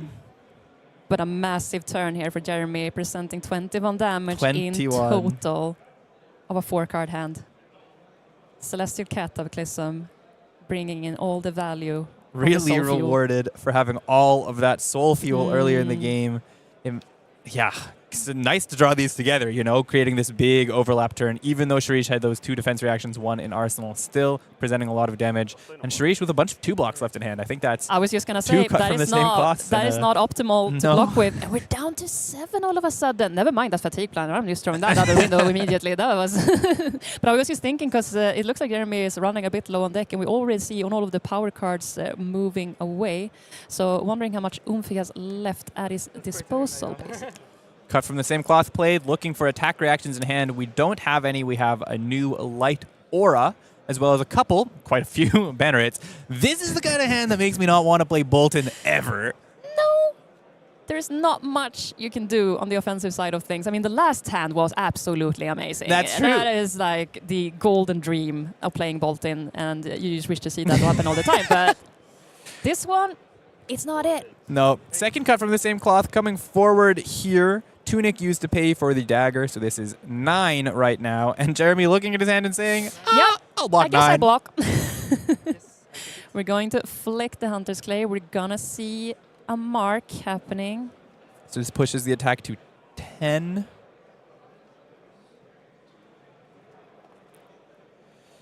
Meaning, I think right now 1 damage will be coming through. And I will pass on it. Or possibly the players... It looks like the players might have missed that 1 damage coming through right now, so we're going to pass to the roll. Let's see if they catch it soon, otherwise... Can be a bit tricky to revolve from here, but... Looks like uncaught. That's okay. Mistakes do happen in these games, especially on stream. It's very stressful for these players sometimes. Absolutely. Unfortunate situation, possibly, but Sherish rolls, becomes Arakni Tarantula. That's the daggers deal extra damage mode. Jeremy deciding to play that aura instead of Arsenal it. It does create a courage this way, so when it goes into his soul next turn, it'll create a courage. And also, he is running low-ish on soul with only 1 card left. So this is carrying forward a soul positive play, even though not too damage positive, I have to say. Sherish left with a full grip and a pretty potent grip at that. Blessing of Bologna, a real powerhouse coming in from Compendium of Wraith. One of those cards we talked about where Boltyn is really shining these days. Savor Bloodshed hitting the table with that mark really mattering here. Codex of Inertia pitched for Graphene. This is going to be huge. 5, go again. Arakni Tarantula available to buff this. It is a dagger. And a stains in hand. Reactions past to Sherish. There's no reactions at the moment. I'd like to take my draw and then consider more in the future. No reactions from Jeremy. 3 damage taken, I believe. 4 damage taken. It should be 3 damage and 1 loss of life from the Tarantula. 14. Draw a card. Card drawn off the Saber Bloodshed. Still a lot of damage available to Sherish. Wow, a little bit of a break for Jeremy. That's a D-React drawn for Sherish, which means no extra damage from the card draw. Just the damage he already had, which was enough in and of itself. It's quite a lot. It's quite a lot. But yeah, this shelter is not helping the offensive capabilities that we would like to see here. But the life totals are creeping downward for Jeremy, so we're getting there. Pick up a point, and I'll play for it back. Pick the point to buy back that clave. That was the play last turn, of course. Pitch that, or swing, flick that clave, knowing that the pick of the point was going into Arsenal, and it'll be bought back very soon. Coming in 3, go again here. No blocks. Jeremy asks for reactions and takes 3 when Sherish passes. And then, of course, we still have this Kiss of Death. On hit, deal or lose 2 life thanks to the Tarantula effect along with its own. Now begs the question if we want to activate this stains in case we have to pitch for it, unless we flick the Hunter's Clay, mark our opponent, and then it can be presented for free. But let's see. We have some tricks up our sleeve, that's for sure. 2 cards in. Jeremy wanting to be careful that he doesn't just get blown out, of course. Toxin threatening. That too. There's also a lot of potential for attack reactions with assassin cards. Forgot to update the life total from the last hit, I believe. Sherish not able to discard that shelter to the Tarantula because it is not an assassin card, so the best he can do is push this to 6. With the Arakni Tarantula effect. Or with the stains, they're the same thing. Oh, no mark here, so it has to be with the Tarantula effect. If you have to pitch the shelter to play off the stains, it would be not the most effective thing to do. This is block 3 with the saving grace of a saving grace in hand here for Boltyn. So +3 given, and I imagine reaching for that +3 to block a functionally 5 for Jeremy. Thinking on reactions, and there we go. Saving grace. Chooses to charge. It's a Banneret of Courage, which is a nice card to get into your soul. Definitely. Create a courage here. So many courage tokens going to be created today. And this attack is functionally for 4 against 6 block right now. Sherish says, pass turn. Yes, okay. And the players clean up. There you go. That turn stunted a little bit. It was pretty big. But 5 damage taken. Worse. 7 damage taken. Start of turn, we get this new Aura Blessing of Bologna trigger for Jeremy. That'll be going to the soul, creating, I believe, a 3rd courage. Of course, we had that Saving Grace charging last time, creates 2 courage thanks to the Blessing of Bologna. Yep. Trigger at the start of the turn. This will go into my soul. This will make another courage token.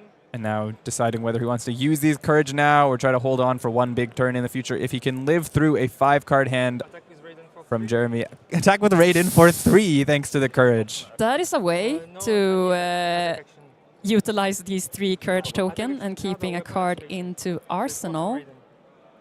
Oh, okay. Yeah. And then you can charge it and get +3. Yeah. Or we can also charge this one. No, we can. You can't charge it in the react step. Yeah.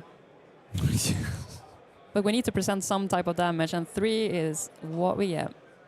It could be Roaring Beam if it's in hand. You can Boltyn out your whole soul and then activate and get some stuff back. And it's not a lot of damage being presented. It's possibly not the play. I think it's an attack that we saw earlier. Just a charge attack and choosing to hold on to it for when he can actually use the charge effect.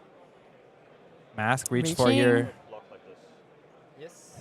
Sherish wanting to be anything but the normal Arakni, hoping for not a 6 here, I guess. Redback is a really rewarding roll. Pretty good here. It's going to be the redback. I will have a reaction. Oh, he does have a reaction. We do have a reaction. Oh, it is Wrong Beam. My bad. I thought that was all the Boltyn cards. They're just a guy with a sword looking, roughly yellow. Roughly the same. Okay, so 3 times give it go again. Boltyn's attack reaction is not once per turn. Then we play the Roaring Beam. What this does is first it creates a courage token, which is +1 for the next turn. And then if there are no cards in your soul, return this to its owner's hand and then charge your soul. That's the part I forgot about. It counts as a charge. It doesn't just go to the soul. So that functionally also gives a +3 to the Raiden because Raiden's text is just waiting until a charge happens and then it gets +3. Oh, that is such an incredible play here from Jeremy. Jeremy. Really cool play. Unfortunately, Sherish did have that shelter in Arsenal, so he's able to stiff the damage, and actually 2+4 works really well to block the 6 that was presented. So Jeremy spends some soul to try to cheat some damage against Sherish's 7 life total, but D-React gets in the way of that plan. Sherish now, in redback mode, has a lot of questions he's asking Jeremy. How do you want to block? Any stealth card can get +3. My normal stealth cards can get go again. I think we saw the first Leave No Witnesses in Sherish's hand as well. We do not have an arsenal on Jeremy's side of things, but happy to see that. We have 4 damage to end the game, which is possibly enough. Possibly. Redback being red here to make sure, We clarify understand. whether this can get the buff here. Yep. 1 go again, and Jeremy thinking, does he want to be marked? Mark, of course, turns on effects like that Mark of the Black Widow that we see in the hand. Maybe that's the kind of card we're starting to count here. Also possibly counting reactions. We're looking for things like Tarantula Toxin and that stains with the redback. How many buffs can he have? If I say no blocks, can I just die to getting +10 here? Yeah, that's always a possibility, and that makes it really, really hard to block effectively, because whenever you present something in front of this and Tarantula Toxin is available, you're just going to lose all of the defensive capabilities presented. So it's not a fun situation to be in. Tarantula Toxin against the Clave doesn't get the -3 effect because it's not a stealth attack. Oh, this is just a dagger, but still there is the potential to just go very tall. 1 taken here, no reactions. Jeremy down to 9, but is marked, meaning Sherish's Mark the Black Widow gets a lot more exciting now. And there he goes, Mark of the Black Widow. We're going for it. With that redback roll presenting possibly 6 go again here if he discards a assassin card, which I think he's going to be pretty happy to do. Now Jeremy is in the blender. He does not want to have this activated ability on hit marker on him. The problem with this turn for Jeremy is that if you block 6, he can... Oh, no go again means that you have to use the red back activation for the go again, so the +3 has to go here. He can't hold on to it for the leave no witnesses, but of course Sherish could also just say pass if 6 is already blocked. In this situation, maybe he wants to force the attack with that leave no witnesses as well, deal some damage. Yeah. But I mean, we have blocking capacity, so go about, but we also want to save something on the offense here. 6 blocked from Jeremy against the 3 right now, Mark of the Black Widow with its on hit. Red back reach 4, red back discarded 4. That's 6 go again. Is there another reaction from Sherish? Is maybe Jeremy's wondering, and no reactions. And nothing either from Sherish, just 1 with that 1 floating. It's holding on to that leave maybe for a moment where it will actually be disruptive. You know, leave against a 2-card hand when your opponent's on 9 is not presenting much, but 2 cards, you're not very threatened by the Boltyn, holding onto the leave for the next one, or not. Just deciding to Or do not. it again. Opponent still marked 1 damage and, okay, dealing max damage. We're going for it. We're on the offensive and we're going for it. Go to 4, banish top. 4 banish top. It's red, you make It is red, though. 6 silver. Getting a silver. Doesn't want to clog up the arsenal here also possibly. You know, he wants to clear that arsenal, so if he's not blocking with his whole hand next turn, because Boltyn's only coming in with 2 cards, then he's able to still, you know, use whatever he's left over with to attack and be efficient with his plays. Bottoming the pitch card, back to Jeremy. We see another one of those blessings, that aura, and we see a Spirit of War. A card I think sometimes isn't played in these Boltyn lists, but maybe it's coming back now that we have more of these powerful yellow effects. Spirit of War is a 3-power card. As an additional cost, of course, you may charge your hero's soul. If a yellow card is charged this way, which it was, whenever an attack action card hits this combat chain, create a courage token. So this has a courage. That's 4. No blocks from Sherish. Go again from Boltyn. 4 block from Sherish. This won't be hitting and creating an extra courage, but of course we are getting 3 off that Raiden on the next link. And pulling another D-react from the Shelter of the Storm off the top here from the sink below. Not a very offensive hand for Sherish. Not at all, but staring down this Raiden. Really wanted to search for anything off of the sink below. Yeah. Blocks with the Black Tech Whispers. Takes 2. We just really want to see him being able to close the door from here. Well, he does have... So he has that Knight's Embrace reaction. Oh, he has another Leave No Witnesses. Sorry, I missed that. I thought it was another blue, which is an option here, a pretty good option here. And so, of course, the blue converts for 1 and then possibly 2 go again if this 1 is taken. And then a leave for 4 is a threatening amount to Jeremy at this stage of the game, with Flick still alive as well, choosing to just hold on to that Shelter for a future turn and take advantage of that block. Black Tech block. 1 go again and 2 cards in hand. Jeremy clarifies, reaches for a card, doesn't want to be marked in this situation. Or doesn't want to die. I mean, any attack reaction on That top of is his true. glaive is presenting lethal at this point. So going down to these low life totals, 5 versus 4. And it's a situation you never want to be in against an assassin. No. No marks, though, not able to swing that Graphene in the middle and just goes straight for the 4 off the Leave No Witnesses. He's in base Arakni mode, so no way to buff this unless he runs... Cut the chase? Cut the chase?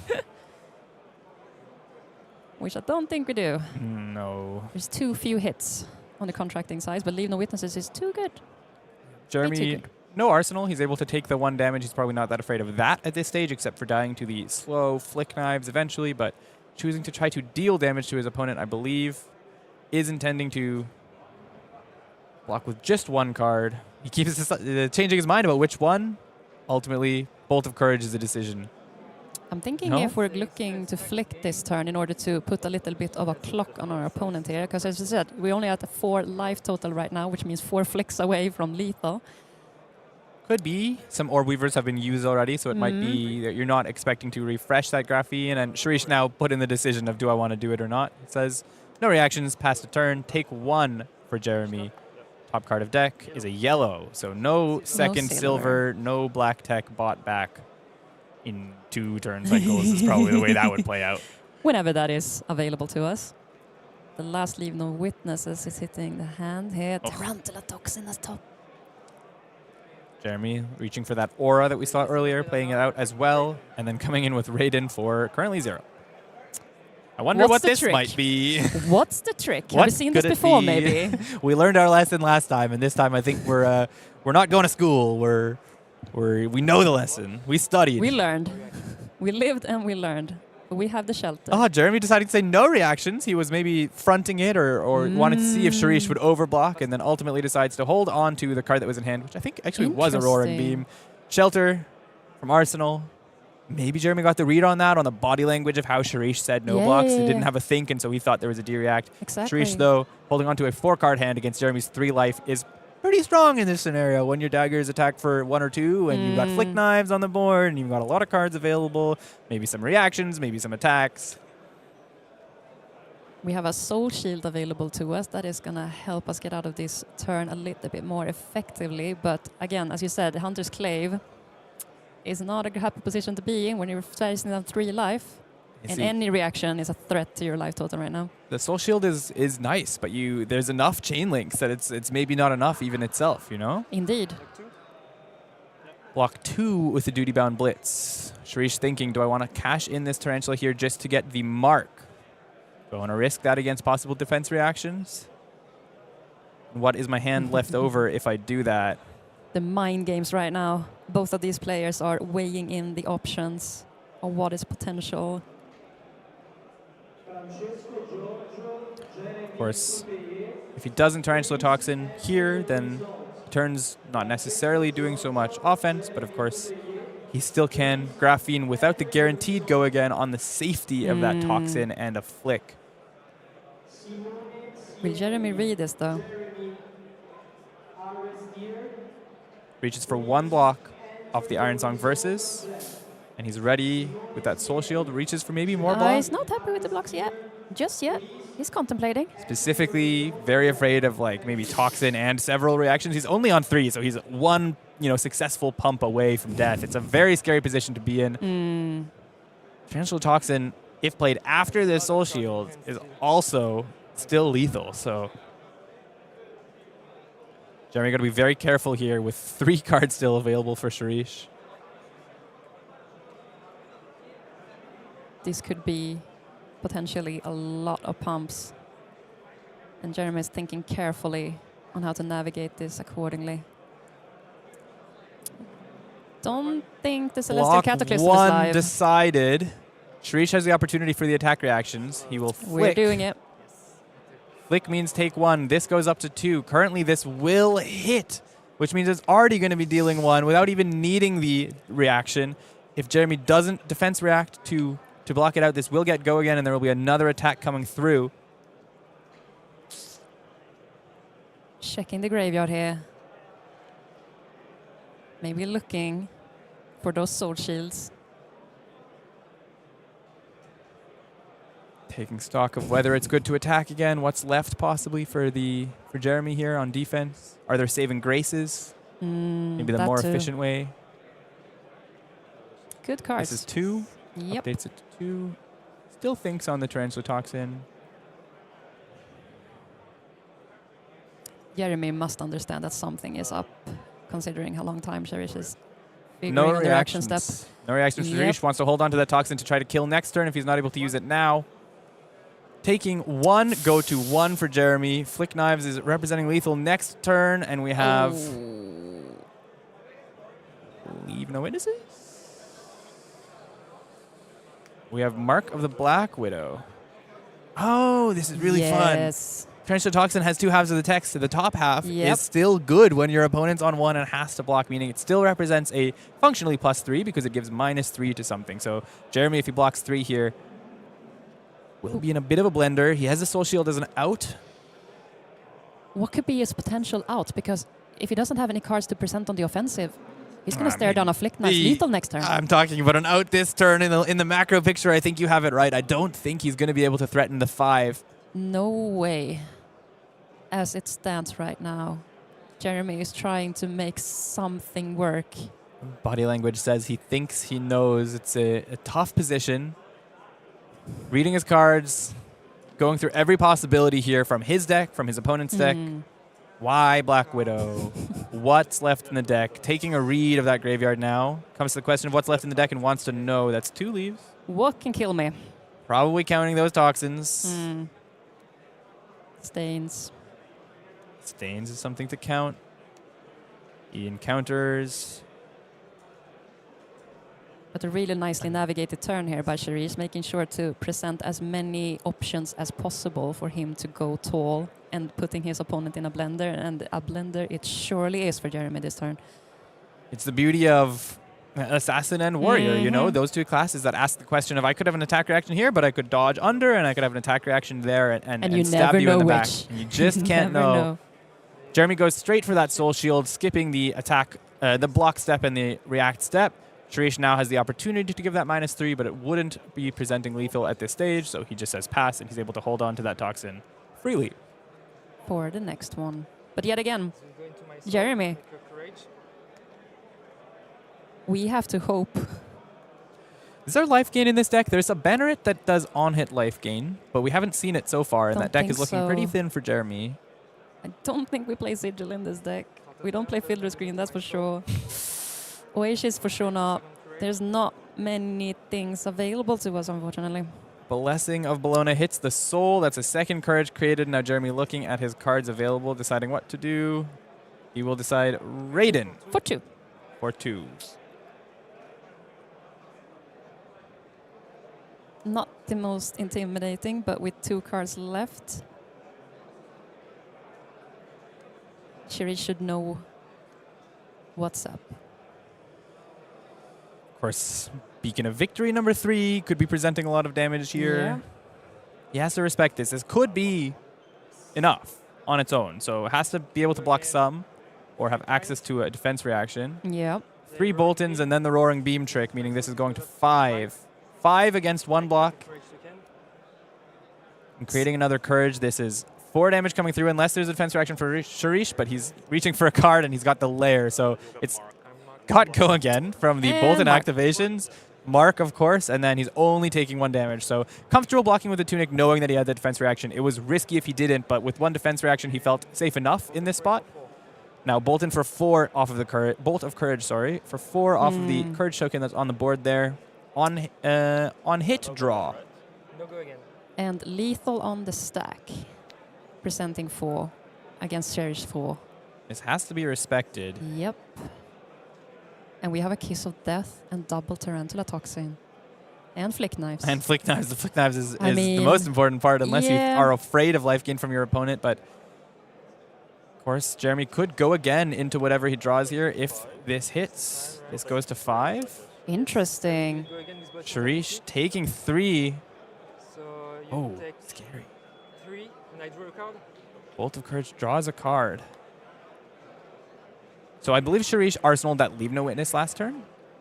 Did Arsenal the leave? Yeah, and kept the Toxin in hand, which means even if he has to block with both cards here, he has access to the Flick play. Yes, of course. Oh, and Jeremy draws. That's the Beacon of Victory. He didn't even draw another attack. He can't even try threaten. Unfortunate. If he had had that one card earlier, if he'd been able to keep 1 extra card or whatever, how it could have worked out, he could have done that react speed kill, trade spaces with that and the Roaring Beam, but instead Kiss of Death comes forward. 1 life for Jeremy. And Flick Knives has reached forward and he puts his hand forward. Sherish Chowhari wins on Arakni Marionette against Sir Boltyn, Breaker of Dawn. Arakni reigns supreme, but that game came down to the wire. Very close for both sides. We were looking at it as if it was doomed for Jeremy, where there was no way on 1 he could win, and then that last turn very much almost got there with the potency from him there. Some very powerful turns on both sides of the table. 2 aggressive decks just going at it. We saw some really beautiful turns here from Boltyn, playing out those Lumina turns. Really, really good. But Arakni seals the deal at the end of the day, flicking those knives to save the day. Yeah, with the way that game went, it really feels like rolling that middle effect on Meat Madness did have the game-ending effect. That Lumina would have presented a couple more points of damage, but also, very importantly, another point of life gain that would have protected him down the line. So an unfortunate roll there for our Boltyn player, but a very good showing of what that deck is capable of. It looks pretty powerful right now. If you want to continue to play powerful games of Flesh and Blood, of course, play the Pro Quests this weekend, next weekend, and the following weekend, or continue to watch the games that we are playing this weekend. But there's something coming down the line that all of you should be very excited for, and that's the Pro Tour in April, Yokohama, in Japan. Woo! Are you excited? if I am excited. I love Japan so much. Last time we were there in Osaka, I had a blast of a time. Of course, I'm going back to Pro Tour Yokohama this year. How about you? I'm not able to make it this year. I'm not able to make the Pro Tour. Probably neither Pro Tour this year, unfortunately. A little bit tight, but a very good time to go to Japan with that cherry blossom season. It will be beautiful, and of course, the games will be super great. Let's look at some of the stuff you can get if you are in attendance at Pro Tour Yokohama. We get these beautiful Scar for Scar and Gravy Bones Hero Alt Marvel, Japanese language, and new art for both effects. I love the art of these new cards, and I'm excited to pick these up when I go to Yokohama myself.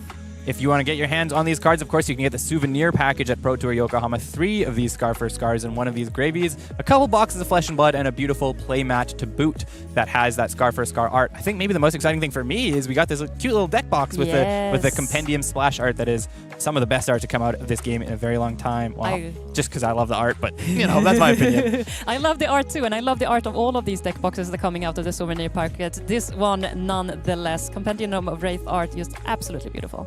If you're not going to get a souvenir package, of course, you can still get a participant package if you are playing an event. If you're playing the Pro Tour, we have the Master Cog playmat. Those gem fabled playmats always look so nice. And then, of course, you still do get 1 copy of the Scar for Scar and the Gravy Bones. We look forward to meeting you in Japan, in Yokohama, April 9th to 12th this year. It's going to be very exciting. It's going to be the biggest display of Silver Age that we've had so far, ever. And of course, a great display of all of the best players in the world fighting for that coveted title of Pro Tour Champion. I'm so excited, and I think we're gonna miss the cherry blossom season when we go there, but what can you do? It's still gonna be an amazing time down in Pro Tour Yokohama. Yeah, definitely looking forward to catching it from my couch because I won't be there, but still, if you are looking forward to watching games, there's more this weekend. You don't have to wait till April. We have a 4-0 Marlynn coming in the next game that I'm super excited to watch on stream. Go. Catch you back here in a couple minutes to see that.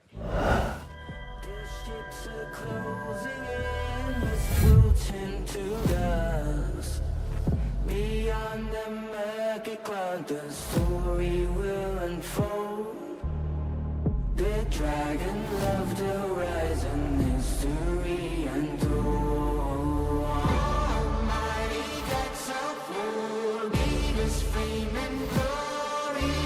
We shall be victorious. All will know our story. They came from frozen plains, waltzing through the storm. The shadows of the north, the name will numb the foes. Beyond the distant land, the legend will be told. The dragons of the horizon, history unfold. Almighty God so full, give us fame and glory. We shall be victorious. All will know our story. Almighty God so full, give us fame and glory. We shall be victorious. All will know our story.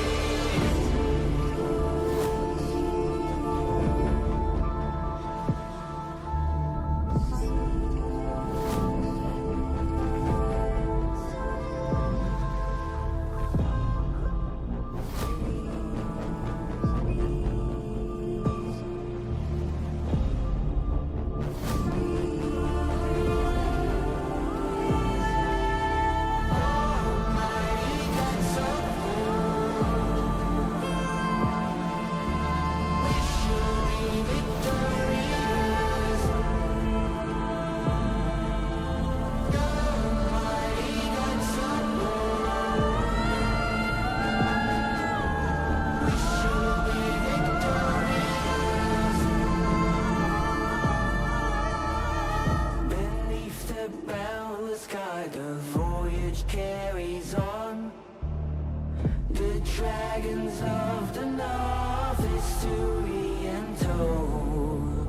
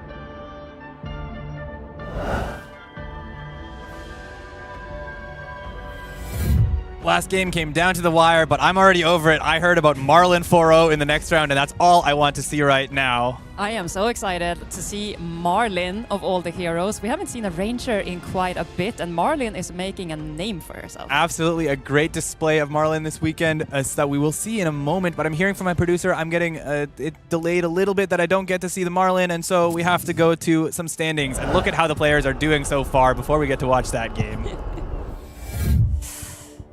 Ooh. A lot of 4-0s Jaap, we see. 4-0. You're excited about Jaap. He's on your team, but also Lyath, of course. There's a lot of heroes up at this top of the bracket. We see Lyath in second, Dio in first, Kayo in third, another Kayo in fourth, different type. Wow, that's like 9 different heroes in that first column. Wow. Wow. That is Okay. absolutely First column, amazing. very exciting already. Second column as well. We have a Victor there in 11th place, of course, with Michael Koch. Then we have Mirko representing Acilio, and a second Acilio on the board was sort of one of the bad guys of the weekend in 17th. A bunch of KOs on the board of both varieties. Seeing a lot of Marionette as well. And of course, we see in 20th place, we have our Marlynn player. A variety of heroes, even a Kasai in 18th at 4-0 here. Let's take a look at the second page. A couple more 4-0s. Pablo Pintor bringing up the Still back in of it. the bracket with Still Arakni in it. Huntsman.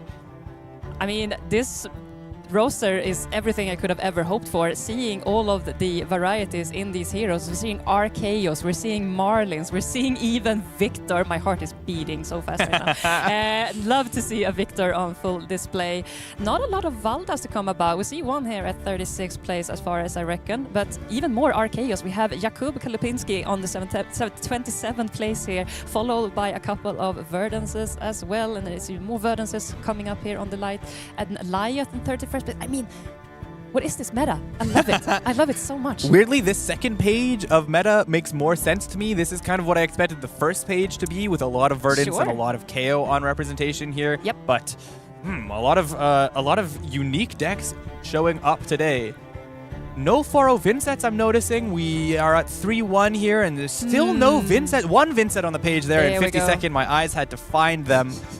Wow, there was a lot of Vinsets at the start of the day. We started with 30, and of course it had that great run last week, but a lot of players may be picking it up or going back to the deck, and not super successful so far, but we are looking at a 3-1 Vincent in 52nd and a bunch of other heroes on 3-1 still as well. But respectfully so, because I think Vincent is one of the hardest deck to pilot, and watching June play last weekend in Montreal was really like the pinnacle of what Vincent players can be capable of doing with that deck.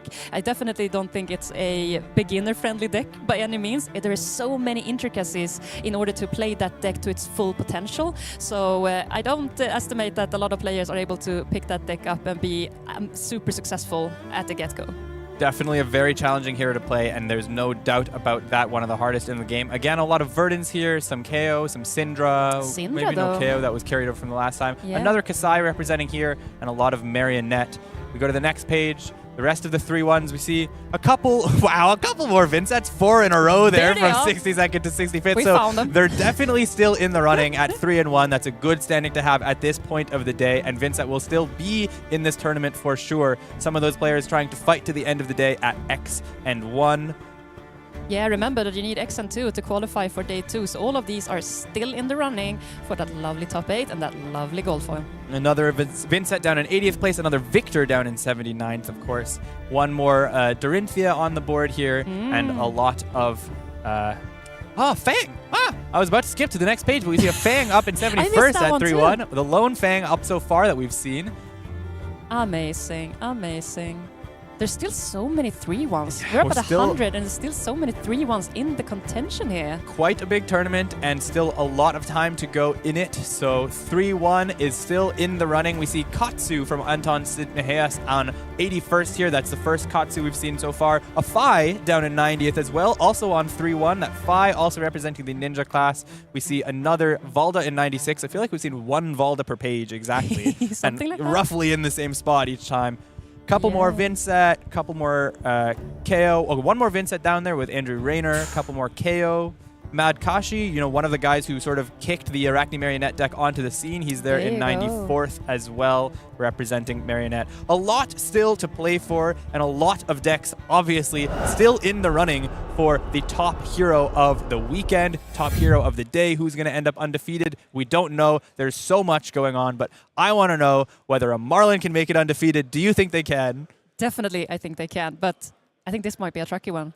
This might be a tricky one. We have Marlynn against Kayo coming up. And the Kayo is a very well-respected player. The Kayo is Daniel Correas, Pro Tour top 8. Nonetheless, a very, very respected player in the scene, and I would be scared facing down Daniel Correas, I think. Yeah, anytime he's facing down Daniel Correas would be a bit frightening, but I believe he made the Pro Tour top 8 in LA on this hero, on Kayo Armed and Dangerous a couple years ago. So if I'm right on that history, which do check me, chat, then we are in for one, as he's trying to give the send-off to Kayo, the hero that launched him onto the competitive scene a couple years ago. In the best way possible, definitely. Super excited to see. Let's head on down to the feature match table and see how this pans out.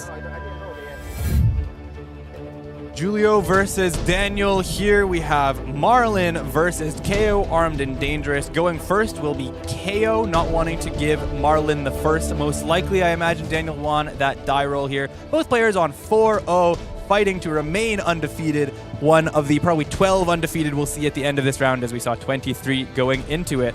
A lot to play for here. What's your bet? Good question. I mean, Marlynn still has a lot of potential on hits that is not going to be in favor of Kayo in not even the slightest. But we have seen the blood rushes. We have seen the go against on Kayo decks availability. So, I mean, anything can happen really. But I'm secretly rooting a little bit for Marlynn. Okay, well, let's take a look at what these heroes do so we can get familiar before we get into the game. Of course, Marlynn, maybe not one everyone is so familiar with. Only 7 Living Legend points there down in the bottom left against Kayo, who has the most of anyone right now. Marlynn Treasure Hunter is a Pirate Ranger hero who has an action, tap the hero and destroy a gold you control to create a Goldfin Harpoon, which is a 2-power arrow in your hand. But whenever you draw a card during your action phase, you may put an arrow from your hand face up into your arsenal. She's looking to go very big and tall with some very disruptive arrows, as you hinted earlier. On the other side, Kayo, Armed and Dangerous. We've seen him so far. We've got that bottom ability, which creates about 1 value a turn. That middle ability, attack action cards you own get +1. While they are in any zone other than your combat chain, making it very clean, very consistent, this deck. And a lot to play for here. 959 Living Legend points against just 7, meaning Kayo winning this weekend does send him over the top.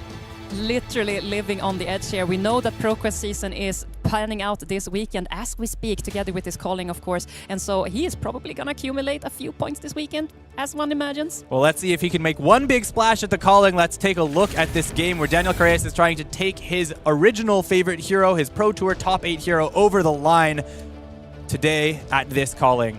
I heard he even made top 4 on Top Kayo 4. at Pro Tour LA. So respectfully as such, and he's still rocking that hero until his last strains. Maybe the last weekend we see Kayo coming out to play here in Classic Constructed. A lot of new toys, of course, since LA 2 years ago when this hero first debuted. We have Gauntlets of Tyrannical Rex on the board here, and then, of course, a lot of those cards in hand are also going to be things that weren't available a couple years ago. Daniel taking a look at his hand, seeing how he wants to set up, and just says pass, and tries to put a card into Arsenal. Nothing going on turn 0. Giulio, let's take a look at the Hammerhead. That's the most important card in this deck. I know we read the hero text earlier, but personally, I think it's the bow that really matters. So what does this do for the Marlynn deck for you? So this is the bread and butter of the Marlynn deck. Of course, you have a bunch of harpoons at your disposal in your deck, so having these to pump up that with 4, giving it overpower, it really can force some very, very powerful on-hits across the table.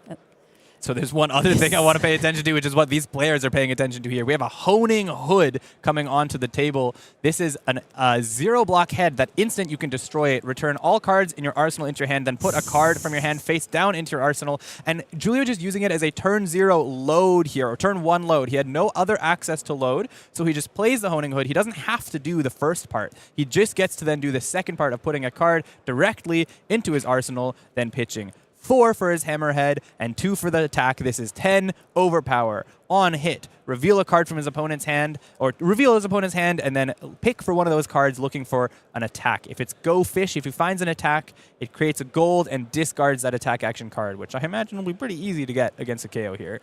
Definitely. It is not something you want to see facing your opponent on turn 1. And there is this Honing Hood play. I really, really like this because typically you see Crown of Dominion to have that gold up one on your starting position. But this Honing Hood is presenting, as we see here on full display, the capabilities available, pushing this King Shark Harpoon on the first turn of the day. I quite like this. You see, with the Crown of Dominion, you get that gold, but you have to pitch for that gold on turn 0, and then and you know, it's maybe a little bit less flexible. In this case, with the 2 blues, he's always able to fire off that first turn Honing Hood. We have a Swing Big and a No Fear, banishing 3 6 powers because of Kayo's effect. Those 5s are all 6s with the Wild Ride. So that is preventing 5 and 3 is 8 prevention. But most importantly, those cards are in the banish zone. They are not in the hand, meaning Go Fish can happen. But Daniel says, here's my hand. It's empty. All my cards are already face up in the banish zone. You're not getting me to discard a card this time. Daniel Correas came prepared. This No Fear is coming in clutch here, dodging the on-hit effect of King Shark Harpoon. And Daniel is just like, go ahead. I'm not gonna care. I'll take 2 damage. I don't really mind. And of course, an important thing to point out is that the gold creation from King Shark Harpoon is only if it does do the Go Fish discard a card. Without the gold baited hook activation, there's no gold unless it discards a card. So that is 10 damage. 8 damage prevented, 2 damage dealt, but no gold created and no disruption prevented, most importantly. So I really think that Gil was supposed to happen, to have this on-hit happen so that he could get that gold generation going, because one of the most important things, that pulping though, but the most important thing for Marlynn is to have that gold available, because whenever you draw a card, you're able to dispose of one of your cards into your arsenal, and that's one of very few ways for Marlynn to get arrows into her arsenal. Very unique Might token hitting the table when this Bear Fangs is played and discards a 6 power with a 900 yen price tag on. That's pretty fun. Anyways, 6 block scene from Giulio, just wanting to play this sort of block a little bit and then shoot a little bit with an arrow. Of course, he has an arsenal, so that might already be an arrow set up, or it could be something like a codex on. And there's a 3 of a kind in hand, meaning he has flexible ways to be able to throw some arrows this turn. 2 damage dealt both ways. Back to Giulio on the Marlynn. Yeah, this hand though, for Daniel Correas is 3 blues, I believe, and a yellow Wild Ride. Not the most offensive capability that he was hoping to get here. Not always the most defensive capability as well, That of course. too, Wild that Ride too. blocking 0. Some of the blues in this deck also block 2. 3 of a kind from Arsenal with another one floating in hand. That's draw 3 cards, and of course, when this draw finishes, there's a Marlynn trigger. I don't think there's an arrow. There's We're no looking arrows. as Giulio shuffles through this. I see Sift, I see 3 of a kind, I see Murderous Rabble, and I see a Seafloor Salvage maybe at the back there. But whatever it is a non-attack card. It is not an arrow. And with 3 of a kind's limitation, he can't play the second 3 of a kind from his hand. He can't continue to go fishing. Yeah. I'm not sure we can do much with this. It's got 3 of a Arsenal kind and pass! Oh, Giulio's a good sport about it. Both players are laughing. They understand that this is part of the playing Marlynn. It's an unfortunate part, but oh my gosh. Oh, that is so unfortunate. Can't even play the Sift to try to find other cards, you know. No. Daniel playing Wild Ride out of Arsenal with knowing that we have more in hand. I think he drew a Mighty Windup, so there's a lot of blue and yellow available here. So let's see what we can use up with this capability that Daniel has on his side. A full hand of opportunities, as we say. Bear Hug discarded. That's a 6 power. It'll trigger KO, create a Might. And this is 6, go again. No on it, just vanilla 6 damage coming across here. And guess what's coming next? More vanilla damage. More vanilla damage. I mean, we got some more nice on-hits available to us fairly recently. We so did. They don't seem to be in the hand right now. We've got Mighty Windup and Agile Windup and another yellow Wild Ride. So Daniel, unless that Wild Ride fishes him another thing off the top, is probably just dealing some damage this turn. But it is still a lot of damage. Take cover, block 4 against the 6 Wild Ride. Taking 2 for Giulio down to 36. Daniel looking at his hand, deciding the order of operations here. There's another Wild Ride, though. It's another Wild Ride. Of course, that Mandible Claw is online with the first Wild Ride's discard. Take cover, a good consistency piece, I can imagine, for Giulio. It's a 4-block that does reload, so you can get one of those arrows into your arsenal if you have one of those 2-cost, 6-power arrows, but you're not able to load it with any draw on your turn. But in this case, it's just a 4-block defense reaction, which is good enough in its own right. Mandible Claw, attack for 3, Murderous Terrible, block for 3. Giulio's still looking at all these cards that don't really do anything, and he's just like, I can lose these. Wild Ride coming in again. Draw a card, discard a card. This one's for 5. I'm curious to see if Giulio decides to use block with his full hand here. Yellow Buckwild, that was the card that must have been drawn because we know the other card, I think, is an Agile windup. And Giulio is like, yeah, I'll just block with my whole hand. So there's 2 possible plays. He could be passing, but he does have Tunic coming online and another 3-of-a-kind in Arsenal. So he does still have the opportunity to claw back a defensive into offensive hand if the card draw is correct. We do get the gold, though, off of the Sunken Treasure, so one leap of faith here for Giulio to get that gold generation going, or started at least. And Daniel Correas deciding he doesn't want to put that Agile windup into Arsenal. He'll just discard it. It doesn't get both effects because he's already discarded a card with 6 or more power this turn. So he's just getting the agility the normal way, the normal brute way, who's not Kayo. Draw 4, pass to Giulio, and he's reaching for that Tunic counter and goes for another 3-of-a-kind. Let's chuckle from Daniel. Let's see how we can do this time. There is an arrow. That's a red fin harpoon over there. It's not the greatest, and he can't use hammer because he also drew a yellow alongside it, but passes on the Marlynn and decides to activate gold. He's trying to go resource positive, and he hits. There we Amazing. go. Gold draw happens, turns a yellow into a blue. Marlynn trigger finds that red fin into Arsenal, and he can now hammerhead, turn this red fin into a disruptive 8 against his opponent. What an opposite play here from Giulio, really displaying the capabilities of a Marlynn. Only 1 card in Arsenal, and we're staring down at a red fin harpoon. Yeah. Wow, he turned 1 card and a Tunic counter into a red fin harpoon with 8 overpower, probably disruption. Of course, Daniel has the access to his equipment suite still if he wants it. There was also the Heart of Findall pitch there, so that is 1 more point of life gain for Giulio. A pretty efficient hand, given that he was also able to block for, I think, 12. Definitely. I think this turn turned out amazingly compared to what I was Compared to the hoping last for. one? Definitely, definitely. Daniel having a think? This gold fin harpoon, when this hits a hero, they choose and reveal a card from their hand. If it's red, they discard it, and you create a gold token. Because the cannon has been activated, you get to see the whole hand and pick the card. Yes, so sir. all of those premium red attacks like Bare Fangs will be up for the discarding if this card is not fully blocked. Of course, Overpower, not really an effect Daniel can get around very well other than No Fear. He's got mostly actions, I believe, and Overpower looks for no more than 1 action. So usually attack reactions decks can get around it, but Daniel probably not running any of those. Not running many defense reactions, I'd imagine. No block cards, as far as I understand, but we have a lot of equipment available at our disposal that blocks for 2, all of them. All of them. So all of them, and Temper, so can block even more on future turns as well. You got a lot of block available there. He's reaching for, currently looks like 6. Maybe he's got a 2-block in hand he's willing to throw, or maybe he's putting all of them forward. No, rethinking. I mean, we have an agility on Might token, so we probably want to save some power left in our hand to use those Might and agility tokens accordingly. 8 taken. So he says, I will let you choose the card. I think I know which card you're going to choose, but I just want to play my other 3 cards as efficiently as possible. Players clarifying the life totals here, but it looks like 37 to 30 is what we have, and they'll update if it's off. Now, yes. You're at 37? 37, yes. Just doing some calculations here. No worries. Daniel opting in to save his equipment for future arrows that might be even more disruptive, or when we're closing in on the lower life totals. This is a god hand, though. Yeah, well, unfortunately, he has to lose one of them. But I mean, even if he takes Bare Fangs, which is the best card, you're left with Wild Ride, and then a 50-50, you can play that Run Roughshod, which is still pretty efficient. That's an 11 damage, 3-card play with the Might creation as well. So, looking a bit closer here. We have some choices to make here. Giulio weighing in his options. Of course, looking only at the Bare Fangs and Wild Ride. The blues are just information. Yep. The Go Fish is has to Bare target a Fangs. red. Bare Fangs is chosen. Gold created. Daniel left with 2 blue cards. One is a Run Roughshod and a Wild Ride. Of course, he has the agility. Guaranteed go again to start this turn. And a Might. Reaches for that Wild Ride. Already has go again thanks to the agility token, but we don't mind. opting in for the resolution here. 1, 2, 3, 4, 5, 6.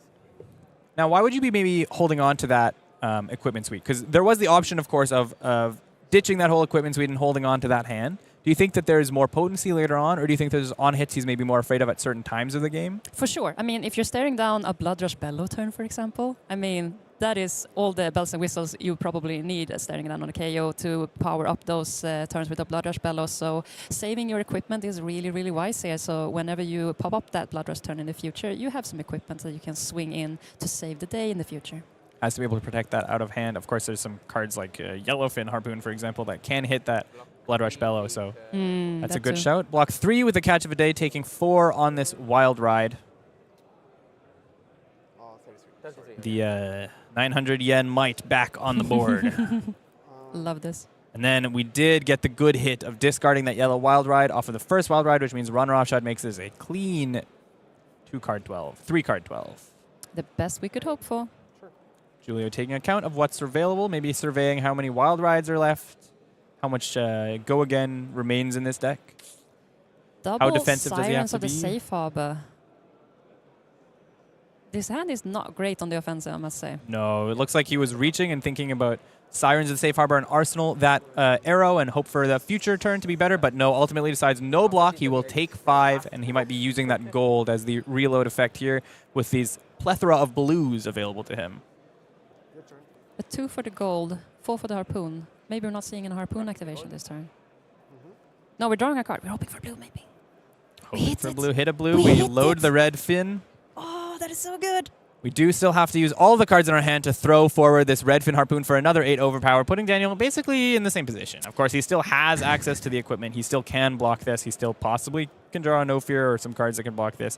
Or he could just say, yeah, I'll lose another yellow. This time, he's pushing it forward immediately. Whatever. A lot of We're thought last sending it. time. Not so much thought this We're time. sending it. Thinking about the Crown Providence activation, though. Chooses to take it, drawing another card. Of course, the reason for this maybe is that looks like a lot of draw discard effects and a Beast Within in his hand, meaning he's hoping to get that Beast Within and get an extra card out of this draw and discard trigger. -1 counters go on the equipment. Might will pop. Giulio has drawn up, and now we're on to the start of Daniel's turn. A lot of back and forth in this game still. Not a single blood rush have we seen so far. No. Okay, we Daniel's pitch a dispense. blue for Wild Ride. It's for 7 with that might. There is 1 Beast Within and 2 other cards in this hand. Beast Within is hit. Of course we hit! This card is like the stream card today. So we hit the Beast Within. We banish a No Fear off the top of the deck. That's 1 extra point of life taken. And then a Show of And the Strength, which 7. is a lot nicer. So that's 2 Yeah. damage, or 2 life taken for Daniel Correas, I should say, off the Beast Within trigger, but of course gets that Show of Strength into hand. Wild Ride for 7 go again, and a lot of pieces still to play with in the hand. What a great upside turning up here for Daniel Correas. Who needs blood rushes when you can use it to discard Beast Within and just negate the loss of cards and just be up a card instead? That is just amazing. Giulio having a think. This is now a hint that this is a pretty good turn. He knows that that Show of Strength is at least 8 more coming down the line, most likely because it's a Show of Strength and that's a 2 cost. He's probably holding a blue and can go Claw into Show of Strength. That's a lot of damage still to come. So Giulio deciding what he's going to do. He plays out, Throw Caution to the Wind, revealing the top card of his deck. Preventing 3 because he revealed a blue, I believe was a catch of the day there. So block 6. Take 1. So blocking 6 in total here on this Wild Ride for 7. Again, a very mid-rangey Marlynn player at full display. Not getting very rewarded with a lot of ways to put those arrows into his arsenal, or even, honestly, arrows in his hand at all. You know, we've seen Not really. that 1 King Shark, and then we've seen 2 Redfin, and not a lot else that's dealing disruptive damage to Daniel. Blocks 3 with Tar Pit Trap. Means the next on-hit won't be relevant, but it's not on-hits that Daniel cares about. It is 8 damage to the face off that Show of Strength that Giulio knew about from the Beast Within. Holding a card for Arsenal still. This was a very big turn. Whew.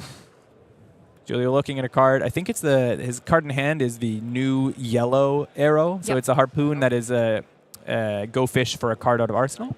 I think so. Not Go Fish. It's on it hits destroy Arsenal and create gold. More Arsenal disruption galore.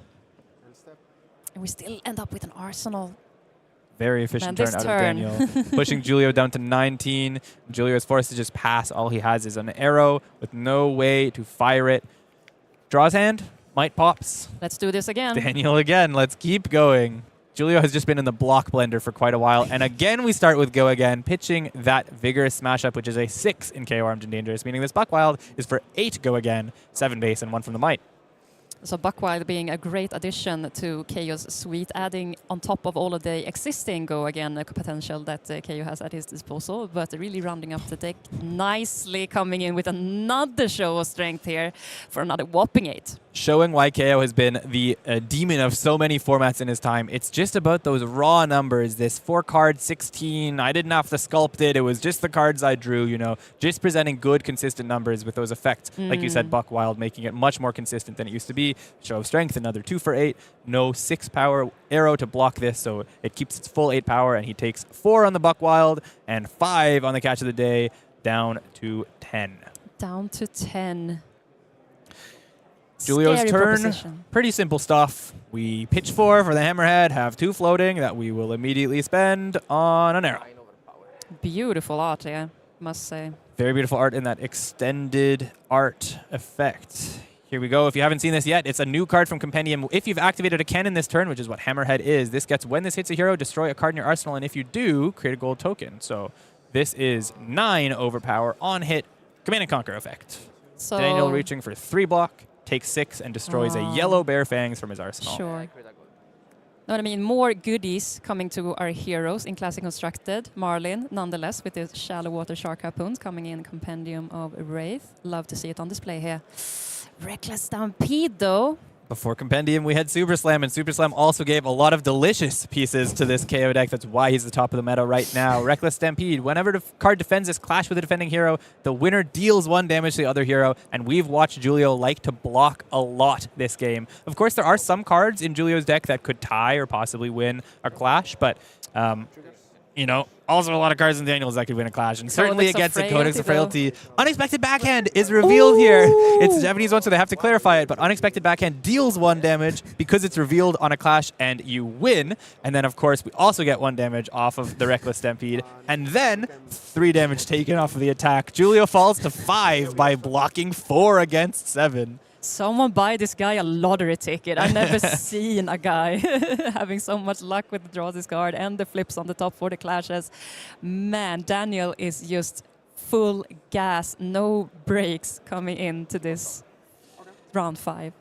Daniel choosing to bottom that Unexpected Backhand. I believe he wants to just fish maybe down lower for something like a Blood Rush Bellow. Giulio decided to keep his card on top and goes fishing for it with the gold. He'll draw that Codex of Frailty, immediately pitch the remaining 2 blues for a Hammerhead, and then plays Codex of Frailty very quickly. He knows what he wants to do with this turn. He's trading in that gold and all those cards for a delicious 10 overpowered King Shark Harpoon. And there we go. The first card he played this game after activating the Honing Hood was King Shark, and he puts it forward. 10 overpower on hit because a Hammerhead has been activated this turn. He's going to look at Daniel's hand and steal an attack action card, creating a gold. So the upside with the clash is that you get full information of what card is on top, and Giulio is taking full ownership of that, knowing that the Codex of Frailty is his get out of jail free card, enabling him to get this King Shark Harpoon onto the table, and just creating a massive clapback here for Daniel to care about. I kind of love the way Daniel's holding his hand is just like 4 cards out forward, almost as if he's ready to put them forward and say, pick which one you want. Like, I'm going to take 10, you know? I'm ready. Just take it. Having a think, he does want to be careful before he makes a mistake and maybe gets blown out by the selection. He wants to make sure that the hand is playable no matter what's selected. And then we say, no blocks. So take 10 is indeed the decision. Down to 12. And now revealing the hand. Let's take a look at what the options are. There's no red, but all of them are attacks. So that's the Buckwild, the one we can see the least. My bad. That is being taken. It is the go against source. So, of course, that's the reasonable attack. We have another Unexpected Backhand. We have a Fearless Confrontation and an Agile Windup. So, I mean, depending on what's in Arsenal, this could still deal a lot of damage. Mandible Claw, of course, is also going to be online with that Agile Windup, although -1 from Frailty. Frailty probably helping here. A little bit, a little bit. Ponder was triggered and not arsenaled. I think it's that Sirens of the Safe Harbor that we see in hand. Not one you really want to clunk up your arsenal with when you can only fire your good attacks from arsenal. A little bit of a clunky here for Daniel. Looks like he's reaching for this mandible claw with no go again, but we have that IJlst wind up, saving the day here, so we can have some more offensive capabilities, but of course coming in for 2 thanks to the frailty token. 2 thanks to the frailty, met by 2 for the Sirens of Safe Harbor. That's a pretty efficient block for Giulio, but Daniel is probably seeing this as more of a setup turn. You know, he's taking a couple cards out of his opponent and just trying to put that agility and might into the next turn, hopefully live through whatever disruption, and then present something big and just kill his opponent who's on 5 right now. Creating both tokens, might and agility from the discard. Giving go again to his Mandible Claw from the discard. Closing chain, that'll give 1 more life to Giulio from the Sirens of Safe Harbor. And now we have another card to play with. Gauntlets of Tyrannical Rex paid for. Fearless Confrontation pitched, and we did have a powerful card in Arsenal, so it's swing big for +1, -1, brings it to 8 overall. That's a lot of damage when your opponent's on 6. That is a lot indeed. Giulio was hoping that it might not have been that big of attack coming back, considering the full blue at Daniel's disposal, but we're staring down at this 8 and we only have 6 health left to do it. Unfortunately. We do have some equipment block left, so... We have a little bit of equipment block. There's 1 on Gold-Baited Hook that has Battle Worn, and of course there's 2 on those boots which have Blade Break. So in this match, I mean, sometimes they're relevant. You want to give one of the blue arrows go again. Another throw caution to the wind, revealing a yellow Tar Pit Trap off of this, meaning only 2 prevention, and then still going into the block step.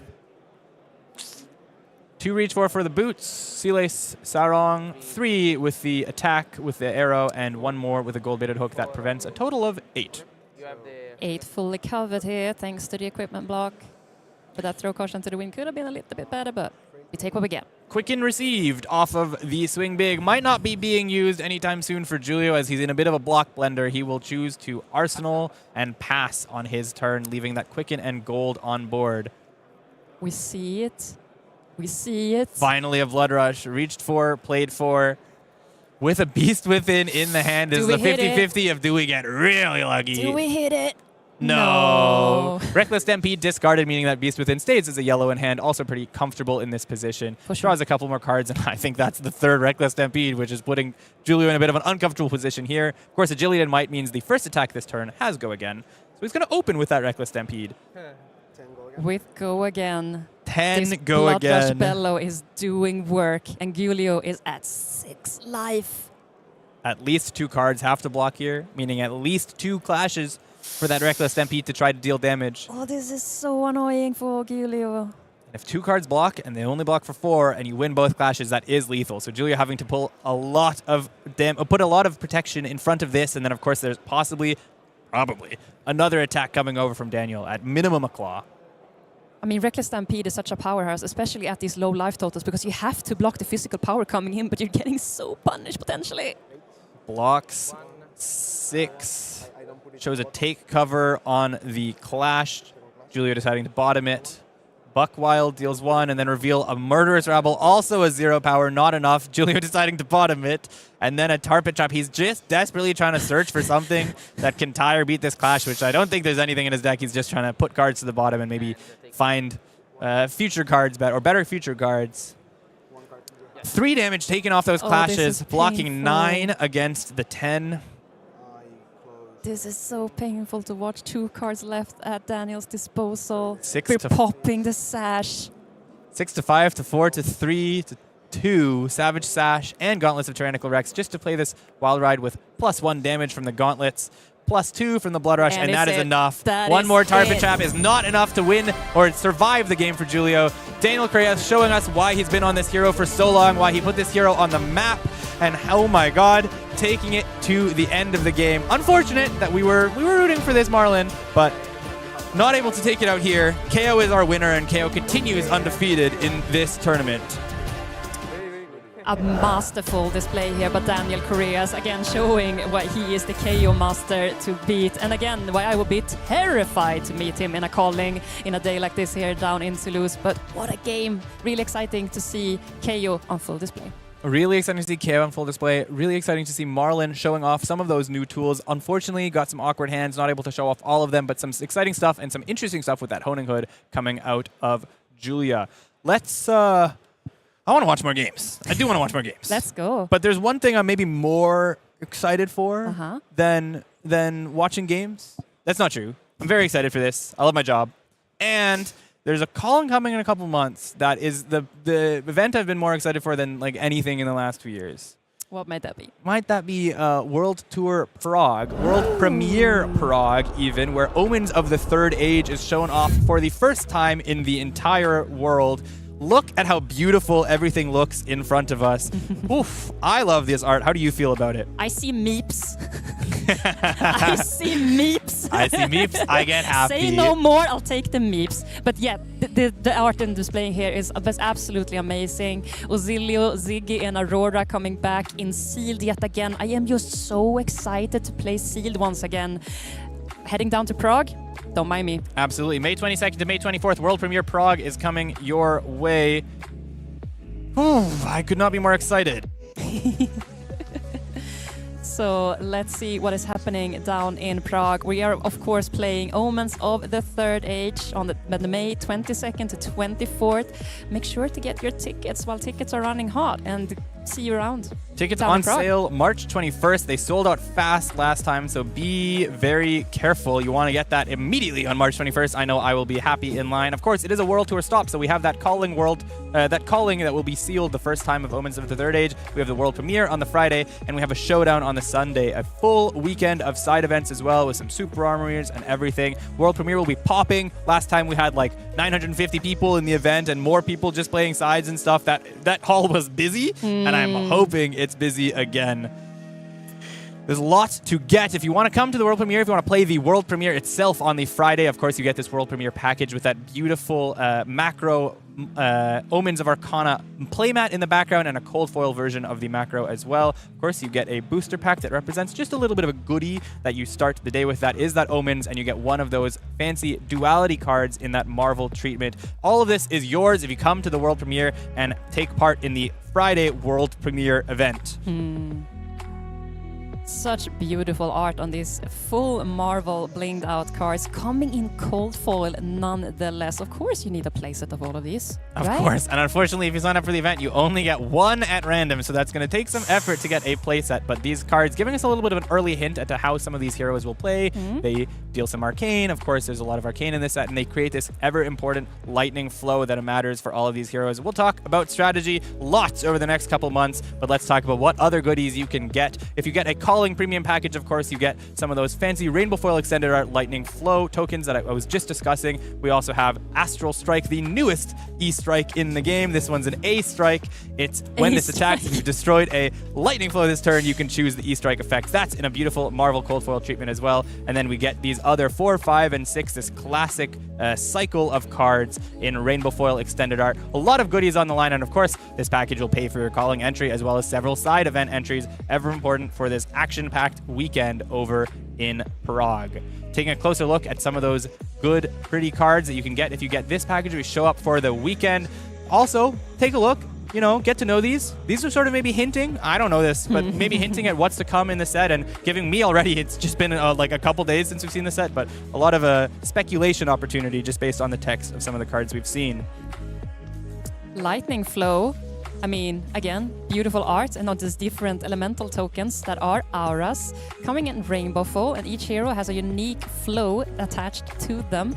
So take one of each. Which color scheme's your favorite? I love the blue. Blue is my favorite color, so I have to say the blue. Interesting. I'm way drawn to the mix of colors Ziggy over there on the left. That is absolutely my favorite, but the Aurora purple is also very pretty. Of course, all of this and more yours if you attend the world premiere in Prague, May 22nd to May 24th. Be there. It will be one of the premier events of the year. Tickets on sale March 21st, 2026. Exciting stuff. I am so excited to finally be playing Sealed and doing some more draft again. It's been a while. I couldn't be more excited. Giving us a primer also for the draft that is happening in Proto-Yokohama. Of course, it does affect.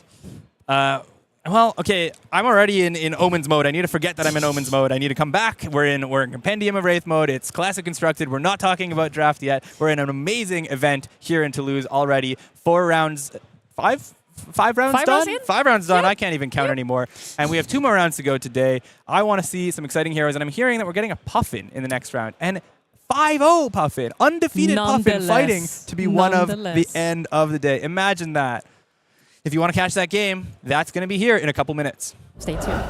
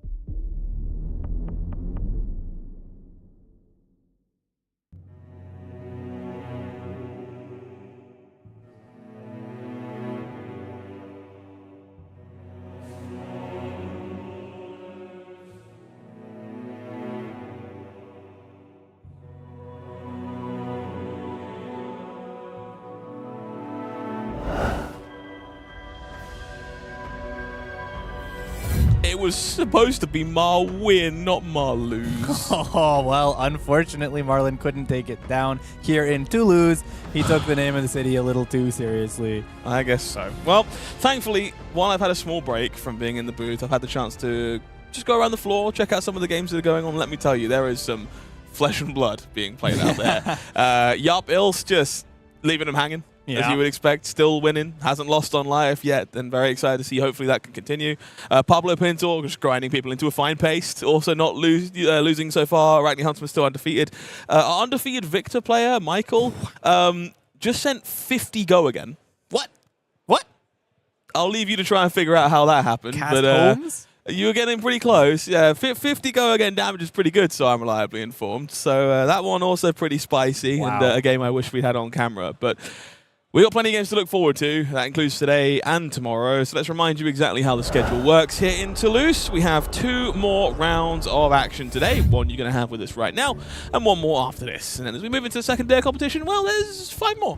5 more rounds tomorrow, and actually 8 more rounds tomorrow, and that's what's all to play for here is the top 8 that we end tomorrow on after 12 rounds of Swiss. So still a lot of running to do. You were just talking about some of the players who are at the top table, some of those undefeateds, but everything can change with 2 today, 5 tomorrow. Lots still up. Of course, we have those giveaways coming tomorrow. We have that one young Marvel hero, and we talked earlier about the Compendium of Wraith box as well being given away thanks to 40,000 subscribers at this channel. That was a really exciting thing to start the day off with.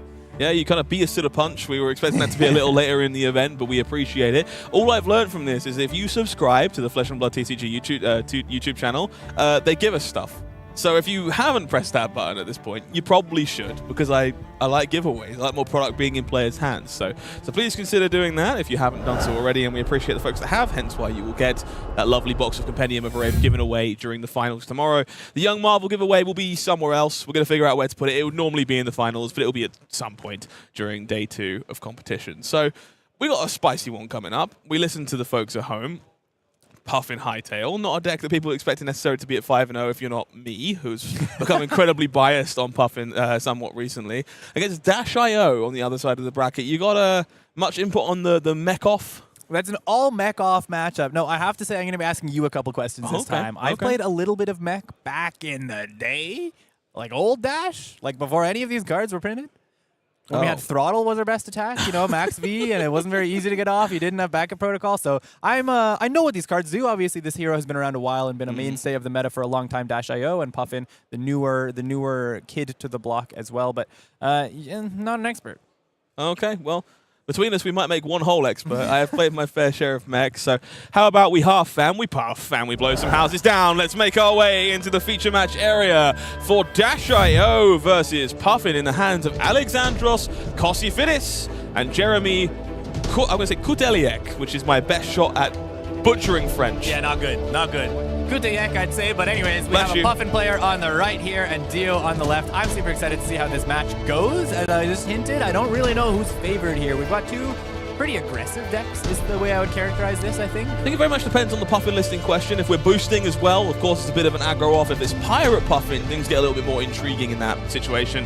Dash.io going first here. Pretty big boon for Dash, though. Always going to want to try and set up those items going first and gives you that momentum with Techlo calls and similarly like-minded items. Let's take a look at both heroes. If you're unfamiliar with how they break down, Dash.io, the item-centric aficionado, can look at the top deck at any time. If you find yourself with an item there, you can play it as an instant as long as it costs 0 or 1. You've just got to foot the bill for an extra resource to do so. Of course, 1 week off of her win last week with Connor Bryant in Montreal, highlighted there on her side of the table. On the other side of the table, Puffin Hightail, one of those new heroes from High Seas a couple months ago. As an action, you can tap her and destroy a gold you control to create a golden cog token, which is just an item that is a cog and says crank. But the most important part is the second time you crank each turn, you get to draw a card. And what does a card player love to do? Draw cards. Drawing cards, awfully good. As we say at the bottom here, Puffin can somewhere bounce between aggressive and mid-range. You've got these Palantir Aeronauts that shred through armor, Cogworks Dovetails and make it very difficult to effectively block. These are all very powerful tools Dash doesn't get access to on the other side, so we'll have to see if it's about evasion and on-hits. We might be cheating Scoundrels and Conqueror of the High Seas. We might be 0 to 60s throttles and the like. There is only one way for us to find out, and that's by making our way down into the feature match area. So let's take a look at the game and see how we've chosen to start things off. And the big standout for me here, outside of the Marvel Poly, which is obviously very pretty, adaptive plating on the feet. Not a common choice here for Puffin. Does tend to be Achilles Accelerator, sometimes Unicycle, this kind of thing. Feels like we came prepared to block. I would imagine often Unicycle in a matchup where you're willing to block with it, but you also want some sort of offensive effect. But just as block 3, I mean, it makes sense. All your cogs become, effectively, you can turn them into extra block with this. Once, it probably hints that he's expecting to have to block a lot against his Dash.io deck that can go very fast. So Backup Protocol Red found on top of the deck like a skillful Dash.io pilot. You don't need to boost or Foundry Heart to go digging if you have a bit of luck on your side. The question is if there is an item in hand for Alexandros as well, which would be ideal. We're choosing to crank this Backup Protocol Red here, so interested in a second action point on the very first turn of the game. Could be that we just want to pretend, you know what I mean? Like pump the action point and possibly threaten an extra action at the end of the turn, or maybe not have to spend a boost on the second boost. But ultimately, if we know we're going to be popping this backup protocol here, I think part of it is definitely Fast and Furious as well. If you're unfamiliar, this one, if you've cranked, does get +1. And so presenting this breakpoint, definitely very powerful, especially if you're going to be using those 2 resources to rebuy Fast and Furious at some point later in the turn. We'll see Cogwork Zeppelin on defense, so a point will leak through nice and early here. Jeremy respecting there is, in fact, more boosting to be done. yeah, I imagine this Fast and Furious is getting bought back. It is a clean opportunity to use the backup protocol here with 2 floats still, 0 to 60 coming out. That's another 0 cost. So still has the ability to go 4, and then with that extra action point, maybe 1 last card from hand or just the Symbiosis shot arsenaling card. This is turn 0. Let's remind everyone. This is turn 0. So there is some fear in Jeremy here. The hand is double soup up with no items to galvanize and a cog, which is not the highest block value. So we blunt this there at a 60 here. And now there's more of a decision for Alexandros as to what the priorities in this game is. That last card in hand is a Sprocket Rocket, which you can send if you want to, and then rebuy with backup protocol red to Arsenal. But you need to kind of sniff out that the hand is like not optimal, and it's hard to do that when 0 to 60 blue was blocked for 2. It really could mean there is still plenty of block value in the hand. So we'll have to see exactly if Alexandros puts foot to pedal here and continues all the way through. We'll fire the Fast and Furious again. This makes sense to me. It's guaranteed damage, or it will take every card away to guarantee damage from Sprocket Rocket. So will be 2 damage coming through, courtesy of the soup on defense. Will Alexandros park an Arsenal or smell out a cog? It's going to be a gunshot, and the jig will be up at this point in time. No blocks declared means 2 leaking through, and all of a sudden, Dash.io isn't starting on the lower life total anymore. Yeah. Dash.io getting his opponent to 35 at the start of the game on turn 0. Of course, was able to use that extra crank action point to dodge boosting with the second activation or playing of the Fast and Furious, keeping 1 card in deck. Probably not relevant here. I imagine we're going to not be going to that sort of fatigue state. We're going to be playing sort of an aggressive-ish game, but I think Puffin might have the opportunity to start defending later in the game. Not defending now. That's 3 copper cogs in the hand. So we're going to go play and crank, trigger Puffin to draw a card and dig for something a little bit more impactful. This is where we pray. Looks like Sky Skimmer alongside Cogwork's Dovetail and that 3rd cog. So all in all, not half bad. Yeah, we take cards that are playable. that aren't another copper cog, I should say. So Sky Skimmer was blue, okay. I like this a lot from Jeremy, given it's a blue skimmer and not a red one. I think holding on to this cog to guarantee another draw next turn, or at least set yourself up to do that alongside Polly in a pinch, means you're kind of facilitating your long-term plan. It feels like Palantir, Aeronaut, and similar are the biggest ways to steal momentum in this matchup. So Dovetail here just going to push clean, efficient damage alongside these 2 cogs, alongside your Spitfire when these cogs hopefully untap when Dash is unlikely to block. And then fingers crossed you set yourself up to go an extra card wide again with another copper cog down the line. Of course, still having access to that Spitfire. Dealing a lot of damage this turn. Cogrok's Dovetail is, to me, the iconic card of this deck. I know there's Palantir, and I know that's fun. That's a fun one to fire, that you can make your opponent have to lose their card or whatever. You blow up an equipment in a matchup where that matters. But this one is the one that is representative of, I get to do all the stuff with my cogs. If I have enough mechanisms on the board, I can do a lot of damage. I can have the Trixie, where am I going to go? How much cat do you have to block? Then I get my go again because of the untap. You can also first hit and then do the untap and then do the go again, which is other tricks available here. So it's just the flexibility of Puffin when they lean into this cog build that is represented here.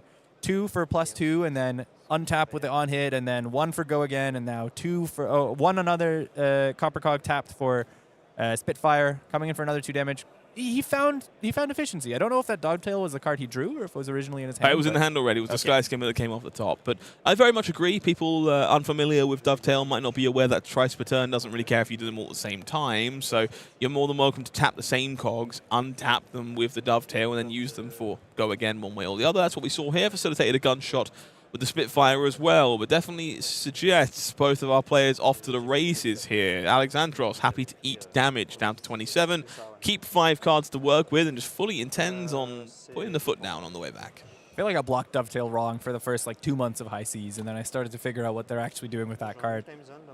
Null time zone. Il va avec un compteur. See if we can hear what's Je vais named. avec un compteur et je vais nommer Copper Cog. Copper Cog is named. That makes a lot of sense when you expect there to be about 9 of them, 7 roughly, to 9 in the deck somewhere. So hopefully for, Jeremy, the rest of the hand isn't full of many more cogs. The most important part, perhaps, you can play the one from the arsenal. That still works. Null Time Zone is hand only, so you have the ability to play the one you parked for later at least. If you haven't been put in the blender by Null Time Zone before, remember that it also says you can't pitch the card from hand. So those copper cogs, which are 9 of his blues, are not able to be pitched to turn on any turn. So if he ever hits 2, he's going to be in a bit of trouble while this Null Time Zone is out. If not, maybe he can always just play one from arsenal the other one, and wait on for the future. That'll be the hope. It is going to be that Sprocket Rocket coming off. Boosting away 0 to 60. So no item found there. Will just be 3 go again for now. You see a cute one in the hand of Jeremy here. The Jolly Bludger. It's a pretty nifty piece of kit for the Mechanologist Mirrors for pinching away items from each other. That is fun. Null Time Zone with a copper cog named isn't going to do that much against a Dash IO, but it's still fun. Funny, though.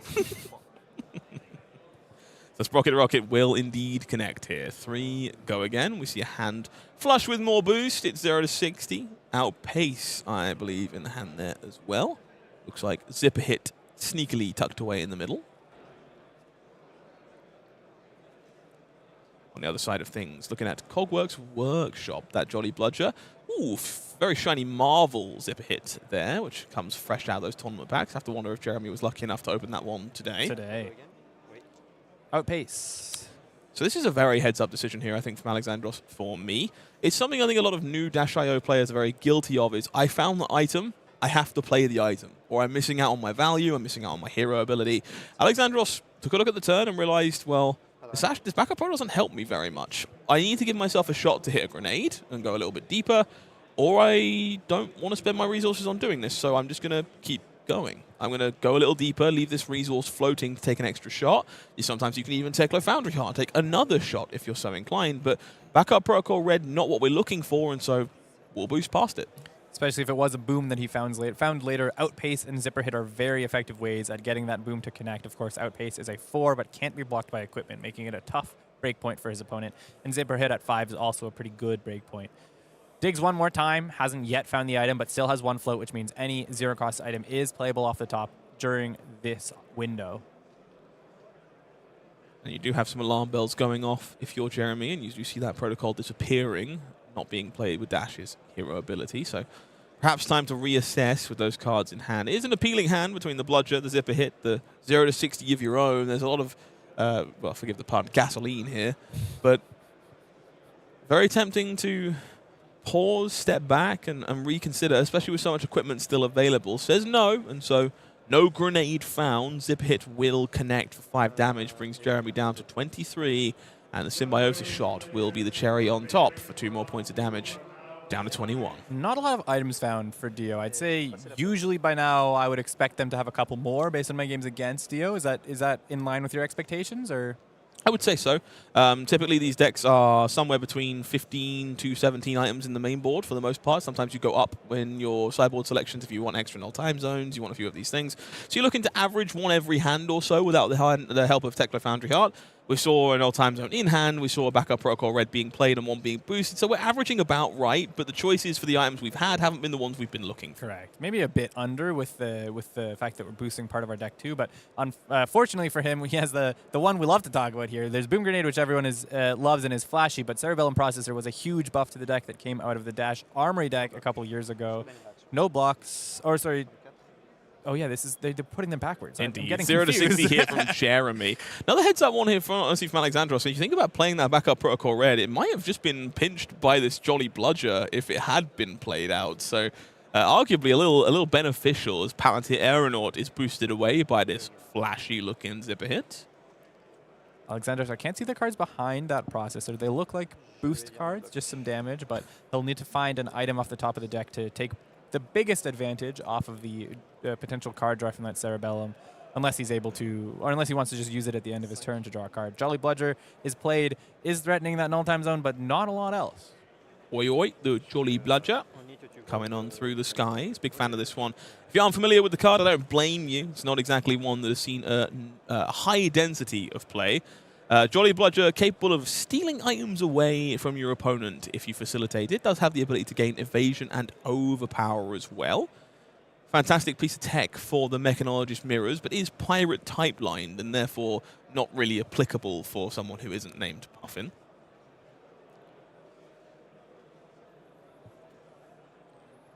There you go. So if you're unfamiliar, you can tap your cogs to gain overpower, which is often important. Twice per turn, you can make it bigger if you've got more cogs, which Puffin tends to do. And then last but not least, this deals damage to a hero. Steal that many items they control. So not just the one. If there was a pile of goodies, Teklo cores and friends sitting on the board for -IO, this would have done its damage. But in this case, it is just doing physical damage, which might be enough. We are very much pod racing here. And with a lot of cogs on board, and they will be expiring. So it's just a good way also to convert this damage, you know. Functionally, without anything else like that, this is a 2-card 7, just because of those copper cogs existing on board. Sorry, 2 resource 7, I should say. So he was able to make a very clean, like, is that 18? Is my math good? No, it was a yellow zipper hit, so 15.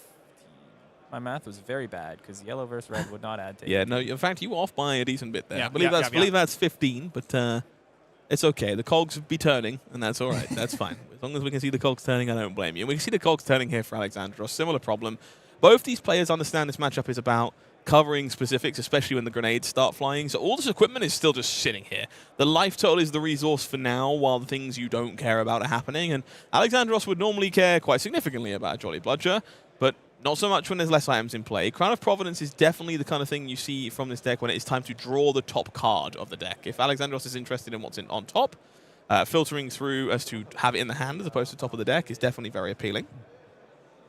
Also could just be that he's not very happy with the available options in his hand. There's a zipper hit in his 0-60, I think, but the colors might be off. See if we can't get a peek at what's going on there. It's red, blue, red, red. So Cerebellum, red zipper hit. Looks pretty premium all around from what we can see. But if he's looking to try to find a way to play that Cerebellum, then he's missing the resources for the turn. Okay. So it could be that he wants to find a second blue. Would make some sense, I imagine. So, Alexandros in the tank, one way or the other.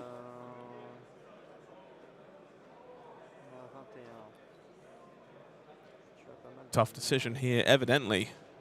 I think there is some merit to this. People forget that null time zone is dual-sided, so it isn't going to suddenly turn off if you let it go and be stolen away by Jeremy. But Alexandros might not know that. It's definitely a consideration there as well. It's always funny when people leave null time zone in the mirror match, because all of a sudden you have a pile of 0-60s no one can do anything with. Non. Je vais faire +2 en réaction quand même. Un instant. Add a little bit of extra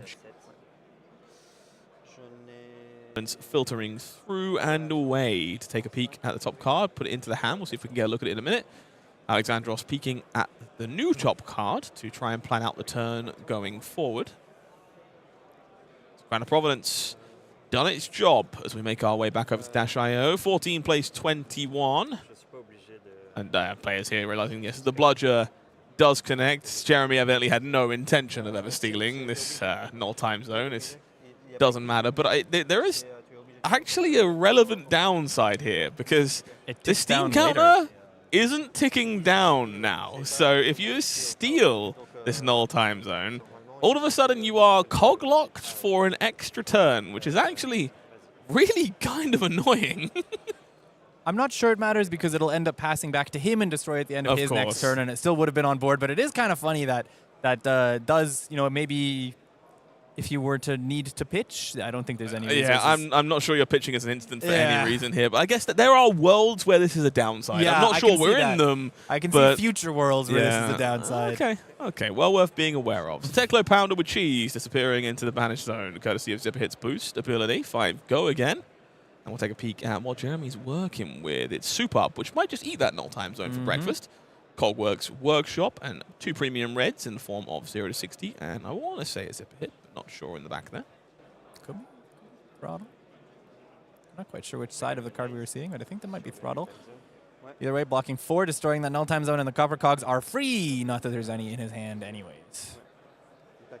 4 block on this Zipper Hit means 1 point currently leaking across. That is prime damage for a grenade to punish you. Want to note the Teklo Trebuchet being pitched away by Alexandros here, the new upgrade to this deck from Compendium of Wraith. I've been incredibly impressed by this card. Another 0-cost boost attack. Lines up very well with Heist to create 7 power breakpoints over there. This time just on resource chewy, but not half bad one. I mean, it's a blue-red. All blue-reds are amazing. That is poetic and a good way of putting it. Teklo Core coming off the top here for 2 resources. This time, footing the bill for future turns is of importance to Alexandros, so we're going to give up the grenade punk, if you will, with a point of damage coming through to guarantee that Techlo core before continuing our turn. Unfortunately, no crank item found off the top, meaning this Cerebellum processor isn't going to be on the good way, where you have an extra action point to spend on that draw card, but Foundry Heart will lose a Cerebellum processor for Alexandros. He's up to 2 resources, though, to work with those final 2 cards in hand. Takes a peek at the top card once more to further inform the puzzle. Will be that throttle from the hand. 6 go again here. Big numbers all around. Red grenade disappearing. Worth keeping an eye on these items. It has been a little unkind to the top of the deck for Alexandros, but Techlo core is still as good as it ever was.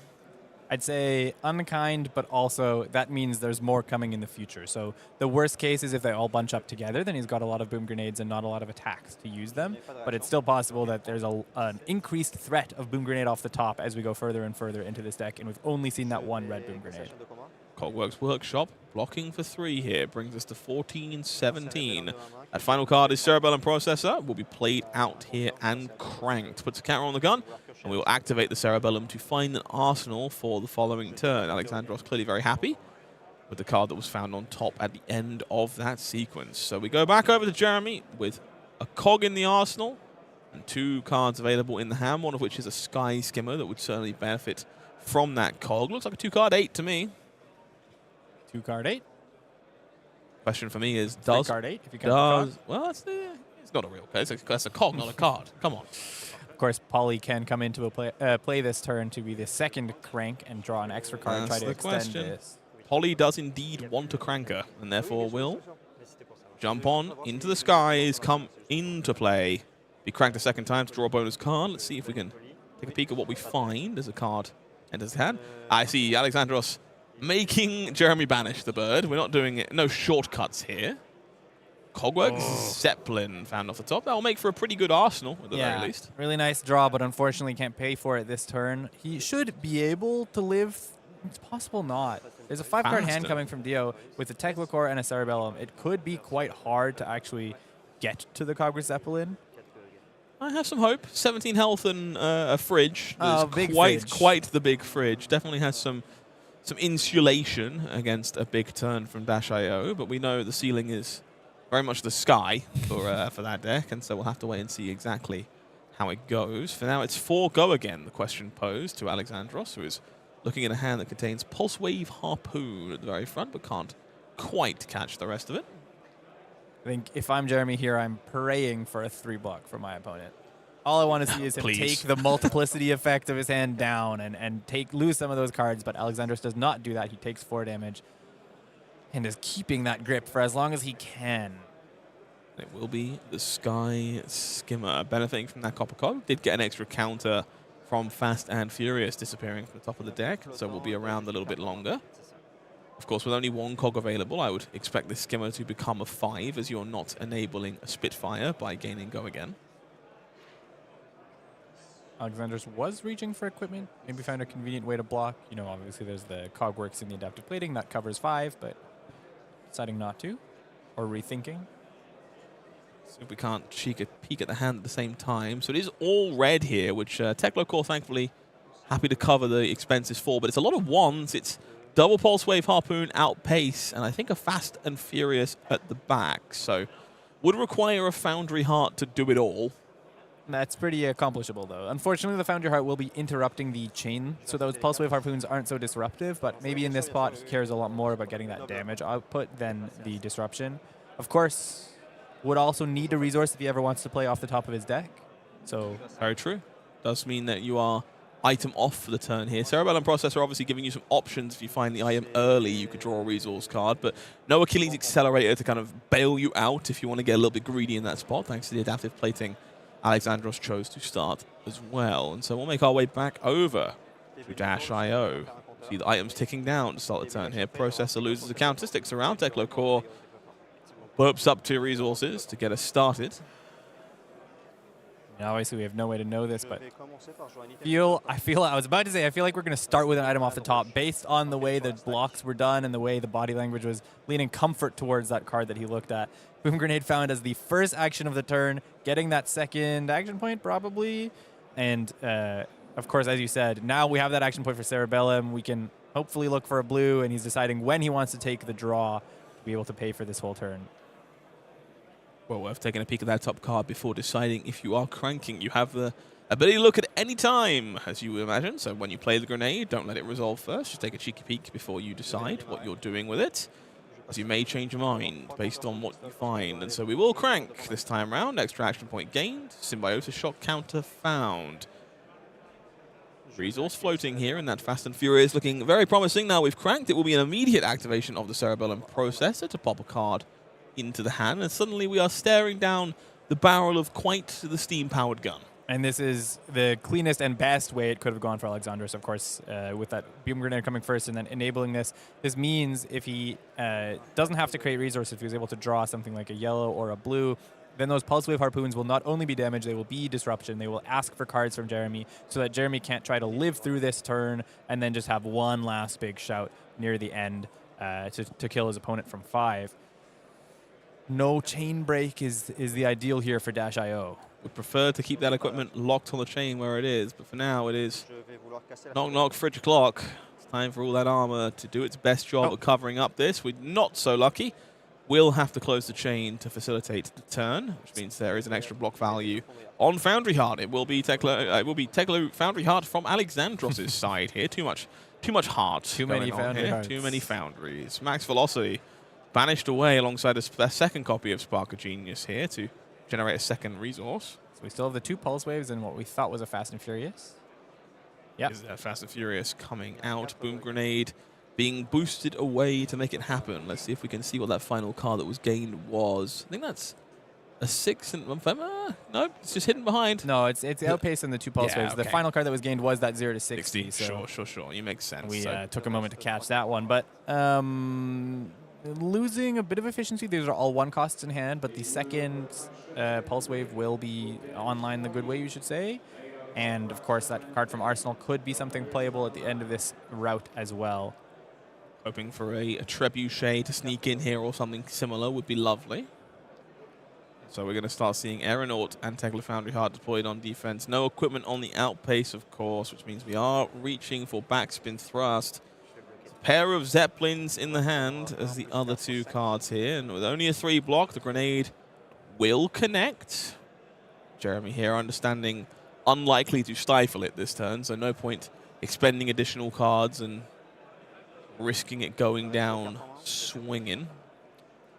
Holding on to that Pulse Wave as long as possible so he can make Jeremy block with cards and then pick the cards he wanted to hold on to. Debating maybe the Arsenal card first, which we... Oh, wow. And that would be a good one. Wow. Maximum Velocity, the card we did not know about, means no Harpoon. We're not Mar winning. We're not Mar losing. We are simply sending 10. All I did was yap about the effectiveness of this Harpoon, and it was actually just 10 damage. It's plenty effective in the arsenal, plenty effective being pitched. You do what you got to do to make things come together for the engine. In the immortal words of Connor Bryan, deck broken. Deck broken. Deck very good right now. It is losing this game on life, but I'd say on tempo he's ahead. 2 cards for Jeremy, and he's being threatened with 10. Of course, still has some block available with the Cogworks and the Adaptive Plating being paired together for 5 block, but... This had some risks. I think, obviously, Alexandros doesn't know there isn't a second crank available here, and choosing not to go Pulse Wave into Gunshot killing Polly means there is options to draw a card with Puffin thanks to the bird still being around. But when you can just clart your opponent for 10, I mean, it's hard to complain, really. Taking that risk makes a lot of sense to me. If I'm not mistaken, his arsenal is a Zeppelin, correct? Yes, I believe so. So it You would make should some be sense able to here. crank in... Only if the Zeppelin hits. Only if so the you've got Zeppelin to do hits. some work there to make a cog. Thankfully, there is one around for you to tap. So there is some potential if Alexandros wants to ignore the Zeppelin. But with all that equipment available and only 5 life to work with, I would be shocked if we ended up getting there. Sure, only 1 cog means not very easy to do both. So red Zeppelin on defense. Going to find ourselves taking 7 damage as Jeremy falls down all the way to 5. So 5 plays 5 here for the Frenchman. So it'll be over to him. Foundry Heart, of course, has done its job, as has Balance. Well, not all of Balance. Balance is sitting there looking a bit sad right now with no extra card being drawn from a Spark of Genius or similar this game. The cog will tick down. I believe it will be 4 cards drawn up for Alexandros and Zeppelin from the arsenal here for Jeremy. Zeppelins all around. 1 in block, 1 in pitch, 1 on the board. Of course, we were talking about this earlier. When this hits, you may tap a cog to create a cog, and that second cog can then be cranked, which gets you your action point back. But importantly, also possibly would be the second crank with Poly, to pair it with Poly. So it would get him a card draw for his arsenal, or to play if it's something like a 0 for 4. I'm not at all surprised by this. Yeah, this so is very heads up and kind of expected in this spot. We know what the Zeppelin can do. It can lead to a card draw. Alexandros just wants to keep 5 cards to try and close the door. This is where you bust the fridge. Yeah. So the fridge held on very dutifully the entire game and now blocking 7 against this 6. The +1 can't even deal 1 damage this way. Like if he had to tap the cog for 1 damage, but doesn't get the cog because he's already tapped his cog, you know, there's not even any side benefit. So getting the full functional block value out of this sweet. Teklo Foundry Heart sits around for 1 more block in the future. And Jeremy now facing down a onslaught on just a 4-card hand. Tempo is definitely swung Dio's way. Teklo Core going to grant some resources to work with too. Going to need to be a real blip on the radar to give Jeremy much breathing room here. But with the fridge being committed, you have to assume that the hand looking pretty appealing here. 2 resources to start, and we know about the harpoon that is in the arsenal that will no doubt at least rip something away. Looks like Expedite 0 to 60. That's double 0 to 60 in the hand, so plenty of gas, no need for brakes. These cards that say 0 in the top right, probably pretty good here. With that Pulse Wave Harpoon in arsenal, he doesn't want more than maybe 1 cost. So Adaptive Plating will eat a copper cog to satiate. Galvanized cost. We'll block 3 on Expedite to try and stop some item from hand shenanigans. Looking like T-Bone as the other T-Bone 0 card. to 60. Floating resources, dash, boom grenade. Wow. Pretty premium to find the boom grenade here. We'll incentivize blocks on every single attack this turn. If it's all head jabs, that's a little more palatable, but 2 action points available and more cards to attack with than Jeremy has to defend with in theory. T-Bone here, no doubt just going to earn a block from a piece of equipment that is already blocked, but will demand the card as to not literally explode. Could just throw the Cogworks in here. Block for 2. You are making yourself a little bit uncomfortable against breakpoints in the future, but also you keep that extra card for that defense against breakpoints here. So reaches for that 2 block, just creates a copper cog, but more importantly, doesn't die. No, makes sense. Would have been tempted to hold myself to try and get more than 1 value from this, but totally understandable if you think you need to commit all these cards, or more importantly, are trying to hold cards to present some pressure back. In this case, Fast and Furious found off top means that grenade is not going anywhere. If you don't die now, you're going to die soon. So it is a yellow boom grenade, meaning 1 damage from a hit. Doesn't convert to lethal. It just takes him down to 1, Jeremy. But it's a pretty potent turn, and we're not done with it. You know, this is 4 here. We think we have another 0 to 60 in hand. We know we have a Pulse Wave Harpoon in arsenal, and of course, Symbiosis Shot in waiting. Barrel loaded. So the deliberation will begin for Jeremy, who will kind of sheepishly look on as Palantir Aeronaut forced to play defense here. Blocking 3 on 4 says no reactions, and so the grenade will be caught by Jeremy and falls down to 1. He's afraid that if this is something like a 3 or a 6, he'd rather hold on to those cards to be able to go blocking in the future. Pulse Wave will pull 1 of these cards to the chain. 1 more will have to be committed to stay alive. It is Zeppelin, Dovetail, Cog in the machine, and the point where you're blocking with another one of these, the other one looks very anemic. The final barrage here, 0 to 60 will be enough by itself. No need for the Symbiosis Shot. It will be Alexandros, Kossyfidis on Dash.io, making their way to 6 and 0 here in Toulouse. Still the fastest mechanologist on the block here, proving that Puffin, while she's got some stuff to show for herself, she's not yet number 1. Dash.io is here and has been winning. Yeah, Dash looking very impressive in the format right now. Appealing matchup into Acilio, I know, is a big selling point for a lot of folks on the weekend, but I don't think we got a great showcase of what Puffin is capable of there. Some efficient hands, we saw some 2-card 8s, some snazzy cogs, but all in all, no big Palantir turns, no dovetails, no backspin thrusts, so a bit of a lopsided one, and that's just the nature of a mech mirror sometimes. Definitely more to show in the future for Puffin, and also we only saw this boost version. There are those alternative versions that have those pirate cards like Cheating Scoundrel from Compendium of Wraith, of course. So more to explore for Puffin. I think it's definitely one of those decks that you hear whispers about, but not on display today, unfortunately. Buff beats, but happy to see Dash possibly charging towards a back-to-back calling victory. Would be impressive stuff for that deck if it comes together.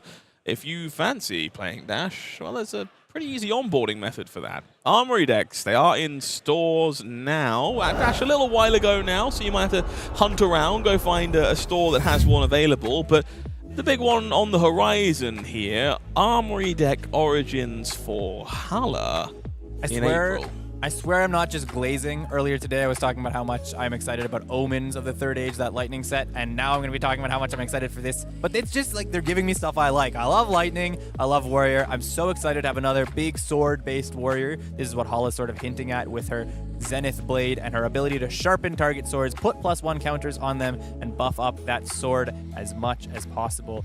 Hala's super exciting as just like a traditional warrior, you know, just like what we saw with Dawnblade, but maybe more numbers based and less tricksy.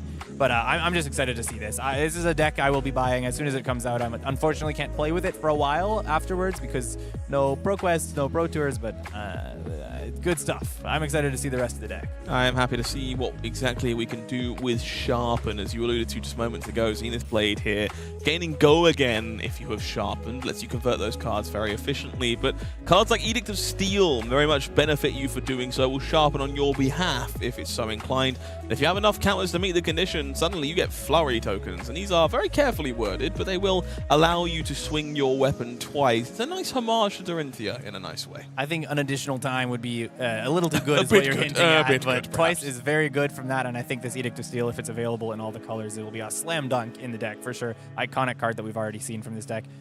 Eager to see the rest of it. Picking up the rest.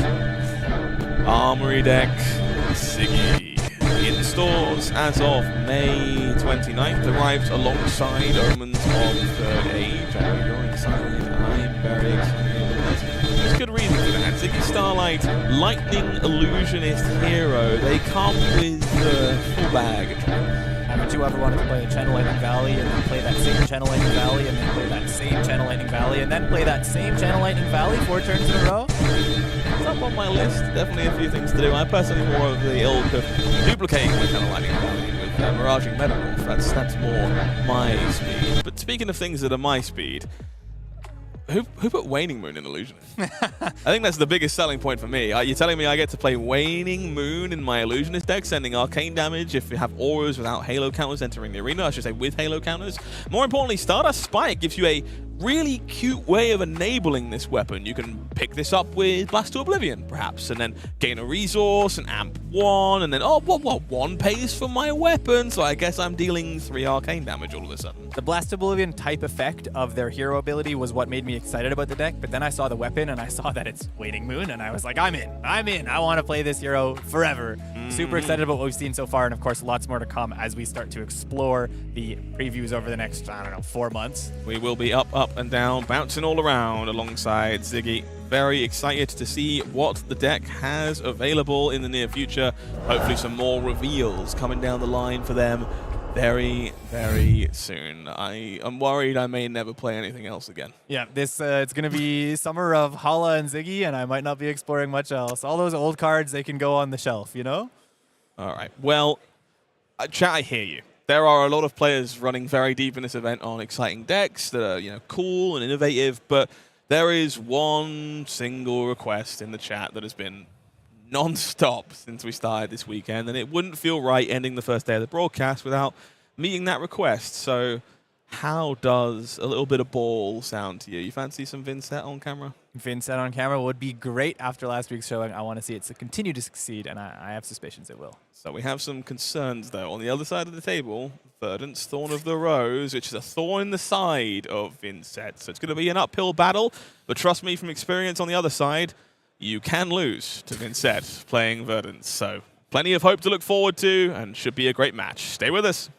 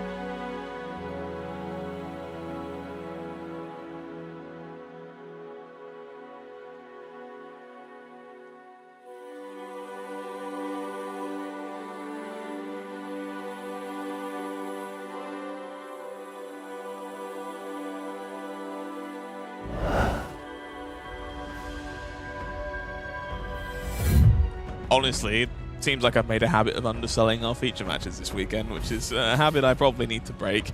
On the Vincent side of the equation, Axeles Siskopoulos, I believe is the name, is a renowned Vincent player. The final Vincent to be sitting at X1 right now, to my knowledge. I might be mistaken. We'll take a look at the standings in a minute, so we'll maybe find another one. But playing, we'll be in day 2, that's guaranteed, but playing a rough one in both matchup and player. Who's that on the other side? Arthur Trehet on Verdance is the opposition. So bad matchup and Pro Tour champion calling winner. Just a small hurdle to get through if we want our Shadow Rune Blade to overcome the odds. So let's take a look at the standings and see how things are shaking out before we make our way into the shadowy feature match area for the final time today. At the top of the leaderboard, there are, well, a chunk of 6-0s still worth watching here. The ones that really stand out to me, Ludovic on RKO, embodying that Eddie Guerrero. It's Lion, it's Sheehan, it's stealing all the way to victory to the first seed slot. My caster pick in the form of Pablo Pintor, Arakni Huntsman, took out IJlst last round and therefore sitting at 6-0 as well. And Benjamin Prisse sitting at a Kasai there, which is pretty impressive stuff in the 6-0 and bracket as well. So impressive stuff for our players there. But we do have access to a couple more as we make our way down the standings. We do see Arthur Trehet in 21st here, and a few interesting heroes popping their heads out further down the standings here as well. IJlst there in 33rd, but Fi, some Valda still kind of dashed around the place. You're skipping over Victor there in 5-1. Filippo also often plays Victor. This is a guy who knows his hero very well. So there's some names still left and some heroes still left. Of course, this is a little bit more crystallized than it was last time we saw. I see a lot of Acilio and Arakni on this page. I think 3 Acilio and 5 Arakni, which is a little bit more consistent in terms of what's left available than last time. We have 2 -IO and 2 Verdance on this page as well. So a lot of top decks showing themselves for now. Plenty of players still playing for day 2 here. We see a Dorinthia, another copy of RKO.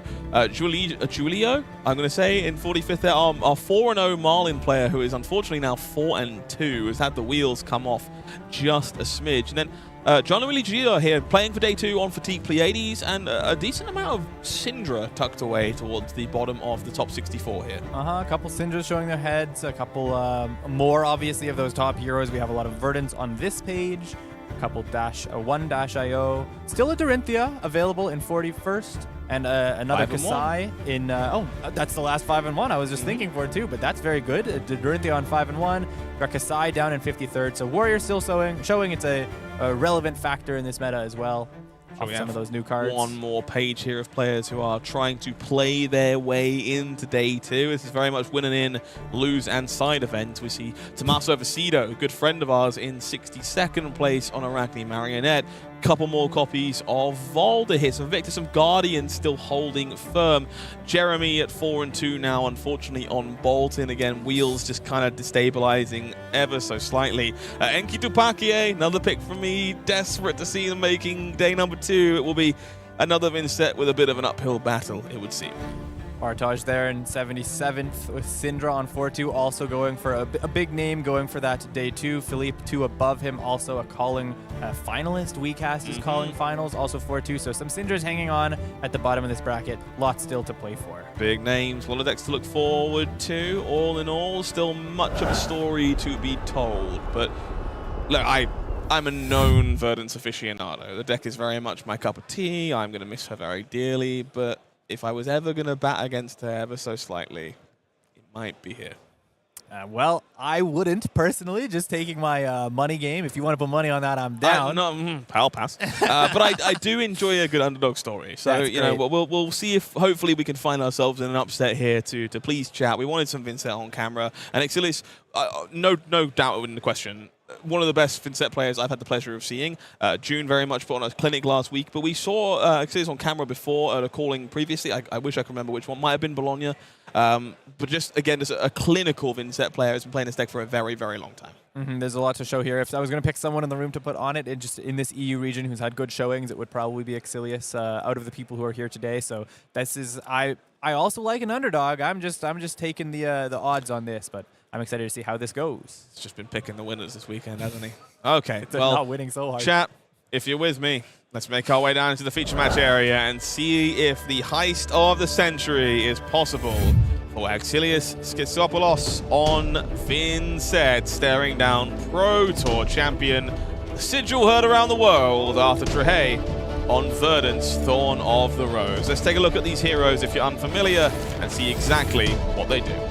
Yeah, Verdance, Thorn of the Rose, familiar face, I think, for most people. If there are 8 or more Earth Guards in your Banish Zone, Verdance gets when you gain life this turn. You may deal 1 arcane damage to any opposing target. On the precipice of LL, this hero is maybe more defensive, also runs a lot of blues as a wizard that wants to be playing some of those big attacks and big spells. Unfortunate for Vincent, I think that puts her a little bit favored. On the other side, Vincent, the star of the hour. At the start of your turn, you can banish 1 card from your hand. If you do, you create a Runechant token. And when you play Shadow non-attack action cards, you can trade some of your life to make sure that Rune Chant effect is unpreventable from your opponent. So trying to make sure that Verdance, although she's defensive, can't always get around the offense from Vincent. Also helps turn on those Deathly Wail abilities to make extra rune chants, all of these on-pain effects that care about per player. By playing these Shadow non-attack actions gives you a way to do it. If you're wondering why it's such an uphill battle, well, Scour to start is a big part of the issue. Plenty of ways of interacting with rune chants proactively for a deck like Verdance. A staunch defense makes it difficult to get through the wall. So I'm expecting Vincent in this matchup to spend a lot of time setting up. I would expect a lot of incidental damage from Blood Debt as cards kind of stockpile in the Banish Zone to hopefully send a big enough barrage to get through the wall. But we got to go look at the wall if we want to get through it. So let's make our way down into the game and see how this one is going to play out. So worth noting here, it's Spell Void 2 AB2 thanks to the Grimoire. It's the old book, not the new one. Vexing Quillhand doing the rest. Yeah, Flail of Agony being presented here alongside the Grimoire. I think this is default against the Verdances now, but unfortunately what it means is you don't have access to that Reaping Blade effect that sometimes Rune Blades like to use against Verdance. So Verdance's life gain will always be online no matter the life totals, which does mean that sometimes that unpreventable damage is just countered by some amount of life gain and can still, Verdance can basically get around it without pitching for Arcane Barrier.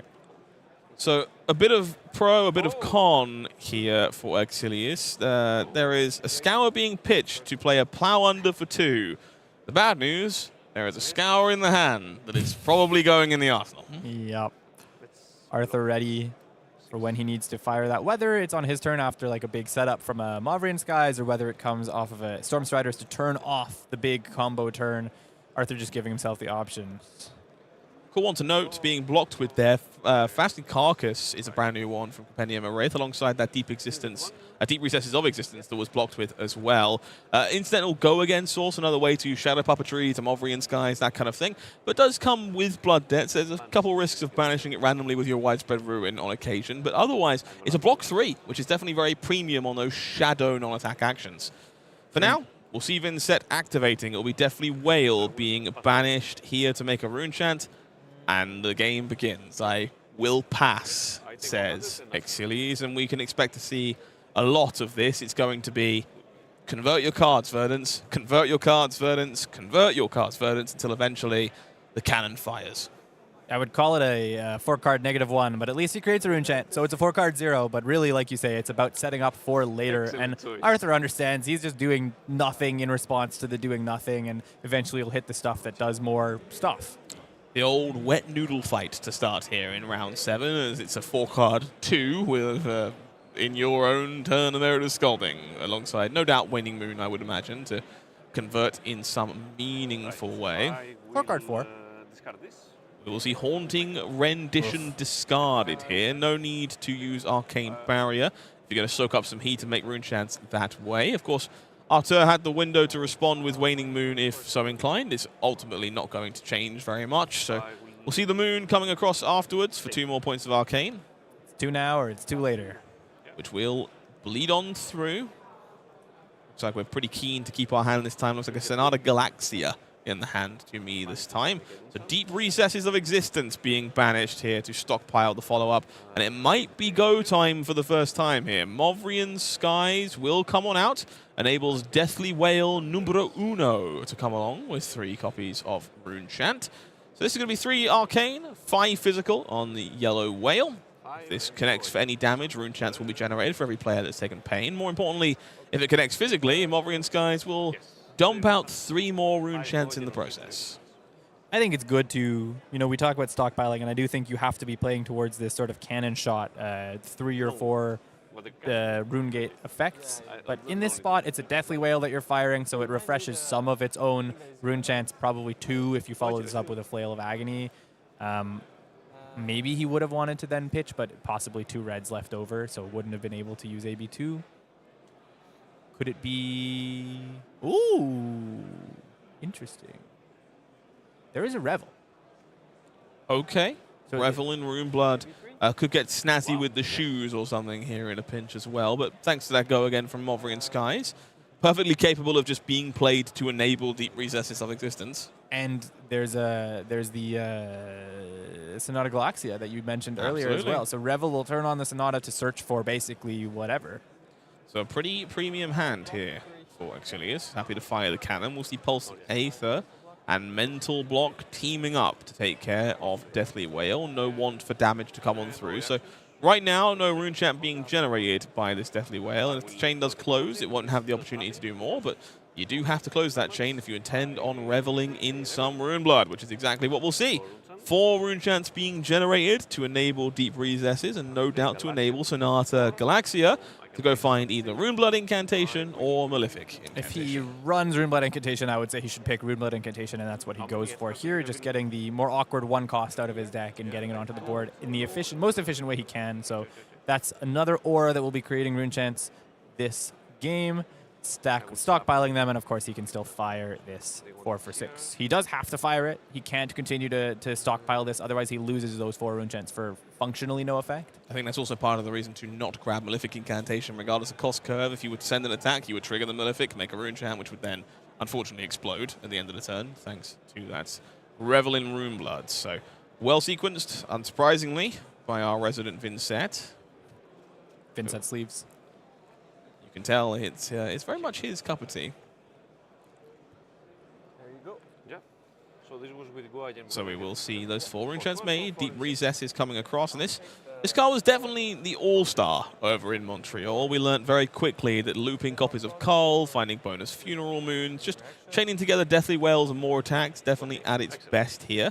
The Deep Recesses, of course, at the moment, I do not believe Achilles has taken damage. He did. This thing stands. So. Achilles has not. Arthur took 4 damage from the rune chants, so a card will have to be taken from Arthur's graveyard. Correct. That is part of the problem here. If you don't take any damage, you won't be banishing from your own graveyard. There is appeal to banishing Earth cards, but you are essentially helping Arthur out in terms of decomposing, but you are potentially taking him off of the ability to decompose. So not the most appealing thing. You don't have to do it. You can just move on with your life at the end of the day. But I think that's probably the best pick, given there are 3 Earth cards in the yard. You're not stopping a decompose. You're just kind of helping him get ahead on it. There I was reading the second half of that text and saying there's no May there. I didn't realize that it's a May banish, or I didn't connect in this case that it's the May banish in order to turn on the second effect. So without the Cull available, or without the own hit effect, I think it makes sense there to just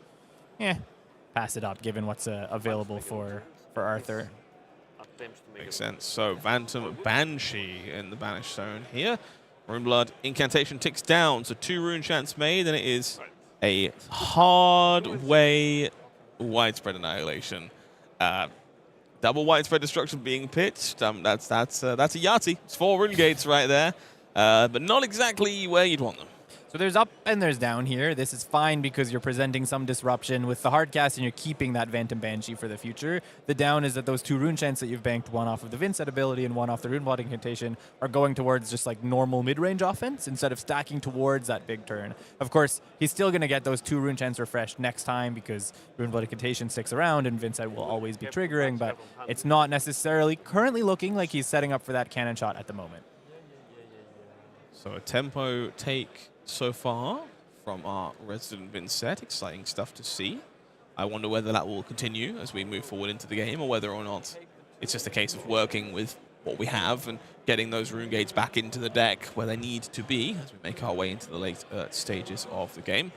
Photon Splicing currently being committed on defense as we thumb the arsenal into Pulsing Aether here. So gonna let this bleed on through for some damage. Arthur falls to 31, and this is definitely part of the downside of playing Vincent in this matchup.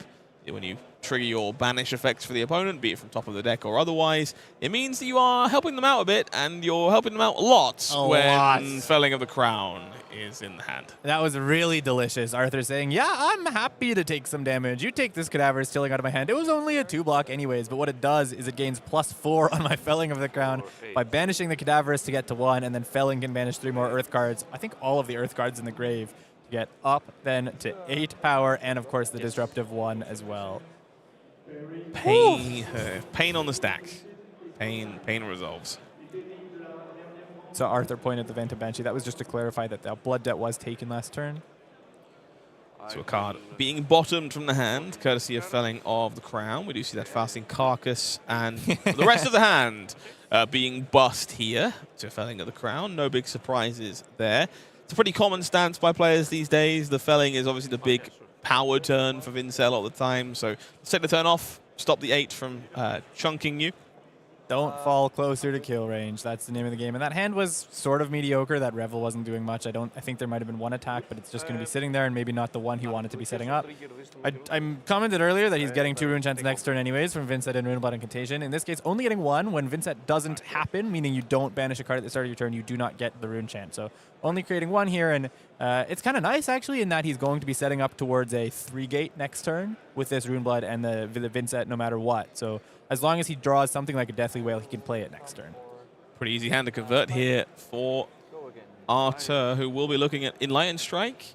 Bottoms the plow under here, so would prefer to convert either the Arsenal or this Heartbeat of Candlehold into additional life and a Waning Moon activation. Haunting Rendition in the hand once more here for Exilius, alongside Robbery in Skies, Deadwood Dirge, and I believe Widespread Annihilation in the back of the hand as the only available rune gate this time. Arthur's debating some lines here. I think the one we just saw him reach for was playing out that Heartbeat, which means he has 2 float. He could either Waning Moon and hold on to that Pulsing Aether, or he could play both sides of the Pulsing Aether. So what it might be is that he's trying to carry towards high life total, keeping that, though prioritizing those life gain effects and making sure that if Exilius is able to put together one of these really big turns, Arthur has enough damage to be, or health, I should say, to be able to live through it. And that's what he goes for here. So he's playing both sides. So 4 life gain and 4 arcane instead of the other way around, which maybe had the opportunity of 6 arcane and then Arsenal one of these cards. I think this is the correct way to play this matchup from my experience so far. It's all about Vincent's potential reach and setting up those 3 to 4 Runegate wide turns in order for them to actually meaningfully break through the wall. It's very hard to do thanks to cards like Scour, as we've alluded to previously, but it has been the best way of finding success in my opinion. The best way for you to mitigate that is Verdance. Just increase your ceiling, gain as much life as you possibly can, and make it very difficult for that kind of range to get the job done. Vincent at the start of the turn creates a rune chant. Runeblood Incantation creates another, of course. Somewhat relevant. Runeblood Incantation sticks around. That's why it's sitting there on the board. It does stick around for 1 more turn and then go away at the start of the next turn without creating, which is relevant for exactly this effect. Thank you, Exilius. You set me up perfectly. He has Deadwood Dirge in hand. He can target the Runeblood Incantation and create a really efficient rune chant, or 3 rune chants, instead of having to lose one of them to create more. And now he's doing that setup that we were talking about. Yep, that's Movrian Skies into the Arsenal. It is now, okay, I have to set up the cannon. So back to Arthur Trehet. Time to convert cards. Arthur, what do you plan to do? You have a Felling of the Crown in your hand, but there's a decent number of cards in the way, and there's enough Earth Fuel in there, just about, but not enough to get online. Of course, 4 Earth cards in the banish right now, I believe, thanks to the extra banish from Vincent's cards, but not enough to get there alone. He can convert this hand and lose an Arsenal if he wants to play out that Fruits of the Forest and lose the Fate Foreseen. If he's worried that now Exilius is in this mode where he's holding on for a while, then maybe that Fate Foreseen would be clogging up Arsenal. Alternatively, you're happy to just bottom the Fruits, Arsenal the Fate, and even if you don't have an Arsenal for a couple turns, that's 4 more life on the turn, where Exilius, they can deal a lot of damage in one go on their big turn. Certainly can, so we'll see the crown felled once more. Something must go to the bottom for our Runeblade expert before dealing with the 8 physical damage that comes charging across afterwards. Seems like we're looking at Eloquent Eulogy. Copy of Cull, perhaps, in the hand there as well. It's all turning sideways, which is mildly suggestive. Yeah, something might be blocked with this turn, I'd guess, given how he treated the last felling, and given the state his board is in as well. Obviously, doing this means he's advancing his own blood debt clock a little bit. He takes 2 from this cannon or from this these cards that are set up, but wanting to take count of how easy another decompose might be. Right now, it's online with this felling when it hits the grave, which means Arthur 1 more decompose and he hits the magical 8. Very much so. Deliberations and Clear Pain, I think, is the name of the game here for Exilius. No doubt played this matchup a ton, I imagine, and understands how much of an uphill battle it is. Having been a Vincent gamer as long as we know him to have been, I think this might be one of his most played. Mm-hmm. Can't quite catch those other cards. Looks like the Eulogy at the very least front and center, but the rest just out of our focus. Being kept very close to the chin here. does it change the numbers at all? Yeah, it changes the number of The earth. Sure. Okay, Arthur asking for a takes these backseat, as I love to call them here. He's trading that Emeritus Scolding for the Felling of the Crown, wanting to get to 7. I think the play around here is if he has Elemental Strike in his deck, he wants to be able to get Elemental Strike to 8. What this does, though, is it turns off a Decompose for next turn. So IJlst very kind to let him do that take back, but it is a functional change, so Arthur was very explicit to clarify that with his opponent. I think there's also the upside of knowing about Widespread Annihilation in the Banish Zone here and similar effects. Nice. If you're on 7 and you draw an Earth card, well, you can be on 8 if you want to be. Oh no, it changes. Arthur now is like, oh, this is a lot different, actually. Active, so it will be way better now. Okay. Just It's okay. So as far as I can see, that is 7 from my quick count. If I've missed an Earth card there as well, then fair enough. But He was saying that would make him active. He's now putting a die to represent what he thinks it is, and he's putting an 8.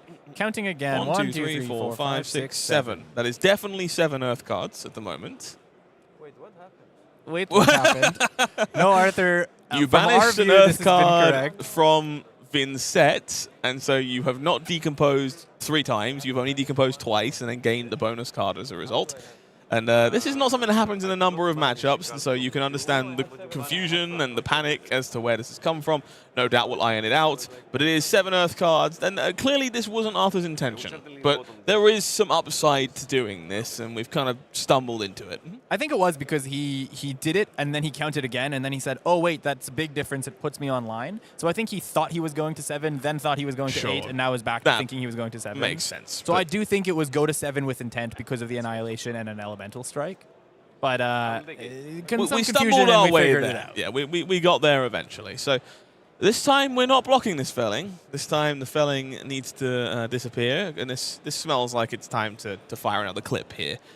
We have 6 rune chants sitting around. We know it's Mothrian Skies in the arsenal. So Eloquent Eulogy will be the one entering the Banish Zone for rune chant number 7, and it will be that Widespread Annihilation with no go again currently, but we know there is some Iron Rot Jordans that might be able to change that in the near future. Audience can't see me, but I put air quotes while you said no go again currently. There's a Tunic counter online, there's Spellbound Creepers, and I think I've seen a bunch of non-attacks. This is definitely going to have a way to get go again.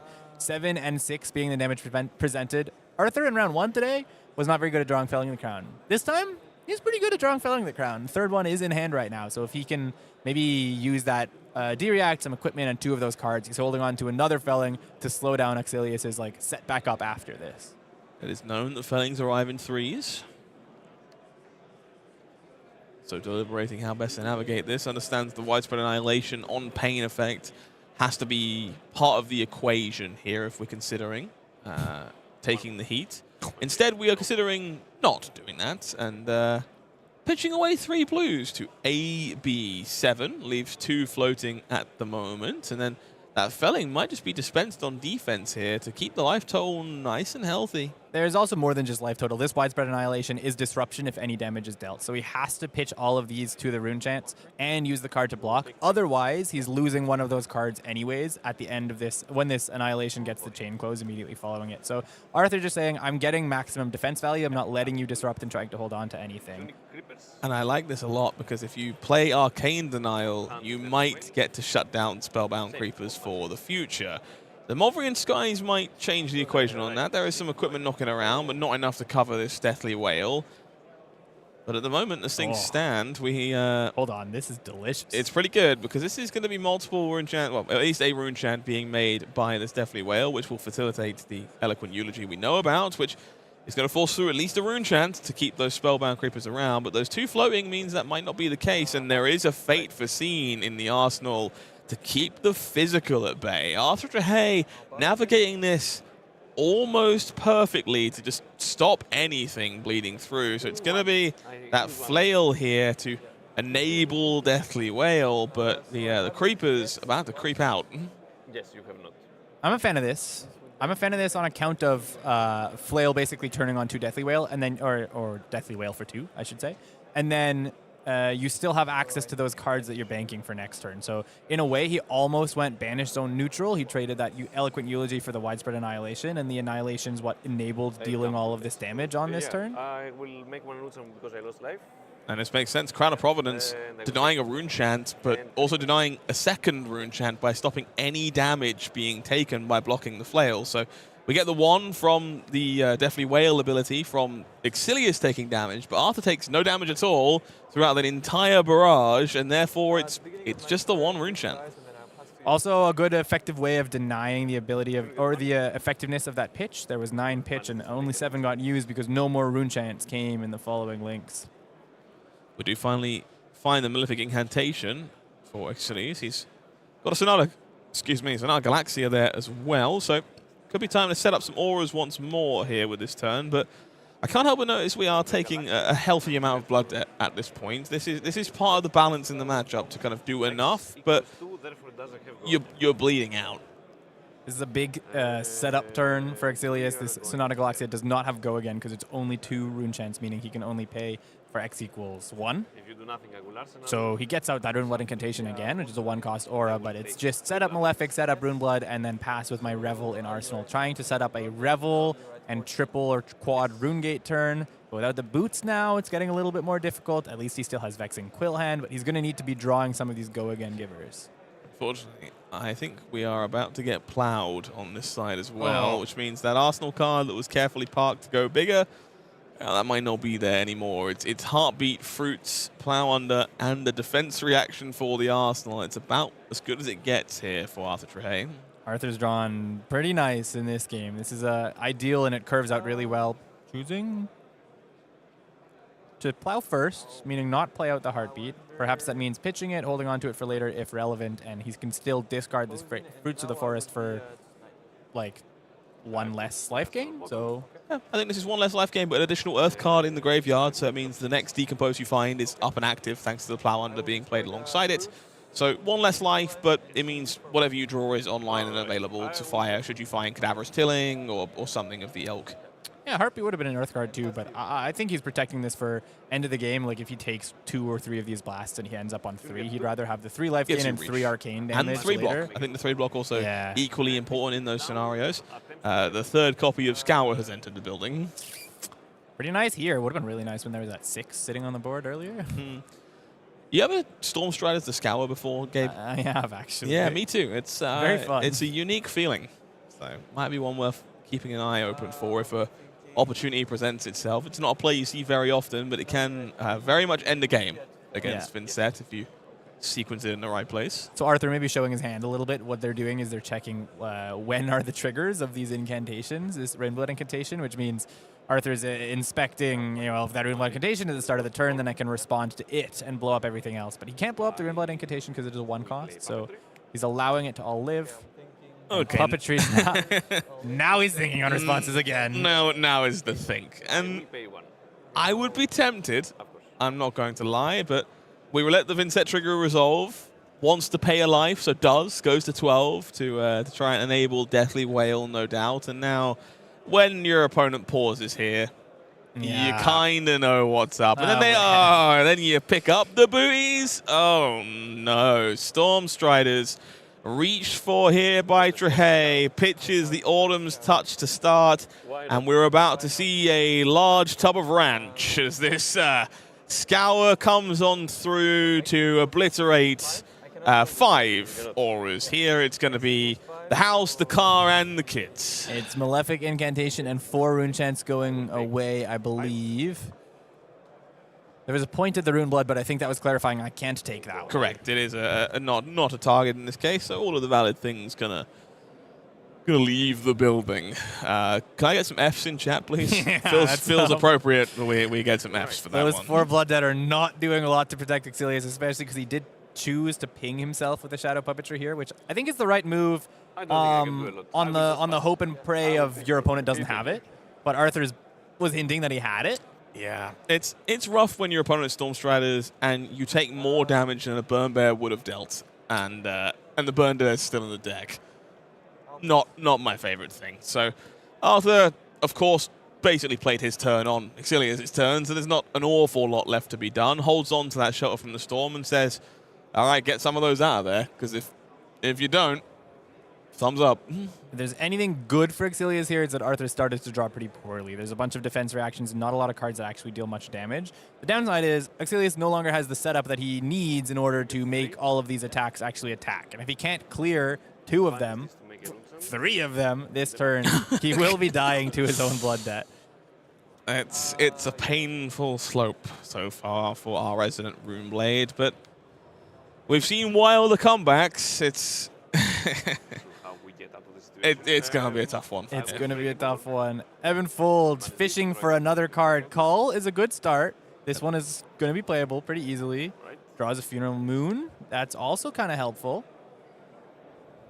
Funeral Moon here, not currently playable as an instant, but theoretically could be. I feel like we've put too much on our credit cards here, Gabe. Yeah, I don't see many sources that say attack has go again.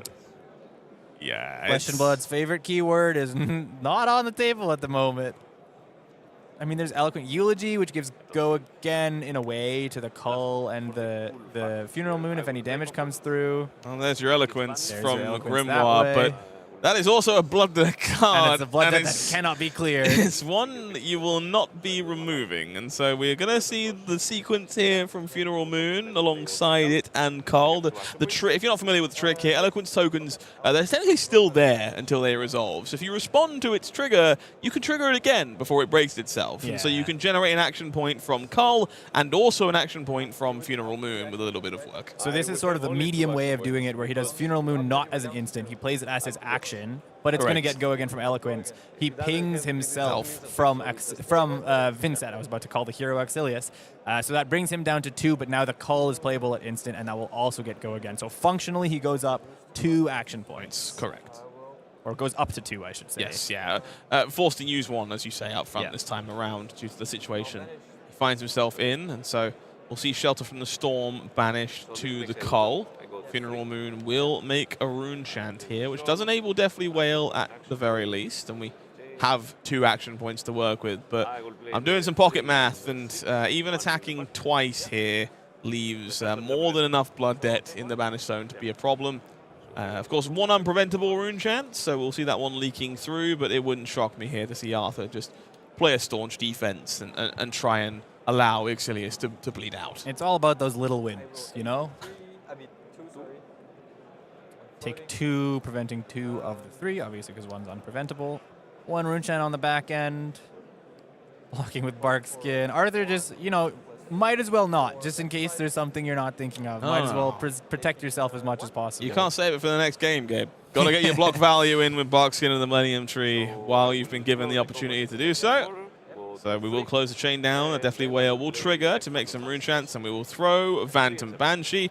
3 and 7, it's really good numbers to close the door, but the only number that matters here is very much the 2 that we found ourselves with at the end of the barrage. The uphill battle does not come to fruition for IJlst Siskopoulos.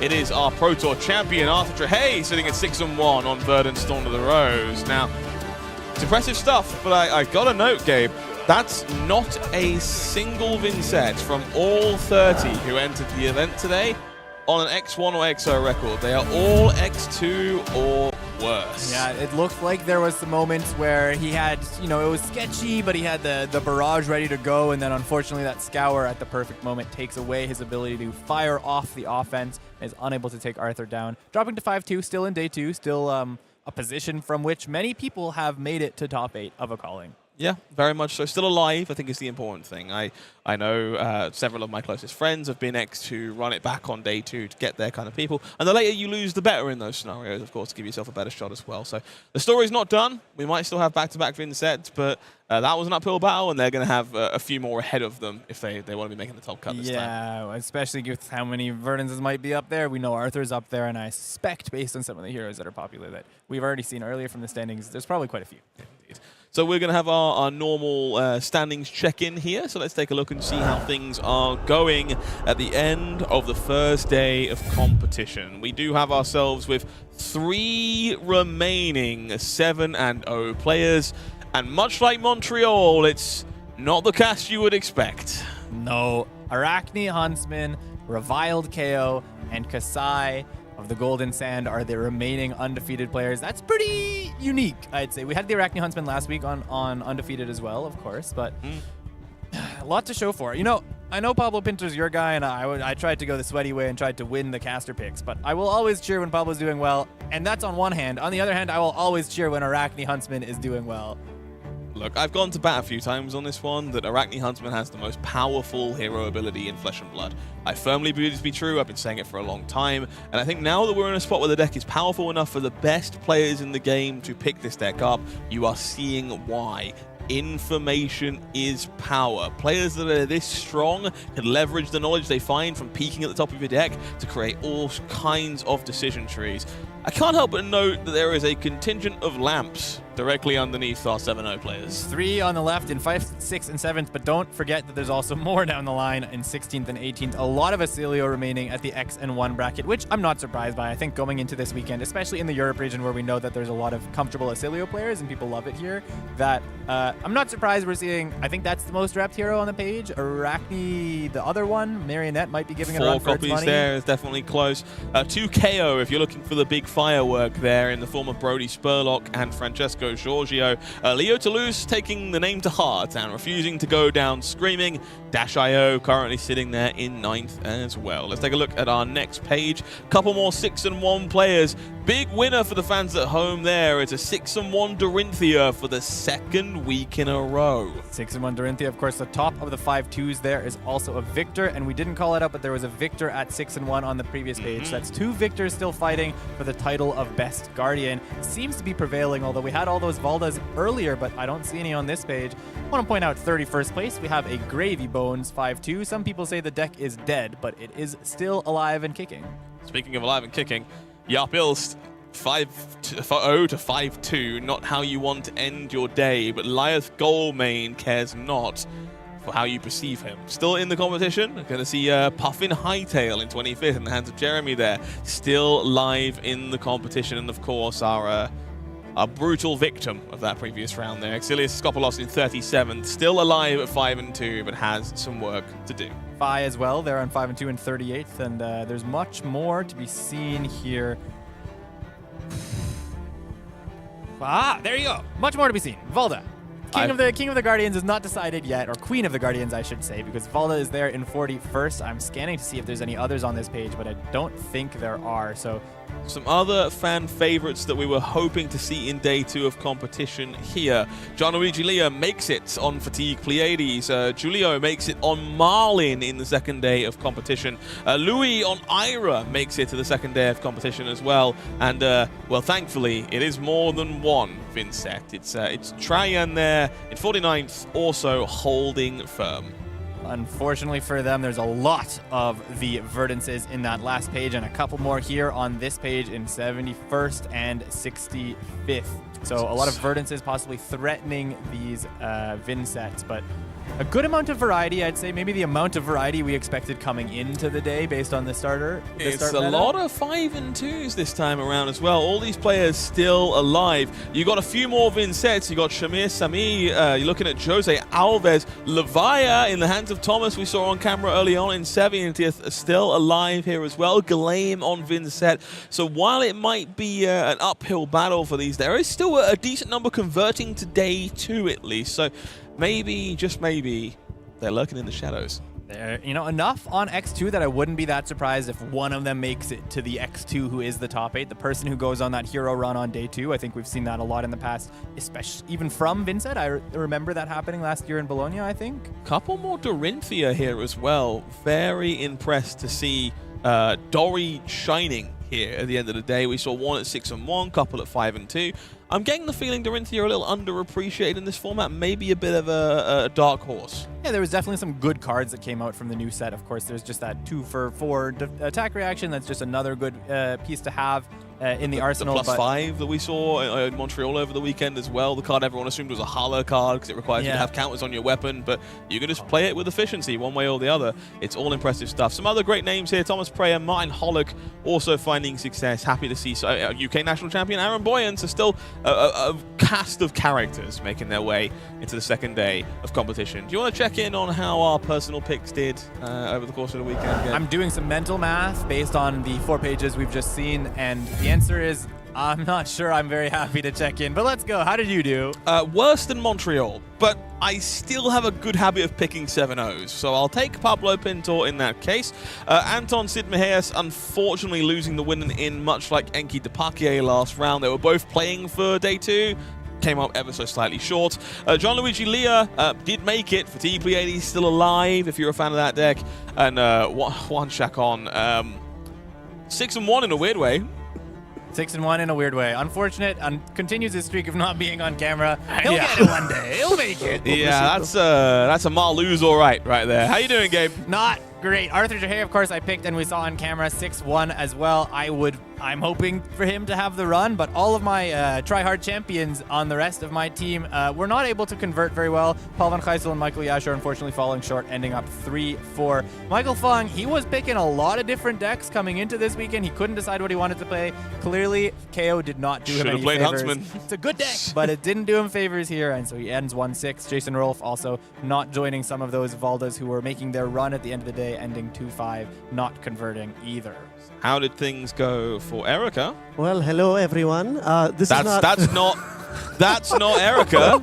That's borderline concerning. I really tried to find Erica on the floor. I believe she's out playing a side event, really enjoying herself at the World Tour at the moment. So just stepping in real quick to speak for her. I caught up with at least Stefan towards the end of the day here. So some shout outs, Kinga, who we saw top 8, I think 2 Europes ago on the World Tour as far as that. 2 Europes ago. Unfortunately not making day 2 here. Shamir, though, making it one of the X2 Vin sets.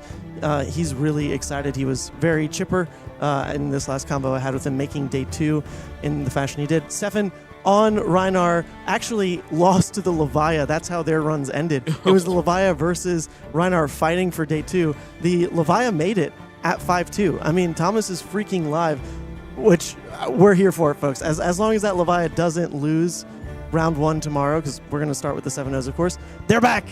They're back. Thomas is back. So shout out to them. Of course, Jaap as well, also making it at 5-2. And then Declan, one of the Huntsmen, seems like a good choice for the weekend, but not the Huntsman who went 7-0. Okay, I'm starting to see some bias amongst the commentary team, but hey, what can you do? You can't please everybody one way or the other. But if you've been watching along, I'm sure you feel the same way as the two of us. I'm pretty pleased with that first day of competition. I think that was great. We saw a lot of different heroes, mostly all different players as well. We're getting to showcase the power of this region and some of the names that are big and that we already know, and some of the names that are up and coming and who are starting to make a name for themselves. So great day of competition, great day of watching games. I'm excited to continue and you know, skip sleep. Let's go to tomorrow. I would love to do that because we know there are 3 undefeated players, one of which is the 3 most electrifying letters in all of Wraith, RKO. And I'm hopeful we'll get a chance to see them on camera tomorrow. But until then, I've been Howling Minds, that's been Gabe Sher, and you have been amazing. Take care. We'll see you tomorrow.